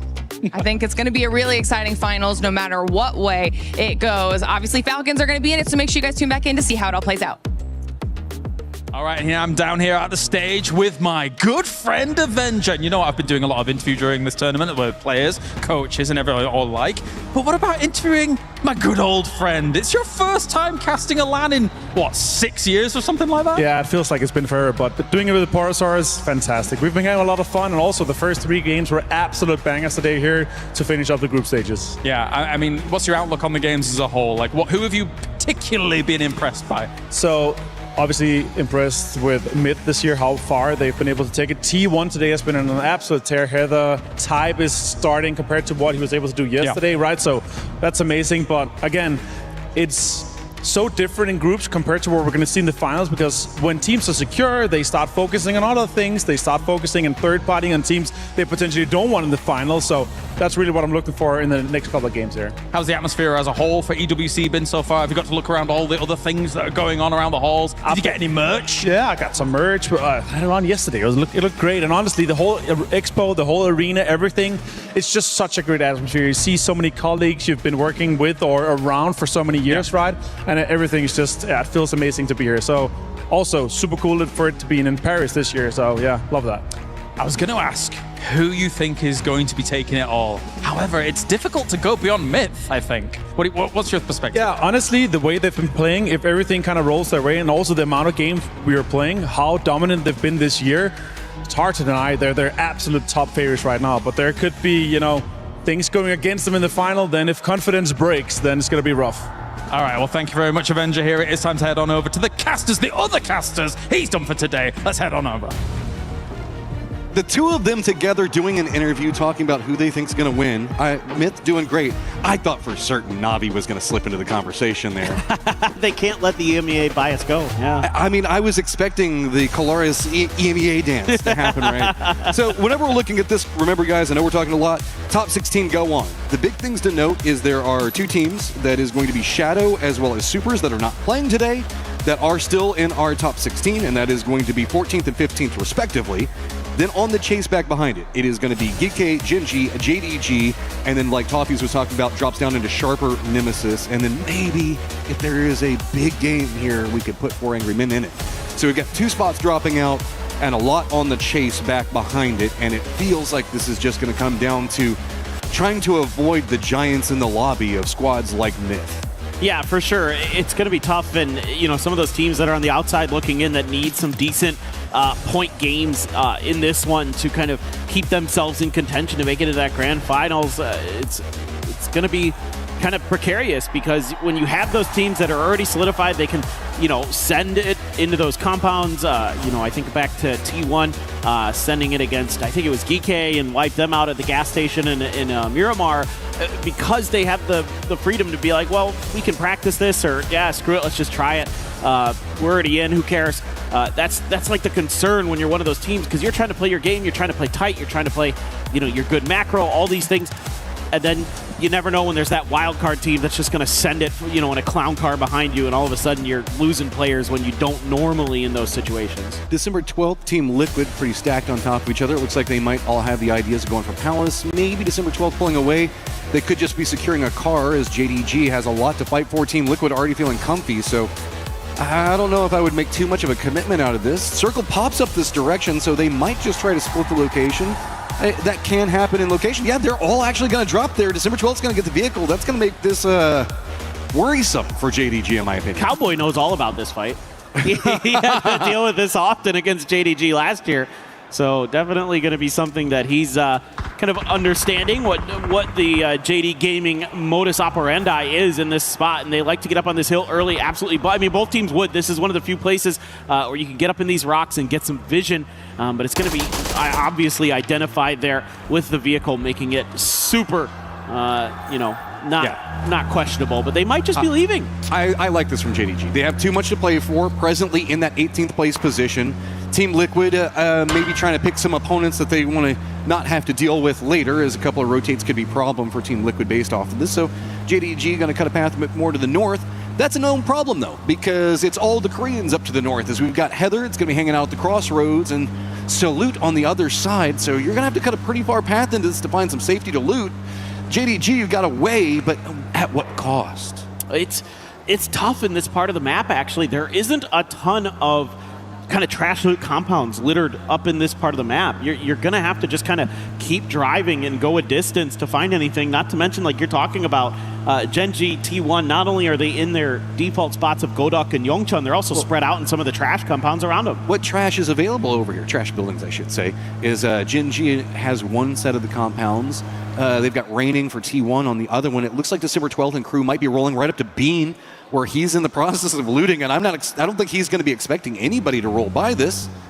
JDG, it looks like there's nowhere else to go. They're just going to hit the tree, jump out. They've got a little bit to work with, but Bean's going to have himself a ton of friends all of a sudden. But JDG, I think they saw this rotate. They're already in vehicles. They're cutting a path up here fast. Yeah, Soul going to be right behind and trying to help out Bean. Let's see if Gen G is just going to fully commit to this fight. They need points. If they can win this one pretty cleanly in a 4-0, they're going to have a good chance. This is two squads presently tied, fighting for the top 16 positions. This could turn everything around for either one of these squads really quickly. A couple of shots coming out, nothing cemented in just quite yet. Soul going to go for the upper section of this building. Might make him vulnerable to nades coming out. December 12th not having too much to work with. Cold's going to go down. It's going to be D that spots him out. And now Gen G knows who they're fighting. Oh, but the shotgun just rang out and took Bean down, so all of a sudden problems. Soul will claim Cold's point as well, so it's a 1-for-1 so far between these two teams who absolutely need these points so desperately. Grenade from Soul, not going to make it inside of the building window, going to bounce around, and he's going to also make another move around the outside. There's a potential storm brewing as Nemesis is rotating. If they hear a couple of shots, and Team Liquid is actually following. They saw the pathing coming out for this.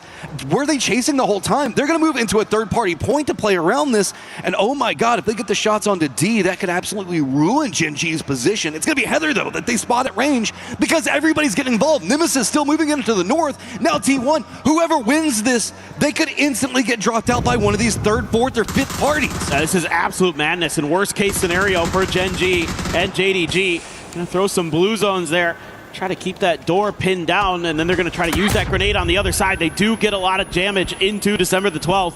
So he's gonna have to tuck in, but he's got a Saiga behind this. Meanwhile, Cowboy finds an angle with the M16, but Heather does 95 damage to him, backs him right down. So that has bought Gen G a little bit of time. Nemesis now involved in the north. T1 realizing this has gotten pretty hot, trying to figure out how much of a commitment they want. D runs into the building. December 12th, it's gonna be on their side. Shotty pops off. Salute gets a counter knock on December 12th, though, trying to keep D up and alive as it is full damage control for everybody, trying to fight just to stay alive on the leaderboard. Salute now gonna realize there's other teams out there. Oh, what a shot with the Panzer! That's Suze down, and Salute clinging to life. Just nons left for JDG, but all these teams. Team Liquid, they're gonna send it in. They're gonna play spoiler to it all. They roll right in. Soul's gonna have to defend one side of it. Alo knows where the positioning is at, and this is just ruining everybody's day. Soul does get the knock and the flush on the Cowboy, though. Okay, we've got a chance here for the side of Gen G. Soul trying to make some big plays. Purdy Curdy gonna go down as well. He did take out Salute with his grenades. Now they're trying to deal with Nons, keep him pinned down so they can isolate this fight with Soul. There was a long distance skirmish that happened with the back duo of T1 in Twisted Minds, so that's kind of repositioned the focus for T1. That's allowed Nemesis to move into another position with Diffex to get a little bit more vulnerable, try to attack this, but Gam's also over here one side of it. Gen G is now going to be the first squad out. Couple of points in the bag, but not too much. Diffex manages to get the drop on his Soul. Well, I guess the good news is if you're Gen G is you might have outdone JDG if they're able to be taken down without claiming too many more points here from Nons. Still has that shotgun, and the mortars will not affect him inside of that building, but definitely make things a little bit more scary when you're having to try to deal with the lack of sound cues because of those explosions. With all of this, now Geekay has managed to get the city just to the west. They have EJ that's up to seeing if maybe he can supervise. This just turned into a massive pop-off. Nons is just trapped in position, and now Team Liquid really is as well, because Gam's not going to let him go anywhere. You can't even cut to the west anymore with Geekay's positioning. And, I mean, what do? Poor old Nons is just playing for survival, and Team Liquid, they're just roaming around. They're at 67 points and fine with all of this. And Nons also has that S12. He's got this auto shot behind, so he's a very, very tough nut to crack. That is for sure. And Liquid knows it, and they know that there were so many other teams around them, so they have to be extra cautious. They can't just make that push out into the open without getting some confirmation that it is going to be safe. Now, looking on the map, Nemesis is still in the vicinity, but they're not really totally hyper-focused on this fight. They've got 3 players that aren't really anywhere near it. Here's the push. Team Liquid getting closer by the second. Nons just trying to play it slow, leaning into the shotties. It's worked out a couple of times for him. Start to hear the footsteps. He's got an idea on the angle of approach. Red zone on top of him might make a little bit more noise, make it hard to find. Diffex doesn't have vision due to the way that the trees are kind of lining into Team Liquid's reposition on this. Sosed's not going to have much either. So Team Liquid has an easy pass to get over next to Nons, but they don't want to overstep. They don't want to feed more points into JDG. The point is to stop them, not let them get anything else out of it. Oh, and a red zone on top of this fight to boot just to make matters worse. Team Liquid isn't going to commit to the fight. Seems like for now, they're just going to hold the line. They know that Nons is kind of in a spot where he's eventually going to be forced to make a play. Liquid's still not convinced it's safe, and plus the red zone. You still got Tanvu back behind you, going to make it scary. Circle pops, still keeps in a little bit of army base, the hillside to the north of it, a lot to be played over there. So rotate's going to be coming out 4 Angry Men as well as Twisted down the south. Navi is going to try to run right in between this 2-2 split from Gam, but I think they might have eyes a little bit further north, not realizing how hot it is over here. Twisted is going to be following him back behind 4 Angry Men, but Navi, they're running into the wrong neighborhood, it feels like. This is just everybody converged. I don't know what JDG did to piss off everybody. I know a couple of good spots, but this has just been hunting them down. Team Liquid is focused on this. It's pretty crazy, yeah. The way that a couple teams saw the kill feed and knew that they were both in precarious positions on the leaderboard and wanted to try to knock them out, prevent them from getting into the finals, I suppose, and it kind of worked, so not too bad. Navi rolling into the middle of the circle. Shoddy comes up, doesn't get the knock. That's a problem. That is JDG down, and they only pick up 1 point, still sitting in that 18th place position. Yeah, that's awful because Gen G got 2 more than you, plus Geeky still very much in the equation in this game. So, and also Sharper, who knows? Nemesis was one of the teams that took a couple of those kills, and they needed them to catch up to you as well. So a lot going on here. Myth's just trying to run right in back behind Navi, and that's all the shots you hear going off in the distance. Jacob's going to go down. 4 Angry Men's got high ground up on top of Navi, but Myth just with so few options, just trying to bully their way in through it all. But the center of the circle is just clustered. Everybody getting a piece of Myth right now. Yeah, Myth is running in between a couple different teams, and they're just eliminated. They can't go any further. Ferris, though, takes a grenade to the teeth, and he is going to be knocked. Trying to get another one in there. Isn't going to go far enough. Just kind of getting caught up on the terrain, not able to roll downhill. Shen wants to load up with another grenade to try to take Ferris down. Does get him down to half in the knock state, but no follow-up just yet from 4 a.m. Meanwhile, they're losing players on the backside. HS gets taken down by Batulans. Everybody has just gone for such a centered position in this hillside, coming out of Army Base, leading down Indigo Dock. R8's also roaming over into the west. Looks like Nemesis trying to get a couple of shots on them. Every single kill that Nemesis can manage to secure could be big. Already sitting at 2. Sharper's going to be coming in from same pathing. Looks like they might have eyes onto the northern split for Geeky as well as R8's rotate, but we have seen the fact that Sharper sometimes plays this early game very slow, letting everybody just kind of fight it out and then try to swoop in back behind it all. As this is just, I mean, nobody playing the northern part of the circle paper. It is just everybody clustered center down. Yeah, Shen is doing a lot of work right now. He prevented the res there onto Ferris. Sparrow down as well. So things getting very, very uncomfortable for Na'Vi and 4 a.m. who needed a big game. Doing a little bit of work here early. Hakatori, it's actually Team Liquid there, shooting him a bit in the back and has to try to take a pause to get a little bit of meds potentially. Nope, gonna rethink it because 4 a.m.'s on the hunt. I like this. 17, you can see, has called an emergency pickup over it all. Nade's going to come up. Hakatori's going to get the knock onto Winda, and any follow-up nades could just find more money to be had. Navi moving around the north, trying to see how big of a game 4 Angry Men can find. There is an opportunity if they can somehow squeeze it out, but it is feeling bad. HS is going to go ahead and bleed out. Winda's continuing to do the same. Shin's trying to make something big happen. Spaceman on the other side, but they just can't find it. And Na'Vi is just being a beast. They're going to go ahead and get that one as well. And that leaves one player up for 4 Angry Men, and it feels like the dream is dying fast. Yeah, no doubt about it. Those are really nice mollies there from Boostic. Really covered a lot of that side of where Shen was, forced him out into the open, even caught him with the fire as well. So it was great play from him that really dashed any hopes, and Geeky sending it in. There's potential points, and that's all Geeky wants, right up on top of Team Liquid, who's been kind of the villain of the lobby so far. Alo does find a knock on a Song John. Can he find any more? EG's going to be playing the other side of it, trying to go for a peek around. Couple of shots. Park Pro managed to find one. See if anything else on the outside of it. Quick flushes. It is just Alo in a 1v3. Make it a 1v, or actually just all of Team Liquid now eliminated. Fine and good. Geeky getting those points. Impactful, sitting in that 15th place position. And they were getting a little bit of pressure from Sharper behind them. So Sharper, speaking of, doing a little bit of damage to Gam, but the fact that you're able to get out of there as Geeky, you're going to have all 4 up. You get a couple extra points. You're feeling really good now about solidifying your position into that grand final. So they may have just barely creaked in, but they're getting there. If you're Sharper and your Nemesis right now, you're thinking it's doable. Watching all these guys start to falter in front of you, knowing Gen G is out, knowing JDG is out, you know that there's a big point total that you need to get. So how good of a position can you get around it? Nemesis has got a great spot that they're playing over into the northwest. R8's going to be one of the closest teams to them. Unfortunately, also going to be next to Twisted, which could be a problem. Sharper's going to put themselves right next to GAM, though, and I feel like that's a much bigger problem given how aggressive we can sometimes see GAM play. Yeah, the issue for GAM is they're kind of pinned in between 17. We just saw as a P90 in hand. That being said, Tanbu getting it done with the Dragunov, finds one knock on the Sharper. So Sharper, who was going for sort of a barricade of GAM into this next circle, is starting to hemorrhage players just a little bit. The Rez looking to come through. Geeky not going to reach out of their compound to see if they can third party or punish this fight. So for now, Sharper is taking it square on against GAM. 17 as well, pinned down by Falcon, so they're not really able to get involved. I know that Sharper's trying to play for the late game. That's what they do, but when you're in this position, I feel like you need to get something bigger. It does look like they're trying to set up for it. Earth is trying to defend back the position that GAM's playing from. But you've kind of spotted a lot of the rotates, a lot of the big factors that are going on. 17 now moving could open up GAM to have a little bit more maneuverability room of their own to work with. But 17, where do you go? You passed on the emergency pickup a second ago. Now you're rolling right into Falcons T1 territory. But VC feeling great right now. This circle just popped right on top of them. Yeah, the problem for 17 is they're going to be underneath the guns of T1.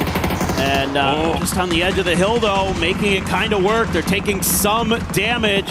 Vehicles holding on, but that's one down. EN going to rip Wenbo out. Shrimzy trying to take EN down, but cannot find enough damage. Just a little bit extra help here as Kickstart actually gets knocked by Raining, so T1's spread formation, able to keep Falcon from doing anything. It was risky, but now 17 is the gatekeeping squad onto T1 and Falcons. GAM having a similar idea. They're going to mirror pathing just on the other side of T1. Far more free, but they're moving right up next to VC. A couple of shots going to be coming after them. Another emergency pickup's been called, and it's going to be coming out from Nemesis. Sharper's going to have to fight their way through potentially DK. That could be a massive firefight, as now Falcons going to have, oh no, it's Heather. Get away from Heather. Falcons, you want nothing to do with this man. He will ruin you. And I think they realized it. They knew something bad was on its way. They were in a really uncomfortable spot, and they immediately dodged those grenades of Heather. Raining has an AUG to try to back him up. The response, though, not going to connect onto Heather, so going to be able to take the pony, try to get the heck out of there. We'll be good to go. Yeah, the backside of that pony pretty hard to shoot through. Push coming happen right now from Nemesis. Looks like they're going to go after Geek's positioning as well. So Sharper still over there, just one player up. Doesn't look like any magic's going to happen for them either, but Nemesis roaming around the outside, trying to get distance away from Twisted. Not going to find too much. Very solid defensive line. T1 down to the south holding defense, but remember, they still need to get into the circle. Falcons has actually got plenty of maneuverability room over into the east. Sosa just got back into the game. Just saw him come in with a parachute there, so he's going to be grouping up. Makan in trouble. This is going to be dicey. Big firefight between these two teams right now. Geek needs anything that they can find. Holding down 14th place. They want to get some space away from everything, but Nemesis, if they can get a roll going right now, they can put themselves back into it, but they need to deal with Geek in front of them. Then on the other side. Nemesis does get the knock on it too. Is this the start of something big? That is not what you wanted to see. Geek was trying to figure out a way where they didn't have to cluster behind that tree for safety. There just wasn't anything available. So now big points going into Nemesis's hands. Nice work there by Diffix to find the grenade. Melman able to step right in for the claim of more points, and Sungjang and Akkad have just left. Rolls right by. VC is going to get some vision, a couple of shots at them, but Twisted going to get more involved. Then I walk back behind all of Nemesis, and remember, it was Stade that survived so long inside that last game to buy them a couple more points.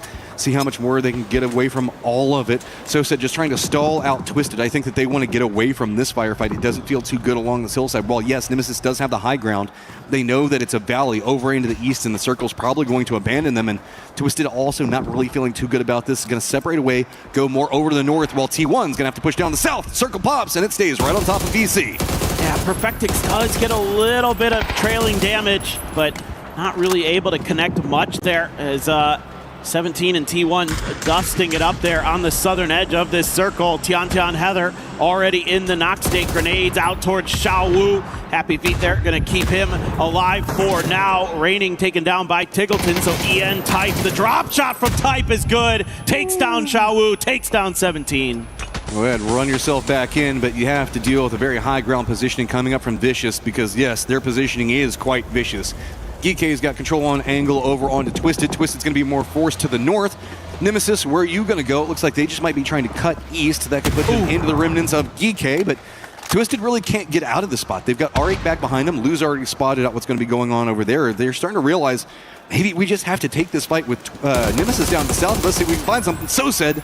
Going to shoot a couple of bullets to see if he can dissuade it while Thanawat's still back behind Nemesis waiting for his moment. Oh, man. I mean, Thanawat needs to go big here. He needs to get a couple kills at the very least. He'd love to survive later into the game.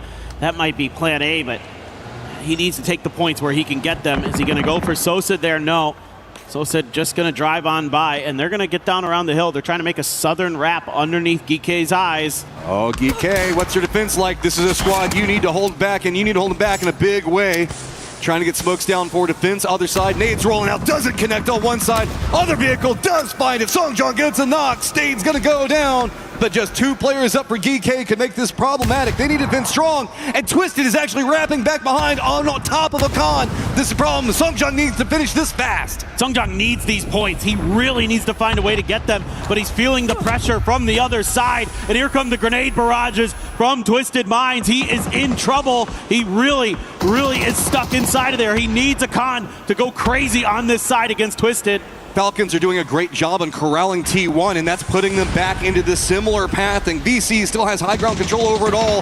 Dipx trying to find something. So says that just get the knock. DK goes down, finding more points. Nemesis trying to rally. They want to get themselves back up, but they have so many problems. Just 1 player in Dipx now alive, and it's T1 one side, Twisted on the other. That's going to feel terrible. And there's Tadawat. He strikes and starts claiming points. T1 right on his backside immediately, though. And they're going to start taking players down from Nemesis. They have been eliminated, only at 48 points for them. Heather, grenade in hand. If it's on point, he's done, and he's got it. He just cannot miss today. Just both sides getting hammered from there, as now T1's going to continue their wrap. Maybe eyes onto Twisted. Nature of the beast on this circle is you got Vicious, super high ground, a couple of odd rock croppings coming down. It almost feels more like a Stalber ending if you look at the way that this land settles. Falcons going to be east, comfortable. VC on the new circle pop. They're going to have 2 of their players up, high ground. Everybody else nowhere near the circle. Yeah, this one looking like it might just come down to Falcons, VC, R8, depending on how this all shakes out in the southwest side. T1. You guys didn't see that. He was shaking his head really hard at R8. Nope, never. I would never do that. What do you mean? Twisted Minds having a little bit of trouble, but man, Lou hit some nice shots with the M24. Seen him in the kill feed a couple times with that. The grenades to try to finish off aimbot down there. They're not quite all the way through, but probably good enough. I mean, the quiet day for Twisted, not needing to have a big explosive day for themselves is big. Ooh, I love how well that was cooked. Just go ahead and get the flush out on it. All right, what you got? Okay, AJ, sorry, you've got yourself a nice little position to play for. Dig yourself a little hole there as it's all rock and stone for R8 time being. Falcons going to have plenty of space to wrap over into the east. Weakened Twisted Minds now has to deal with VC and T1. I don't know where you go. I mean, there's a little bit of a ridge that they can play, but it's going to be right in front of R8. Okay. Just going to be watching Lou drive right next to them, and yeah, that's easy work for Type and Heather. Not too hard when you're afforded a pretty clean angle and a not super fast car driving by you. VC not really getting involved in this too much. They're busy dialed in towards Batulin's angle. R8 trying to get something done, trying to sled their way in up this hill, but really Duckmai has kind of thwarted any of their attempts.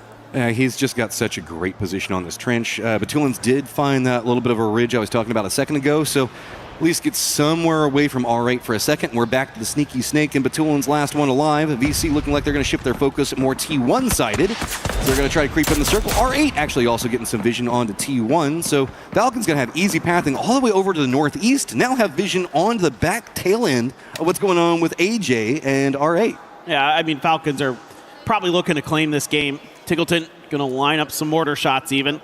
Probably going to try to put those on top of VC's players' heads that are up on this mountainside. Simon T, Tycon could be looking at some barrages their way. Ian does scoop up a P90.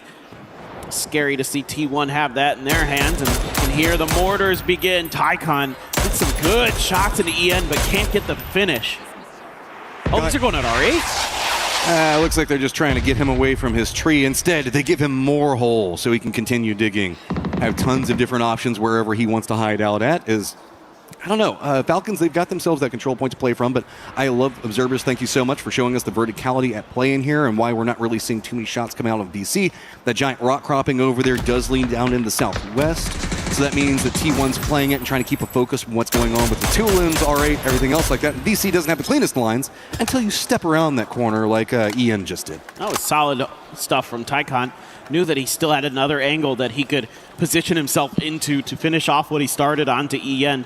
And was right there to clean up the job. So that's one player down on one of their bigger threats right now for Vicious is T1, who are looking on the outside of this new circle. Are they just going to wrap around the eastern side, but that means they're going to run into Tickleton sightlines, or are they going to just try to sneak right underneath Vicious, see if they can get that done? Duckmite and actually Tycon there combining to do a little bit of damage into Empty.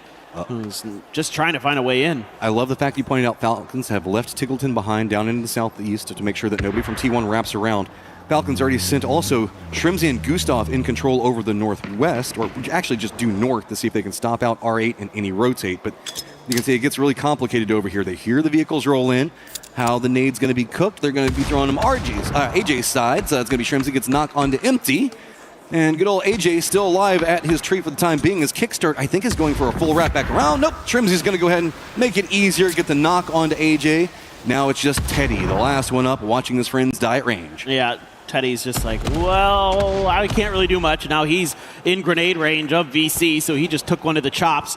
Meanwhile, Tycon looking to try to steal that point, will do so. Falcons not going to claim it, but not going to be too bothered by that, considering their position on the leaderboard. Tickleton has abandoned the defense of the southeast. He's going to go ahead and regroup, so it looks like it is going to be Falcons lined up against R8, squeaking in right next to Duckmai as Batulin's still alive, and T1 has actually moved into the shadow of VC's cliffside, trying to find some safety. Ooh, a brief little moment there. Gustav got a little bit of eyes onto Tycon. It's actually Heather who finds another good grenade onto Tycon. Did take down Type, though, before he was knocked, so T1 going to have to stall out. Actually, Type inside of that blue zone nade is probably going to bleed out. T1 kind of helping out the rest of the lobby right now, distracting VC on their high ground, having to dodge out these nades.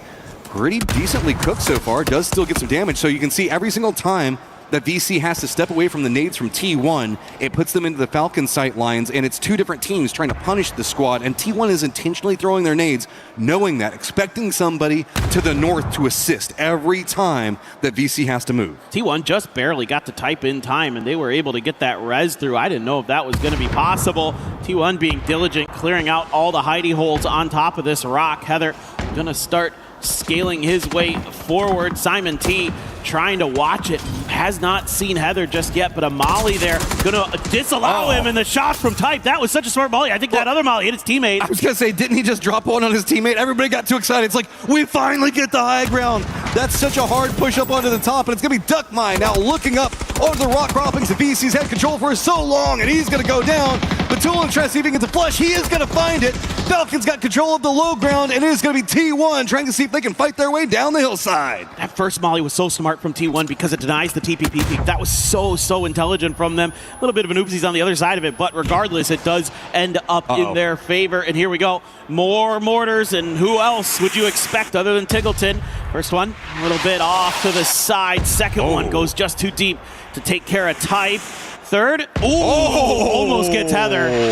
Getting to be money. Follow-up does get it. Tig gets the knock on to Heather. Some vengeance finally stabbing back with Falcons, and they just continue to rain them down. Yeah, how many more does he have left? That's the real question. Used quite a few already. Shot 2 earlier over towards R8, and that was at least 4. So usually you can only get about 6 coming with you in a car trunk, depending on how you kind of shake things out. And it seems like I'm not sure if he's got any more. Just, again, depends on how many they were able to fit into X amount of cars that they're able to bring with them. But for now, Teddy just wants to survive, just wants to keep himself in this somehow, some way, make a respectable finish for his squad. I mean, he's only 2 points back behind 4 Angry Men right now, and I figure a lot of squads would take some respect from managing to at least finish ahead of 4 Angry Men. High side of this one, Heather is going to start getting more vision. It's going to come down to the center dot control, which is mostly going to be Falcons. T1 having to move down with VC having a player right down underneath of him. He's going to get spotted, though. How much is Pete going to go for? Doesn't manage to take down Pal.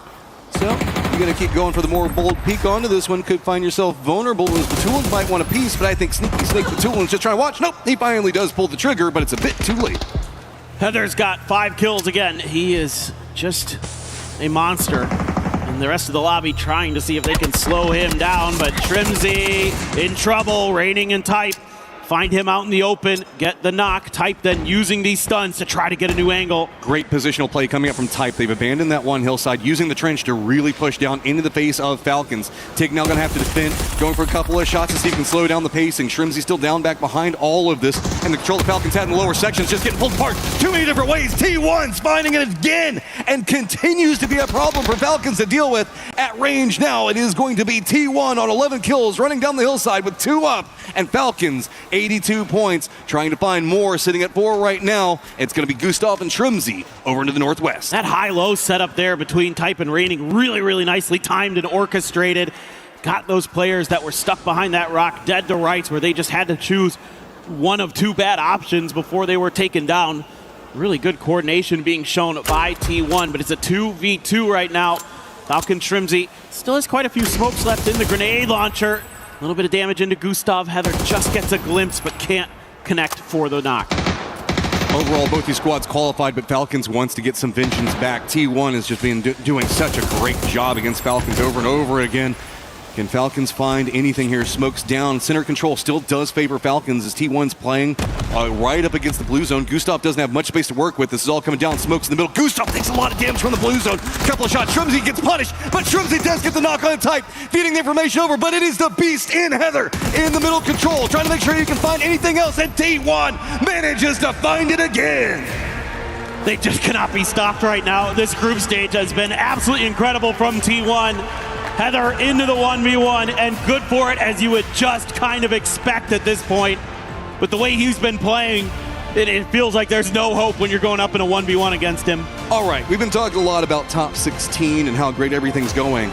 This game, though, from T1 might put them back into first place touching distance of Myth. Yep. And while it's not the biggest thing, we do have some, some triangles that need to be ground up here in a little while at the end of the day. Whoever gets first place, I believe, is the one that manages to do that. So suddenly we do have a 2-horse race up at the top, I believe. Yeah, man. There's something to be played for here if you just want to go and pull that lever and watch the other team's triangles fall into the crusher. So that would be rather fun for T1, I suspect, if they can keep it up. And they certainly look incredible. I mean, some great stuff. And the battle continues between Falcons and T1 here in Paris. They have been going at it seemingly since the get-go. And this time T1 again going to get the better of Falcons. Not even excited about it, guys? Come on. Oh, okay, well, still having some fun with it. This is a lot of, there's so much to break down inside the game. Do you want to start with Team Liquid, JDG having to make the full run across, everybody in the hunt just collapsing onto that building, trying to see if they can take out somebody that's in the competition for top 16? What was that? I've been waiting for that to happen for so long. That was a really interesting scenario, and I kind of like it because so many other teams around that, like, I feel like in the old days of PUBG, teams would have just let that fight go and been like, all right, you guys do you. But the rest of the teams are like, no, wait, we can punish both of them. Because they're at the exact same spot of the leaderboard starting that game, so why not? And I mean, for either of those teams, I kind of get it. Like, as Gen G, you have to take that fight at that point. Man, there is so much to go through all of this. It's just crazy. We still got one game left to figure out who is going to be in our top 16. Don't go anywhere.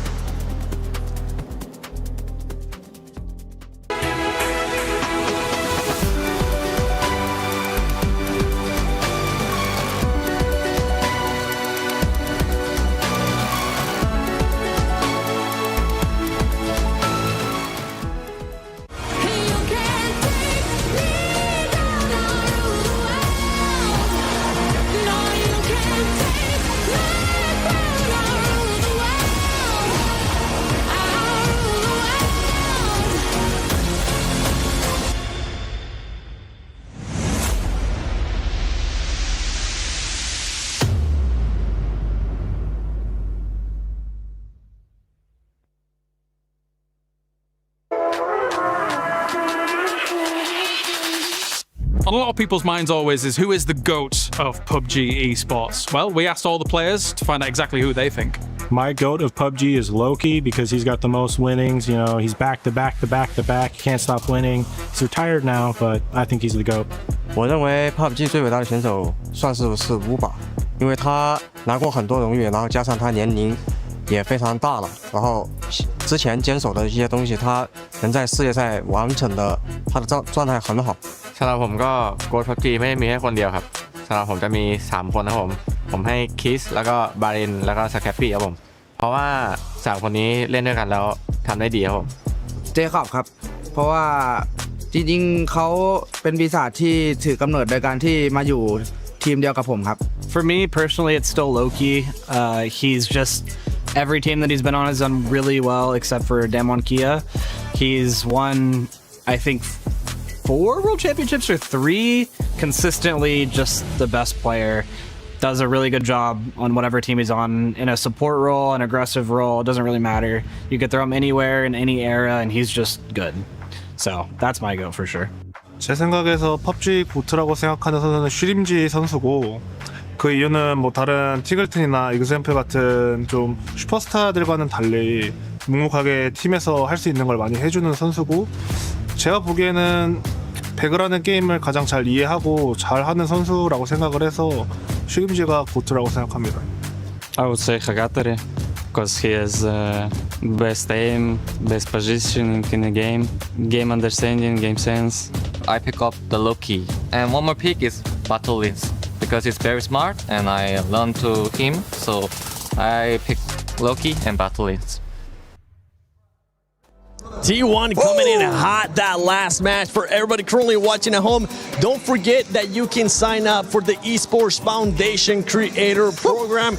Once again, there's going to be something popping up right here at some point. There's actually wrong way. There you go. QR code is going to spawn in at some point. You can actually go sign up, stream, earn rewards, and just do a bunch of other stuff, which, I mean, honestly, from some of those rewards there, I want to be able to join it, but I can't because I'm currently here at PUBG Battlegrounds at EWC 26. And while you're doing that, don't forget to do your pick'ems. Go to the EWC website, go to the app, and select who you think is going to be moving forward to the finals as we head into our final game. And use that hashtag EWC, hashtag EWC26, as we've been able to see some great memes coming out from today's broadcast. Yes. But T1, can I talk about him now? Yes, you can. Yes. Okay, T1, 43 points on the first day. They looked so good in that last game. I don't think anyone expected this. It's a different type of day to end this. Whether or not we expected it, it has been raining points. These guys are incredible at what they do. I was excited. It's safe to come back. It's safe to, I mean, it's a huge day. At the start of the day, we talked about it. Yeah, are they going to be able to pull this off? Can they make the big push? And look at them. Look at them now. They're incredible. They're unstoppable. Okay, all right. Yeah, all right. T1, they were insane, yes. And the fact that they actually made Path Myth is, I think, really impressive stuff. On top of the fact that finally the boys, the Falcons, Team Liquid, they've made it safe, right? We know they're going to make it, but the cusp teams, man, we are so close to finding out. In fact, we are one game away to finding out who exactly is going to be going to the grand finals and who's going to be going home salty. And as we're going to be talking about those teams, you know, pull up that overall. Yes, match report is cool and all. We see Falcons, we see T1. Heather is definitely one of the main storylines when it comes down to groups, but this is what I want to see. By the way, top 16, just if for some reason this is your first time tuning in, top 16 will be moving on to the finals. The rest will be getting their keys crushed by whoever is in first place. Right now, it's looking like Myth, but you saw it, T1 making that bounce back, but I want to keep it going. I want to see some of the other squads. I want to get to that 16th place if we can, Tamash, because those squads are going to be fighting tooth and nail, and we had squads from Group A that are in barely, and I mean barely in the cups. Steve, you mentioned it as well at the top of the show. We're like, these teams are probably out. These teams are probably... Look, Shadow is still technically in the running. But the reason why is because JDG, Genji, Sharper, Nemesis, these teams have had absolute poor days. And I mean, they really have not gotten any points at all, Steve. Yeah, it's been very, very tough for them. As you look at this cutoff right here, to remember it's about making that top 16. So 53 currently as the cutoff is absolutely wild. Now, do I think Shadow Esports is safe? No, I don't, because there's a couple of teams on the chase. In fact, JDG now at 51, Gen G at 53. Those both are in that pursuit. But what it means is Supers included. These guys have a very stressful minutes ahead of them. Full Sense is the second cutoff after Shadow Esports. That means getting past 53 is not enough to guarantee your spot. There are at least 4 separate teams jamming to try to get above that 60. Dude, it's crazy, and they're all just right on the cusp. 51, 50, 48 points. Gen G with 53. I mean, a sneeze could get them in the top 16 at this point. Well, you look below that, JDG is at 51, Sharper at 50, and then Nemesis technically is at 48, which is not completely out of it. They had a banger of a match. They got some good points on the last one. And if we're talking about 53 as the cutoff, I'm just saying there's a world where teams could die without points, right? That happens all the time. You lose 2 or 3 of those, and Nemesis is back in the hunt. So no one is there. There's like 4 teams not out of it, 5 if they get super lucky, but it is going to be a race here at the end. But we're going to be keeping a close eye too on those teams earlier in those first pages, because if they go out early, it's just going to open up the door, and then we're going to start looking at not just Supers and not just Shadow Esports maybe not making it to the finals, but we're also going to start looking at Full Sense, at AGAL. Those are teams that are currently at 61 points, and honestly, with the way it's currently looking, it could end up being a couple great matches from some of their squads from Group C and Group B, and pushing those teams out. I agree. I think when we talk about there's a little bit of a stressor for Geekay here. I think they need to come out, and I don't hope they don't play too defensive, but they only need like 3 points to sort of guarantee their advance. But that's kind of, for me, that's almost worst case scenario, because when you land, you're like, do I play this aggressive? Do I look for those 3 points? How many right times away? have we seen a team play safe, Steve, and it ends up being their downfall? I agree. Never play safe. Never go full Duncan. You got to get out there and you got to do your best. I mean, that's a lot of donuts. Yeah, bro. You're really. Last time it was a nothing burger. This time it's donuts. Have you seen us? I have. You know what? I'm getting hungry. Luckily, we are going to be heading into that final game. But now into the final game, right? We talked about those squads that need to clutch up here in the final game to actually do it. The thing is, we saw it earlier too. We saw it before this match. We see now some of the other squads start performing. Falcons, Famas consistently now getting towards the end of the game and sponging up points. T1 as well. You're saying today an amazing day. The other squads, they might need to go for broke. I'm not saying hunt them down, but they need to keep an eye out for it. You know what? I'd rather, Steve, see a team go for broke and just leave it all on the line than just play safe and then hope to goodness that they're going to get the points we need. That's not what makes champions. That's not what earning it here at EWC is all about. You know, so I think we've seen some of the juggernauts awaken in these last games, which is not surprising. That also worries me if I'm one of the 5 teams on the chase, because if those juggernauts see me in the kill feed and they hear those gunshots and they know that they would rather have Shadow Esports or someone like that in the final, they can come mess with me, right? Because there's 5 teams that are jumping over each other. They're playing the most fatal game of Leapfrog I have ever seen, and that is what this round is going to be. Also, think about this. If you're one of the teams in the top 5 and you see, hey, DNS is kind of on the cusp. Gen G is kind of pushing this other team. Let's see what happens. Maybe Gen G can get that wipe, because if I'm looking at a team like Supers, I don't want them in the grand finals, right? All these teams that are strong on the cusp but did not have a good group stage.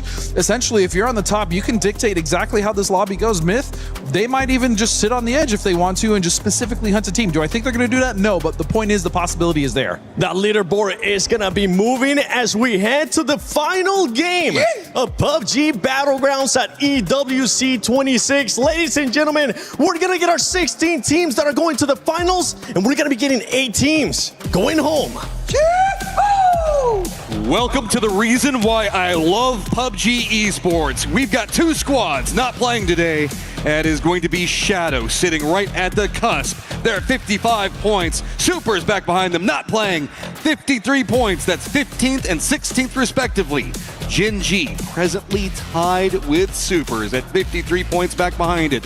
A point one way or the other can dictate your destiny, and you've got Team Liquid looming large in the background after a crazy chase onto JDG in that last game.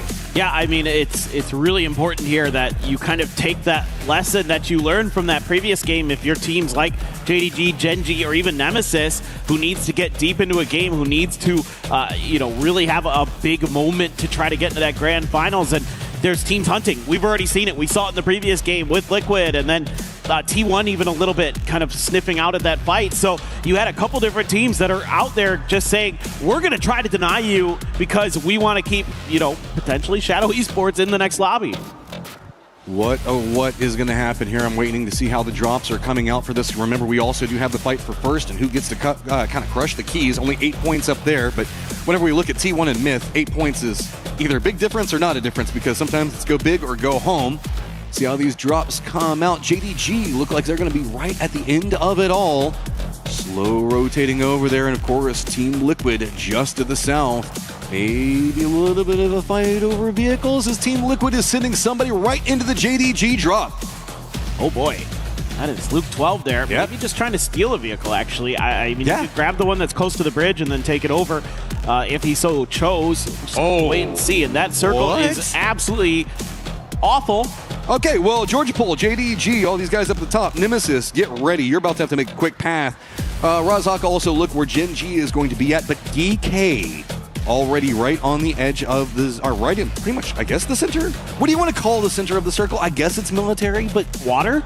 Really? All right, Luke, how is the car extrication going? He is about half health, but it looks like he's going to get away with it. So with those shots, JDG, this is such a terrible way to start because Team Liquid stealing these vehicles just makes it harder and harder for those couple of points you need because JDG doesn't need much. They just need to get, 2 points? And then they're at least up there, and then they just have to worry about everybody else and how their game's going. Yeah, they need 3 to get ahead of Supers, and then they have to finish ahead of Gen G. And if you get 5, then you're feeling really good. Yeah, hello, Gustav. How are In South you? George?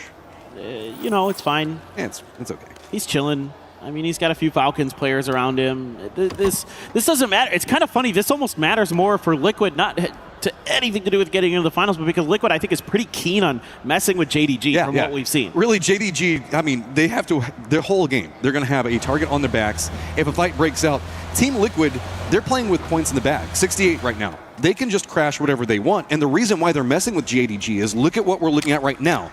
South George, North George squads makes it hard to rotate, especially if you get a northern circle. You're going to be right on top of each other. You're vying for vehicles based off of drops. Team Liquid is playing the long game on this one and not afraid to be the villain if they have to do a couple of things. Not necessarily untoward towards JDG, but I mean, it's fair game. I mean, that's part of the equation there. I don't know what happened to Baron. It's fine. I mean, Myth is. I mean, again, Myth, you're playing for the. You're playing right. You're playing for the key crush spot, like at this point. So that's, I guess, maybe impactful, but.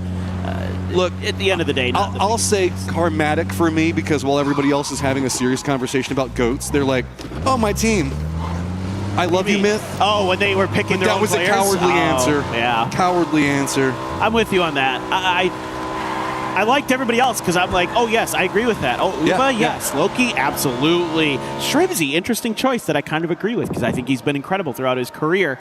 Then you just pick your own teammates. I mean, don't get me wrong, Jacob has been exactly what Myth needed to push them into the top tier of PUBG Esports, but yeah, come on, bros. Come on. A little bit more consistency on wins coming out. Myth might have, there's an argument for in the future or maybe right now, they're the GOATs, but usually when you think of it, it's you gotta win a PGC. You gotta win a PGC. That's what the oat side of it is, right?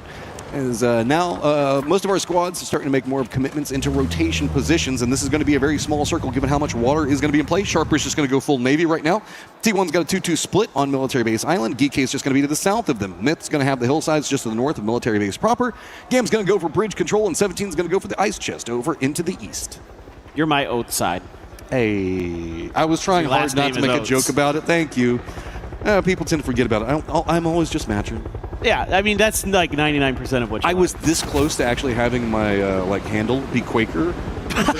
I was like, nah. I think it's technically better long term. I could have gone with Darth. Darth? Oh, Darth Vader. That's actually really good. Yeah. Okay, look, it's time for us to rebrand. All right. The Quaker Darth. All right, let's focus in on the game. That's way better. Okay. Yeah, all right. Rotates over to the east. Navi, a little bit of a bridge camp. VC's got eyes on it. VC presently sitting in a good position. Navi also in a good position, but I don't know if VC is going to make too much of a commitment onto this bridge camp. He's got multiple players already inside of vehicles, and that's a BRDM. So Simon might get some damage in a knock, but it's really just whatever he can find. If anything, that kind of lets Na'Vi rotate ahead of you, right? I think really importantly here, we got to notice that JDG is in an emergency pickup. Yep. And there's not a ton that they have to work with. Thank you, observers. You're right on point today. You guys have been amazing. There's like the very southern compounds is basically what you have to work with if you drop onto the military island, but even that's a little bit of a gamble in this. So I think the good news here is for JDG, you've got out of that bad situation that Team Liquid's trying to put you in. The bad news is you're flipping a coin. Are you really out of it is my question, because usually whenever you go for one of these types of pushes on military base, you want to play that coastal line, right? To try to put your backs to where you don't have any information, you have no idea where anybody's set. But on this circle, because it's still so western laid, that's going to be near Ferry Pier, and you have to assume that maybe somebody could take a wrap over there. So even playing that position doesn't feel good. Instead, you might be dropping right on top of DK, Sharper, or T1 of all squads. Exactly. And so you're going to have to go way south as JDG, and then are you going to be able to get vehicles? Are there any left on this road? Because if there's not, trying to make foot pushes out in this part of the map can be very, very difficult. And already, December to the 12th, taking a few shots here and there, but they will find some level of stability. It is not the best compound in the world, though. That is actually really big. That was GK taking those shots. If they had gotten a knock onto one of the JDG players, that might have been a go signal, because GK is presently sitting at 59 points in that 4th place position. Gen G still just trying to touch one more point and get up there. Of course, JDG as well. The gamble right now, think about that. If you're GK, if you're JDG, you look at this circle of all circles, and you're having to pick, do I stay on the main island? Yep. Or do I go Millie? The circles could be absolutely brutal for these squads in the hunt now. If it goes north, 2 squads vying for survival right now could be in a bad spot. No, Twisted could be in a bad spot too. Yeah, probably. But I think more importantly in this game is the fact that, okay, well, now I have to hold my thought because Vicious is camping a bridge, because of course they are. Why wouldn't you? It's a team with Tycon on it. They don't mind causing a little bit of chaos. So Twisted going to have to try to drive around this. They will be able to do so, it looks like. So, okay, I think I can talk about this. So, Yep. Really important thing here, the fact that Team Liquid was barreling down on top of JDG forced out their emergency pickup really early, well before you'd want to. Now look at Nemesis. They are taking theirs, so they time it with the phase 2 pop, so they have a better idea of if this is going to be a 50-50 or not, so they can make a better educated decision on where to land and potentially get themselves further in the game. Gen G not even opting to go for any movement yet right now. They're still over in Rozhok, kind of playing around Boatyard as well. Interestingly enough, Team Liquid has moved over to Pachinki. I guess maybe just get a little bit more loot based off the timings, because remember, they were next to Falcons. Falcons making the wrap on Ferry Pier.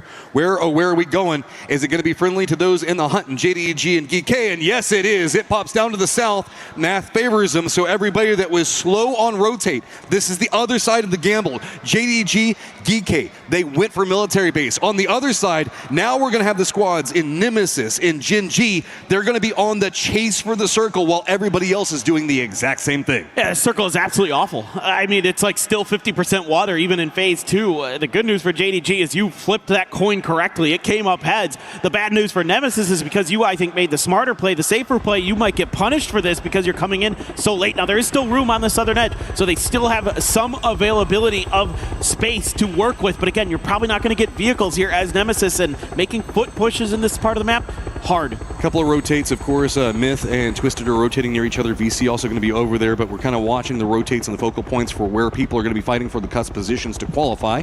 4 Angry Men also going to be going for a big emergency pickup all the way over in the northeast. Nemesis looks like they've got a focal point right on top of the exact same building that JDG is in, while there's going to be a wrap coming up from Gam right below them. We already saw the Gam will get involved. Big shots come up. Cold gets a knock on the stage to start it all. And Nemesis, you're in trouble. You were fighting for survival. You needed some points, and instead you feed them to JDG. That is unbelievable. They go right to the worst spot possible. Melman getting lit up, trying to get over the fence, but there's grenades on both sides. He's just done. That is absolute madness. Where does that put JDG? Tied with Gen G, but they still don't have enough to get past Supers. Oh, we ain't done yet. Sharper in a lot of trouble. 17 just lands in the face. Yao Wu doesn't even care.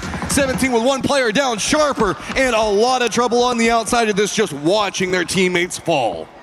Now you got to play salvage. There's no hope to get back to Tanawat. So the other 2 players need to just survive, and they coming out from that coast is really, really tricky. If the circle moves away from it, you're kind of just left running in flat open terrain. I mean, the good news is that these days, of course, there's the destructible terrain, so you have some better options than you used to, but it is still tricky to say the least. Meanwhile, Xiaowu will be res 17 for strong once again. Another emergency pickup, this time 4 a.m. going to make their go of it. Long one from them. Gen.G just playing for placement points, still outside the blue zone, playing it slow, patient. Myth Twisted, we saw them just a moment ago kind of bumping up and rotate. They're going to be playing the actual airport itself, leading into the airfields and where all the planes going to be landing at. Navi's in a great position in the circle, Geek as well. So that's the other thing to be looking at, is now that Geek has moved into that 14th place position, if they can close out any of the doors back behind them. Sharper now in trouble at that 50-point cut line as Falcons going full on Navy. No big need to get into the circle too fast, as they're going to be fine. Emergency pickup, though, finally called for Gen.G. I was wondering what they were doing, because they were out in Narnia just looking for maybe an emergency pickup period, probably just scouting houses. That is going to cut out a lot of the water, fortunately for these teams, so they don't have to worry about that too much more. And Gen.G going to be the last ones to the island party. And we'll see if they're able to find anything safe inside of the circle. It's not going to be easy, to say the least. And there goes 4 a.m. They're trying to drop in, and you can see anywhere you try to go is hot and dangerous. This hillside can kind of be somewhere to hide out in for the time being, but the size of this circle is going to make it scarier the faster this goes on and the longer it goes. Gen.G with their emergency pickup, not going to have too many options. So whenever we look at this, remember that this is the hillside coming out of the military base proper into the west. So Geek is going to have the high ground control on everything. It's also pretty open all around it, right? If you look over in the east, nobody can really play that. There's those couple of compounds that lead into the shadow of military base proper that Navi's got control over. Everybody else is pretty much just going to be playing in dips from this point forward. So a late rotate could be a problem, and Gen.G, who just needs a point or two, could falter here. Dude, Matt, this is the game here for Gen.G. They have to find somewhere to land in this circle, and it has to be safe. Sure, T1, Team Liquid, they're having a little bit of a dust-up. EN probably has Alo dead, indeed he does. M4 going to connect, runs out of bullets, so can't follow through. Curdy will take down Raining in response, but as the UI is there for a bit of safety, hopping around the seats. Cowboy also on the scene. So this is a problem with this firefight going on as loud and heavy as it is in the northern section. Gen.G is going to see that first. Know that they can't drop off in the northern section. Instead, they're going to probably pull down in the south, where Falcons just made landfall, where we saw 17 go, where we have 4 angry men at. It's going to be so dicey over there as Team Liquid still just trying to fight. Get this one out. Heather's going to be on the side of it, seeing if he can get the better of Cowboy, but it's just going to be too big of a crossfire that's been set up for Team Liquid now as they're just bouncing back between it all. Cowboy knows where they're at, but this is the circle that we're looking at from here on out. There's not many trees. There's not too many other cover pieces to play. It's going to be burning smokes early in these types of firefights. They're going to be a problem as here comes Gen.G. Where do they opt into going? By Falcons. It's right next to Falcons. They're already getting tagged. Gustav there can't maintain his footing.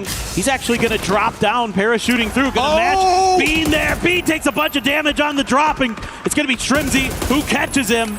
That's one down. Their others did at least manage to touch the ground, but it's going to be very hard to play over here. More is now coming out. Don't know exactly where they're going to be going. Sharper still clinging to life over here, as at least Gen.G has their backs into a safe position for the time being. Kickstart, though, is also over into the west, roaming around on the outside of the spotting it in T1, now being a little bit done with whatever's going on to the north with Team Liquid, has set their eyes into where we can see Gen.G kind of playing from. It feels like it's on to JDG now to be the ones to supplant the supers. See if they can do that as T1 continues to crumble. It is Heather alive, though, and we know what he can do even on his own. Over towards our next circle. Oh my God. Gen.G. You have got to be kidding. You are feeling so lucky right now. Geek, you're just feeling cursed. You've got to come down out of your high ground. Roaming Team Liquid up at the top, still kind of contesting up against T1. I think that's going to be finishing out here pretty fast. But it is Heather. Heather can continue to put in work. He's a one-man army in and of themselves, but Nate is going to finish him out. Team Liquid has to make a path down. JDG, Geek both have to get into a circle that's going to be really open, man. This is what I've been seeing for so long. This is really scary. I know, it is pretty funny. It's so slow, dude. It takes forever to get there. But this is so scary for Gen.G. You're going to see that coming. You're like, there's nothing we can do about this. Twisted. They're going to run right into Falcon's positioning if you need those kills. Yes, Soul does get the flush onto one, but Example pops out, gets the knock onto Tiggleton. Can we see Gen.G find any of this? No, the angles are wrong as R8's also coming into this angle. Oh my god, and that Super's out. That's Gen.G in the 16th, so DNS will not be making it to the grand finals. Quite shockingly, Example going to try to set up some smokes to keep himself obscured from his east. He has that MG3. Falcons trying to get into a position to do something about it, but Shrimsy getting lit up by R8. We're presently looking at a couple of little fights between this, and this is so close on the leaderboard. Gen.G in that 16th place position you're talking about, but it is also going to be JDG with the kills that they found a second ago, tied in 54. SP sitting at 2 players alive at 50, trying to fight their way. JDG, so few options. They just have 1 player up, and they have to run through Gam as well as GK. GK is going to go for the wrap down into the lower section. That's where Navi's at. That's where 4 Angry Men and Myth are all going to be at. That's going to be a hellacious run. Can December 12th even survive to find anything else as Gam and Tanvu keeps looking his direction? He's looking for Luke 12. He wants that point so desperately. He's going to get the spot onto him. Not sure if he's going to claim it. Hakatori is going to fall to EJ. Geeke should be good to go at this point. Oh, everything's stacking up. Myth finding more points. That's going to be big. But where, oh, where do you go other side of this one? 4 Angry Men just kind of caught in the middle of it all. I'm still just trying to see if anything for JDG. Can they find a way into the circle? The circle is probably the furthest thing from his mind. No. He is just going to camp Luke 12 here. That is all this is. He wants this point so desperately and just has to hope that somehow, some way, Gen.G doesn't get anything else, but he's out in the open and he's done. Luke 12 has him out. It finishes how it started with Team Liquid getting the last stab onto JDG, who falters into 17th place. 4 Angry Men also going to go down into that 23rd positioning. So, now then, eyes back up. It's going to see how much more can we get. Gen.G holding on to that 6th place position is going to be fine, but Sharper with just 2 players up, how many more points can they find? You would think not many. They're in a very awkward spot where they're very spread out on the coast, but who knows, with the new circle settings, anything is possible. Park Pro going to get tagged up by Kiss. Kiss using the edge of this US to take a peek at what's going on with Geeke in front of him. Yeah, a bunch of shots ring out in his direction. Is VC going for a lift over there? Yeah, the circle's garbage. I mean, it is straight garbage. It's still 50% water over here. Gen.G going to be in the center of it. Geeke is going to make the wrap down on top of Myth, and Myth is in some trouble. VC needs some more, but this is all low side of the hill, so nobody actually inside the circle can get involved. Oh, Geeke probably comfortable now into that grand finals. Just looking to try to barricade Myth, do a little bit of damage to our top team from the group stage. See if they can finish them off cleanly. Grenade gets up there, does some damage. The follow-up from Sungjong, he's going to be peppered, but he is going to find the mark. These kills buying so much breathing room, and that is going to be Geeke continuing to climb, now jumping over 17 in their positioning. Car's going to be rained down in front of him. Gam just having to make a send into the circle. It's going to be right next to the BRDM that Navi's been trying to use for some form of safety. They're pretty close to the center of the circle, but it's going to be a tree, and that's about all she got. Tanvu's got some solutions for the problem in front of him, though. Nice shot there. Doing some geometry, and he's got a Mark 14 to boot. This is looking like a nice moment for Tanvu. He's going to get that BRDM for his team, too. This looks like another Gam hold the center of the circle despite all the odds and come through with some big points, some maybe even a win this time. I want to point out that we also do have Lou that's out swimming in the water right now. Well, R8 are trying really hard to kill him. So if you see any sweatiness happening from Twisted Minds, it's just Lou swimming, an example right next to Falcons. Bro's like, I gotta get the laps in, you know? We gotta get that exercise in. He's got control over 50% of this circle swimming right now. He's like, I just got here. I gotta practice my swimming. You know, it's really important for the later stages of this as Geeke going to be slamming into the edge of the circle. They're going to have enough of a ridge here that they cut themselves off from Gam's sight line.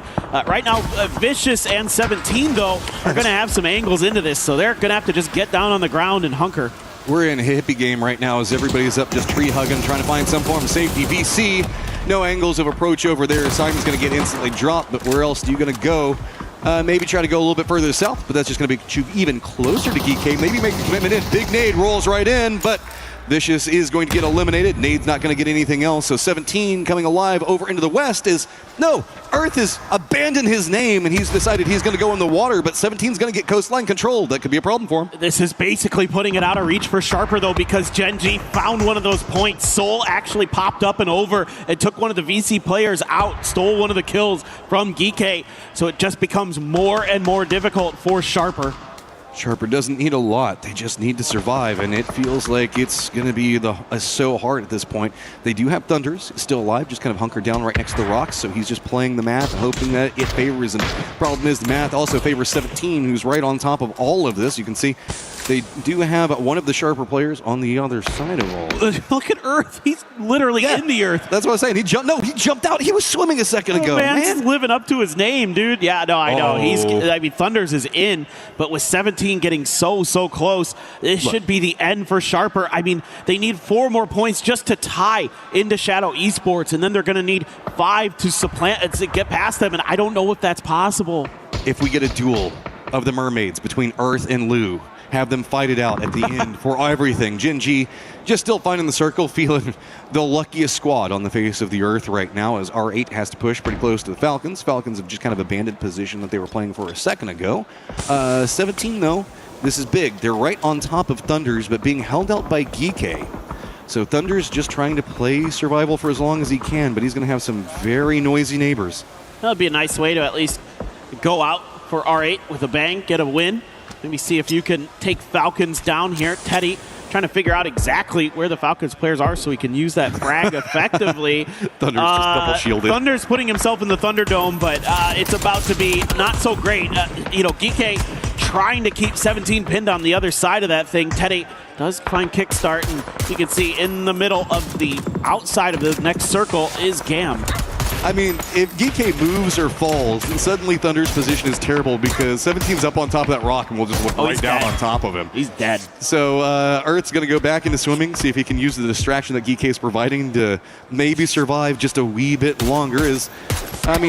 Geek is doing a good job on, I guess, distracting enough for Thunders for the time being. Gen.G hasn't pulled their trigger in forever, and Gam's got the other side of Geek, so I don't even know if you're Geek. There's nowhere to go. You're going to get picked apart one of these ways. You need to find a timing here as Earth, but I don't think there's just anything he can really do from down there. I don't think he's getting up. I think he's just going to have to swim. Thunder is in trouble. The grenades taking out the shielding. He gets one, but Xiaowu is going to immediately dispatch him. No, don't swim to the water. Don't give away Earth's positioning. He's still on a stealth mission. Other side of it, it is going to be Salute finally finding their triggers again. They get the knock onto 17 Gaming. Geek, again, still just in so much trouble.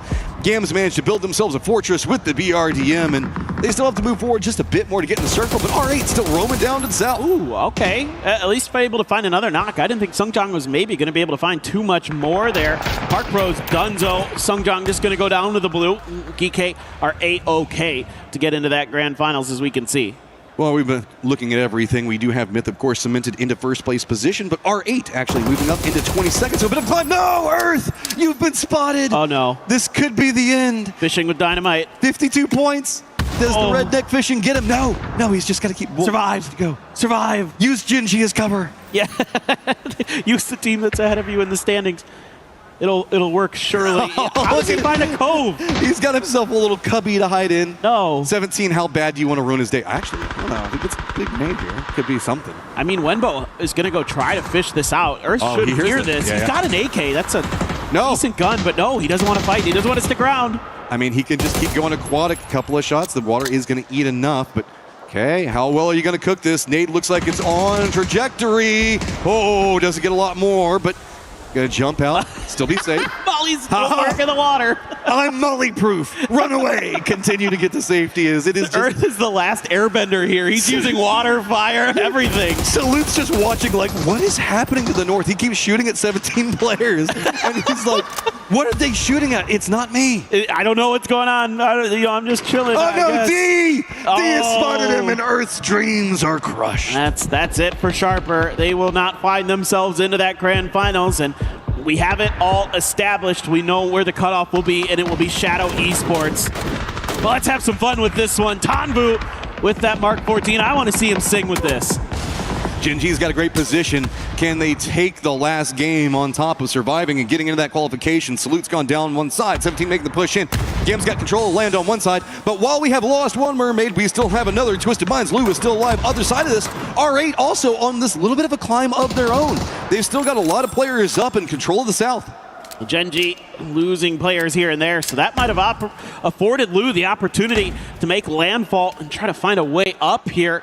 Not exactly sure if he's going to have a spot. Yeah, he definitely does have some room in this circle to find a way up for sure. Teddy doing some nice shooting there. Tanmu goes for the spin, but will be sent out most likely. Looks like there's enough of a edge there. Down so It's unbelievable, dude. Unbelievable. He has a P90. There was a crate out in the water that he went and got. Just PUBG things sometimes. I love it. All right, Gam, 17 up to the north, and it is R8 now that's getting the focus of everybody. Tian is going to get the knock on a Hong F. So 17's going to leapfrog up. Tian's going to go and try to get the res on a Winbow, and now Lou is looming on the rocks below it all. I don't even know if it does. He have? Yeah, he has a path up from there. I think it's a little bit more to his right, east, however you want to say. Do you think he uses Fruit of the Loom underwear? Oh.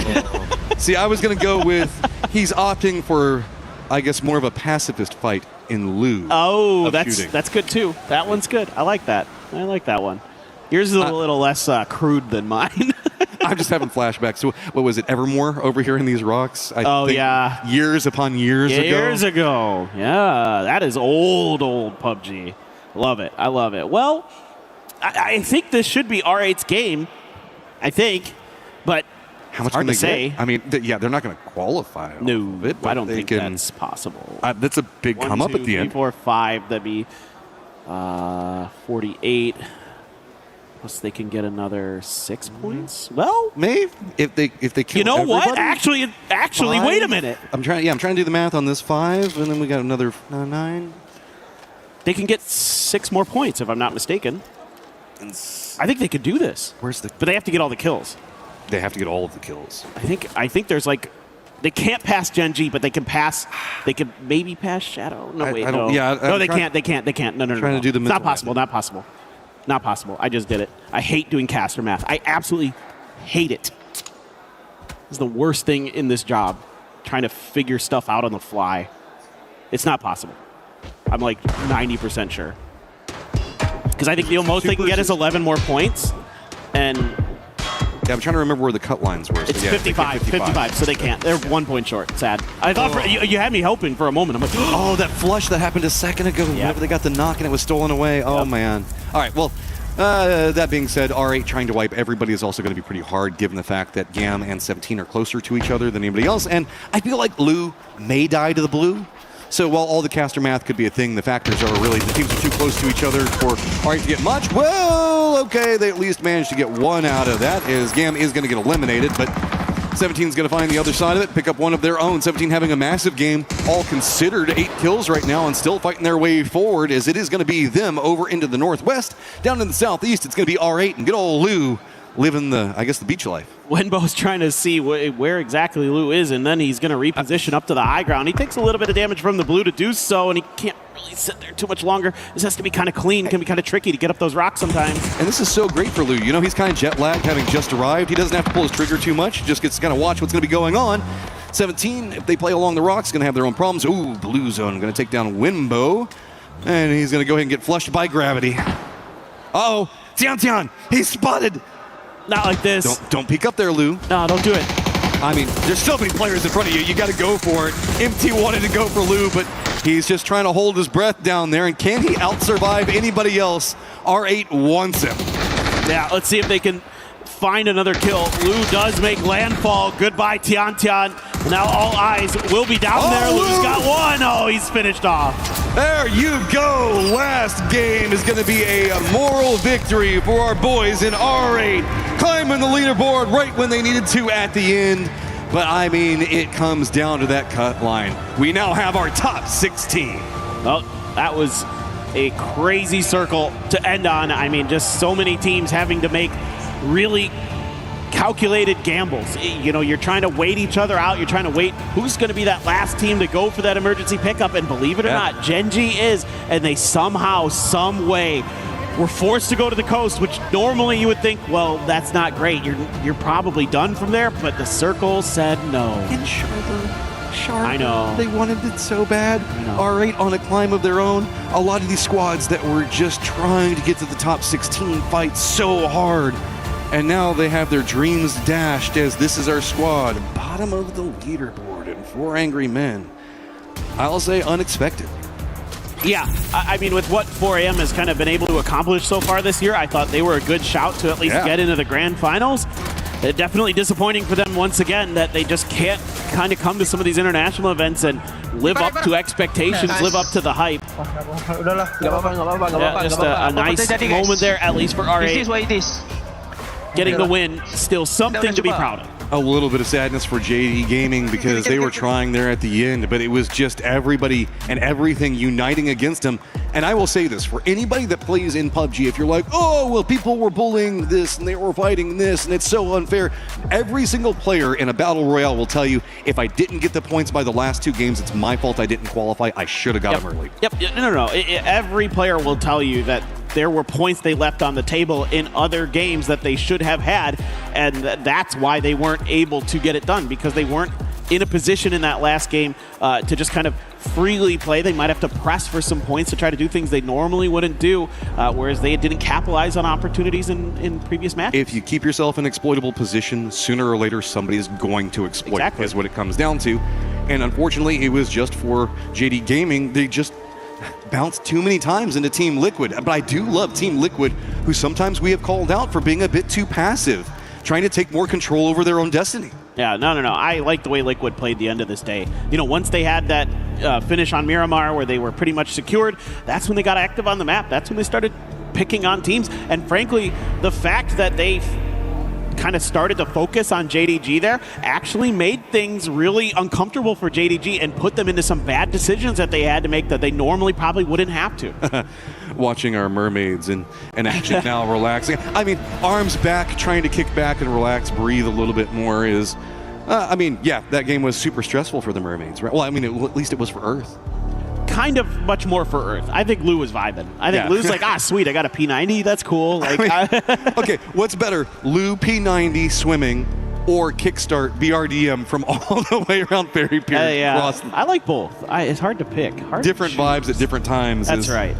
It's we're commenting about the livelihood of the last game, while you can see the sadness in the eyes of those that just a little bit too late. Just so close. I mean, now you're going to look at this and you were 3 points away from Shadow at the end of this as R8. Like, again, they're going to be kicking themselves. They're points they should have had in previous games. I think back to that last Tego where they maybe could have got a few more points, you know, if they were able to take a better fight against VC or Falcons or something like that, where it could have been a very different story. And it was so hard. I mean, whenever you have squads that are just monuments to destruction right now in Myth and T1, running amok on lobbies, Na'Vi finding successes all over the place, Twisted playing with their coach and having a phenomenal day one. So many points that were just denied by these guys, having a massive climb.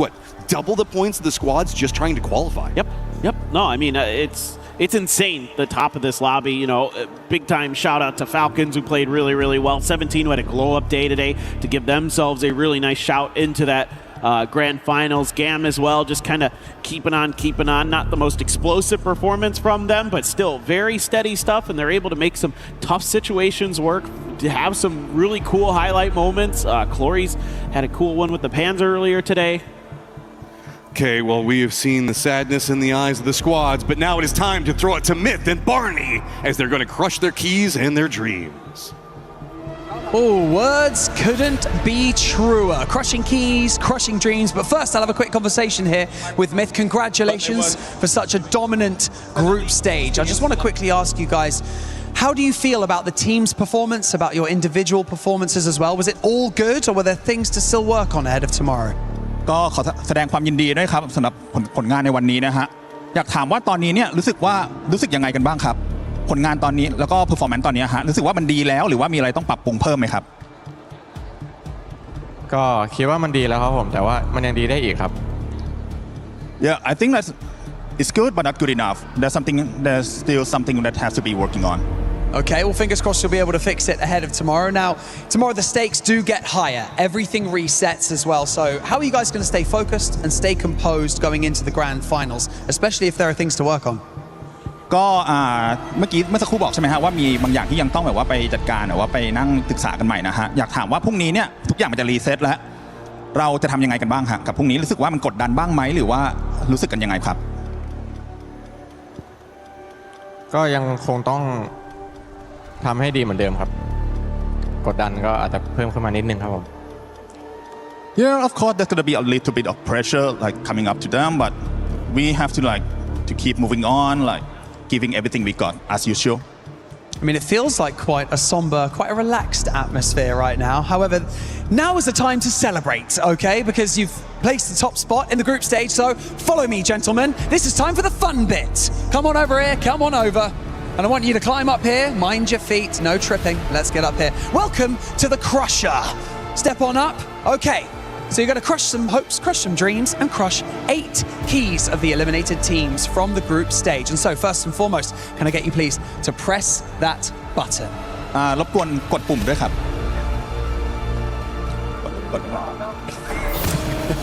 Okay. Now, Jacob, I would like you to gently pull on this and say goodbye to the keys. Is there anything you would like to say to the eliminated teams? ก่อนอื่นนะฮะก่อนที่เราจะส่งเดอะคีย์ของทุกทีมลงไปนะครับผมมีอะไรอยากจะฝากถึงทีมที่ตกรอบบ้างครับ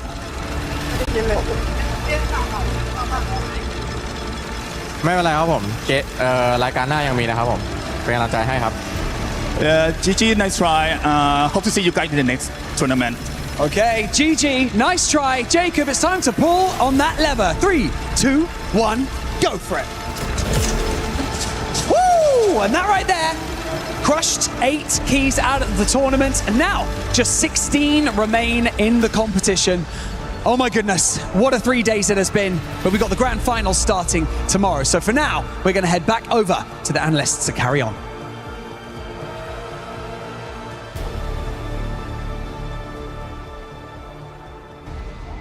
Aha, okay, all right, well, as Barney says, 16 teams only remain here. Kind of crazy to think that overall China's only able to send 1 team into that grand final, but of course at the very top, Myth as well as T1 looking spectacular. But in front of me, I have 2 very familiar faces that I'm going to be talking to about everything that's going to be going on in that grand final. To my left-hand side, Shrimsy from Falcons.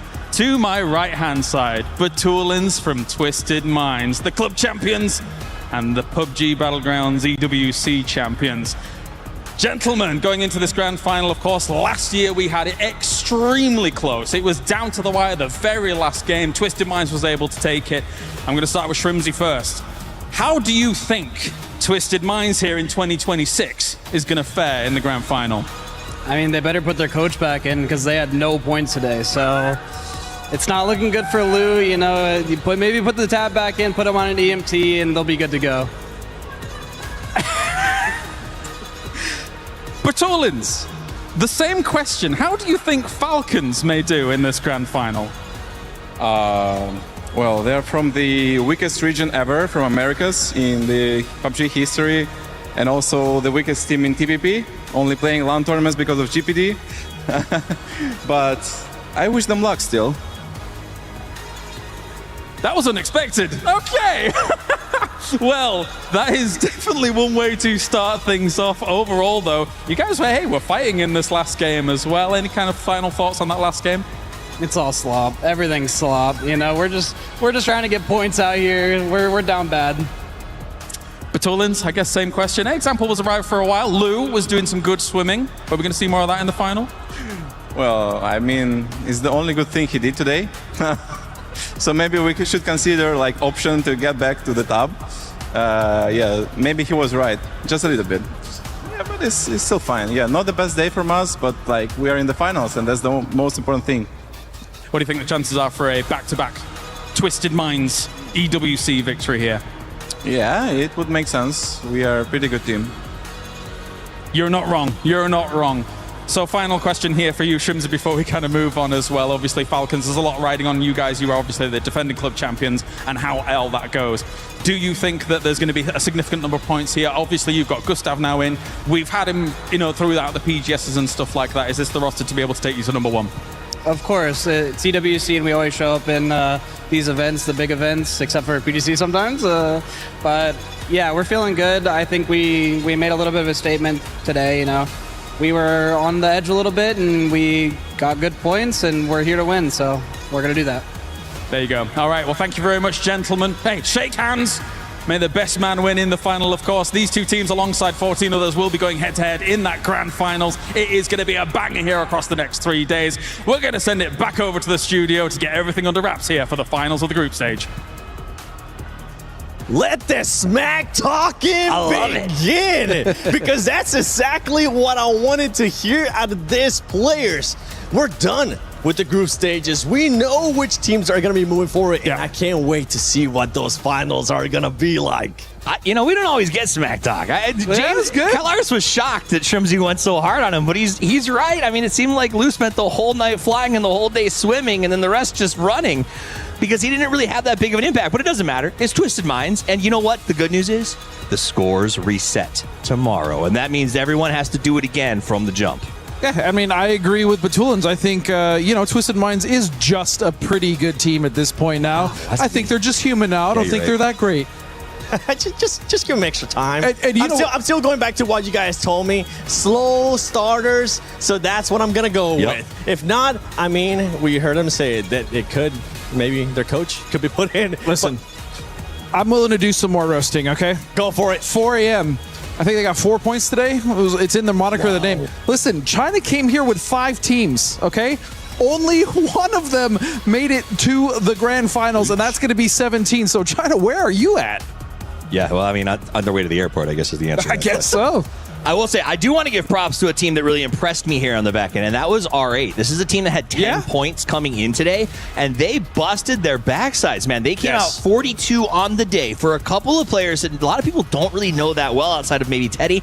They were fighting tooth and nail right up to the last moment, and you saw them gutted because they were only 4 points from passing Shadow and getting that qualification spot. And talking about Shadow, baby. Shadow Esports, I get a chance.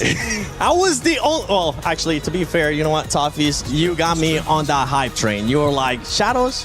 I think they might end up surprising us. Boy, did they end up surprising us as they were able to qualify with those 55 points. I said if they had a good first day, it opened the door for them to make that run. And I did say, I thought I was skeptical about day 2. It could be the worst day of their competitive career, and it wasn't a great one for them. But today is now the best day of their competitive career because they did enough yesterday to make it into the top 16, which means they get to play with the big dogs when it comes to the final. And regardless of what happens in the finals, whether they do really well and surprise us there or they kind of flounder, the point is they're going to get a lot of experience, and that is so important. Coming into a tournament like this with stacked teams, the best teams in the world, the opportunity, the prize pool that they're playing for here, it is just incredible. To see them going into the grand finals, I think is a truly special thing, and they really need to cherish it regardless of the outcome that happens for them. They do, and the beautiful thing is that when we go to finals, you guys said it, the leaderboard is going to reset. Everybody's going to be starting off at 0. We are going to have 3 wonderful days. The smack talking already started. I can't wait to see what else we're going to be seeing. And before we even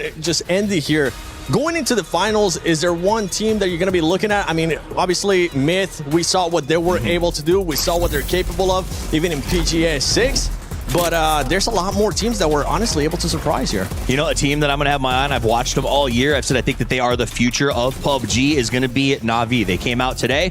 They put up some big numbers. They worked really hard. I think they ended up in 3rd place at the end of it all. And they are a team that, they, even when their back's against the wall, seem to be able to cut loose and go for those crazy 1v2, 1v3 point salvages, but also know when to hold back and wait for the right moment. I respect the patience and the class as well as the punching power. I love the way Na'Vi plays their macro.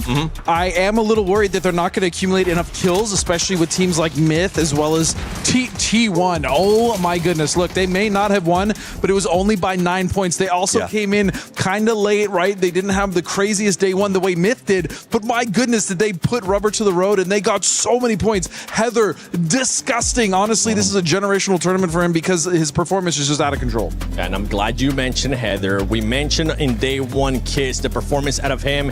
In day 2, especially towards the end, it was Tig. I'm hoping all the PUBG Battlegrounds at EWC 26 Superstars are going to end up showing up into the finals. And don't forget, tomorrow, the finals do start. Make sure you tune in, put on your alarms, and we'll be keeping a close eye on all those social medias you guys are sharing using the hashtag EWC. It's been a pleasure being here through the group stages, but tomorrow is finals day.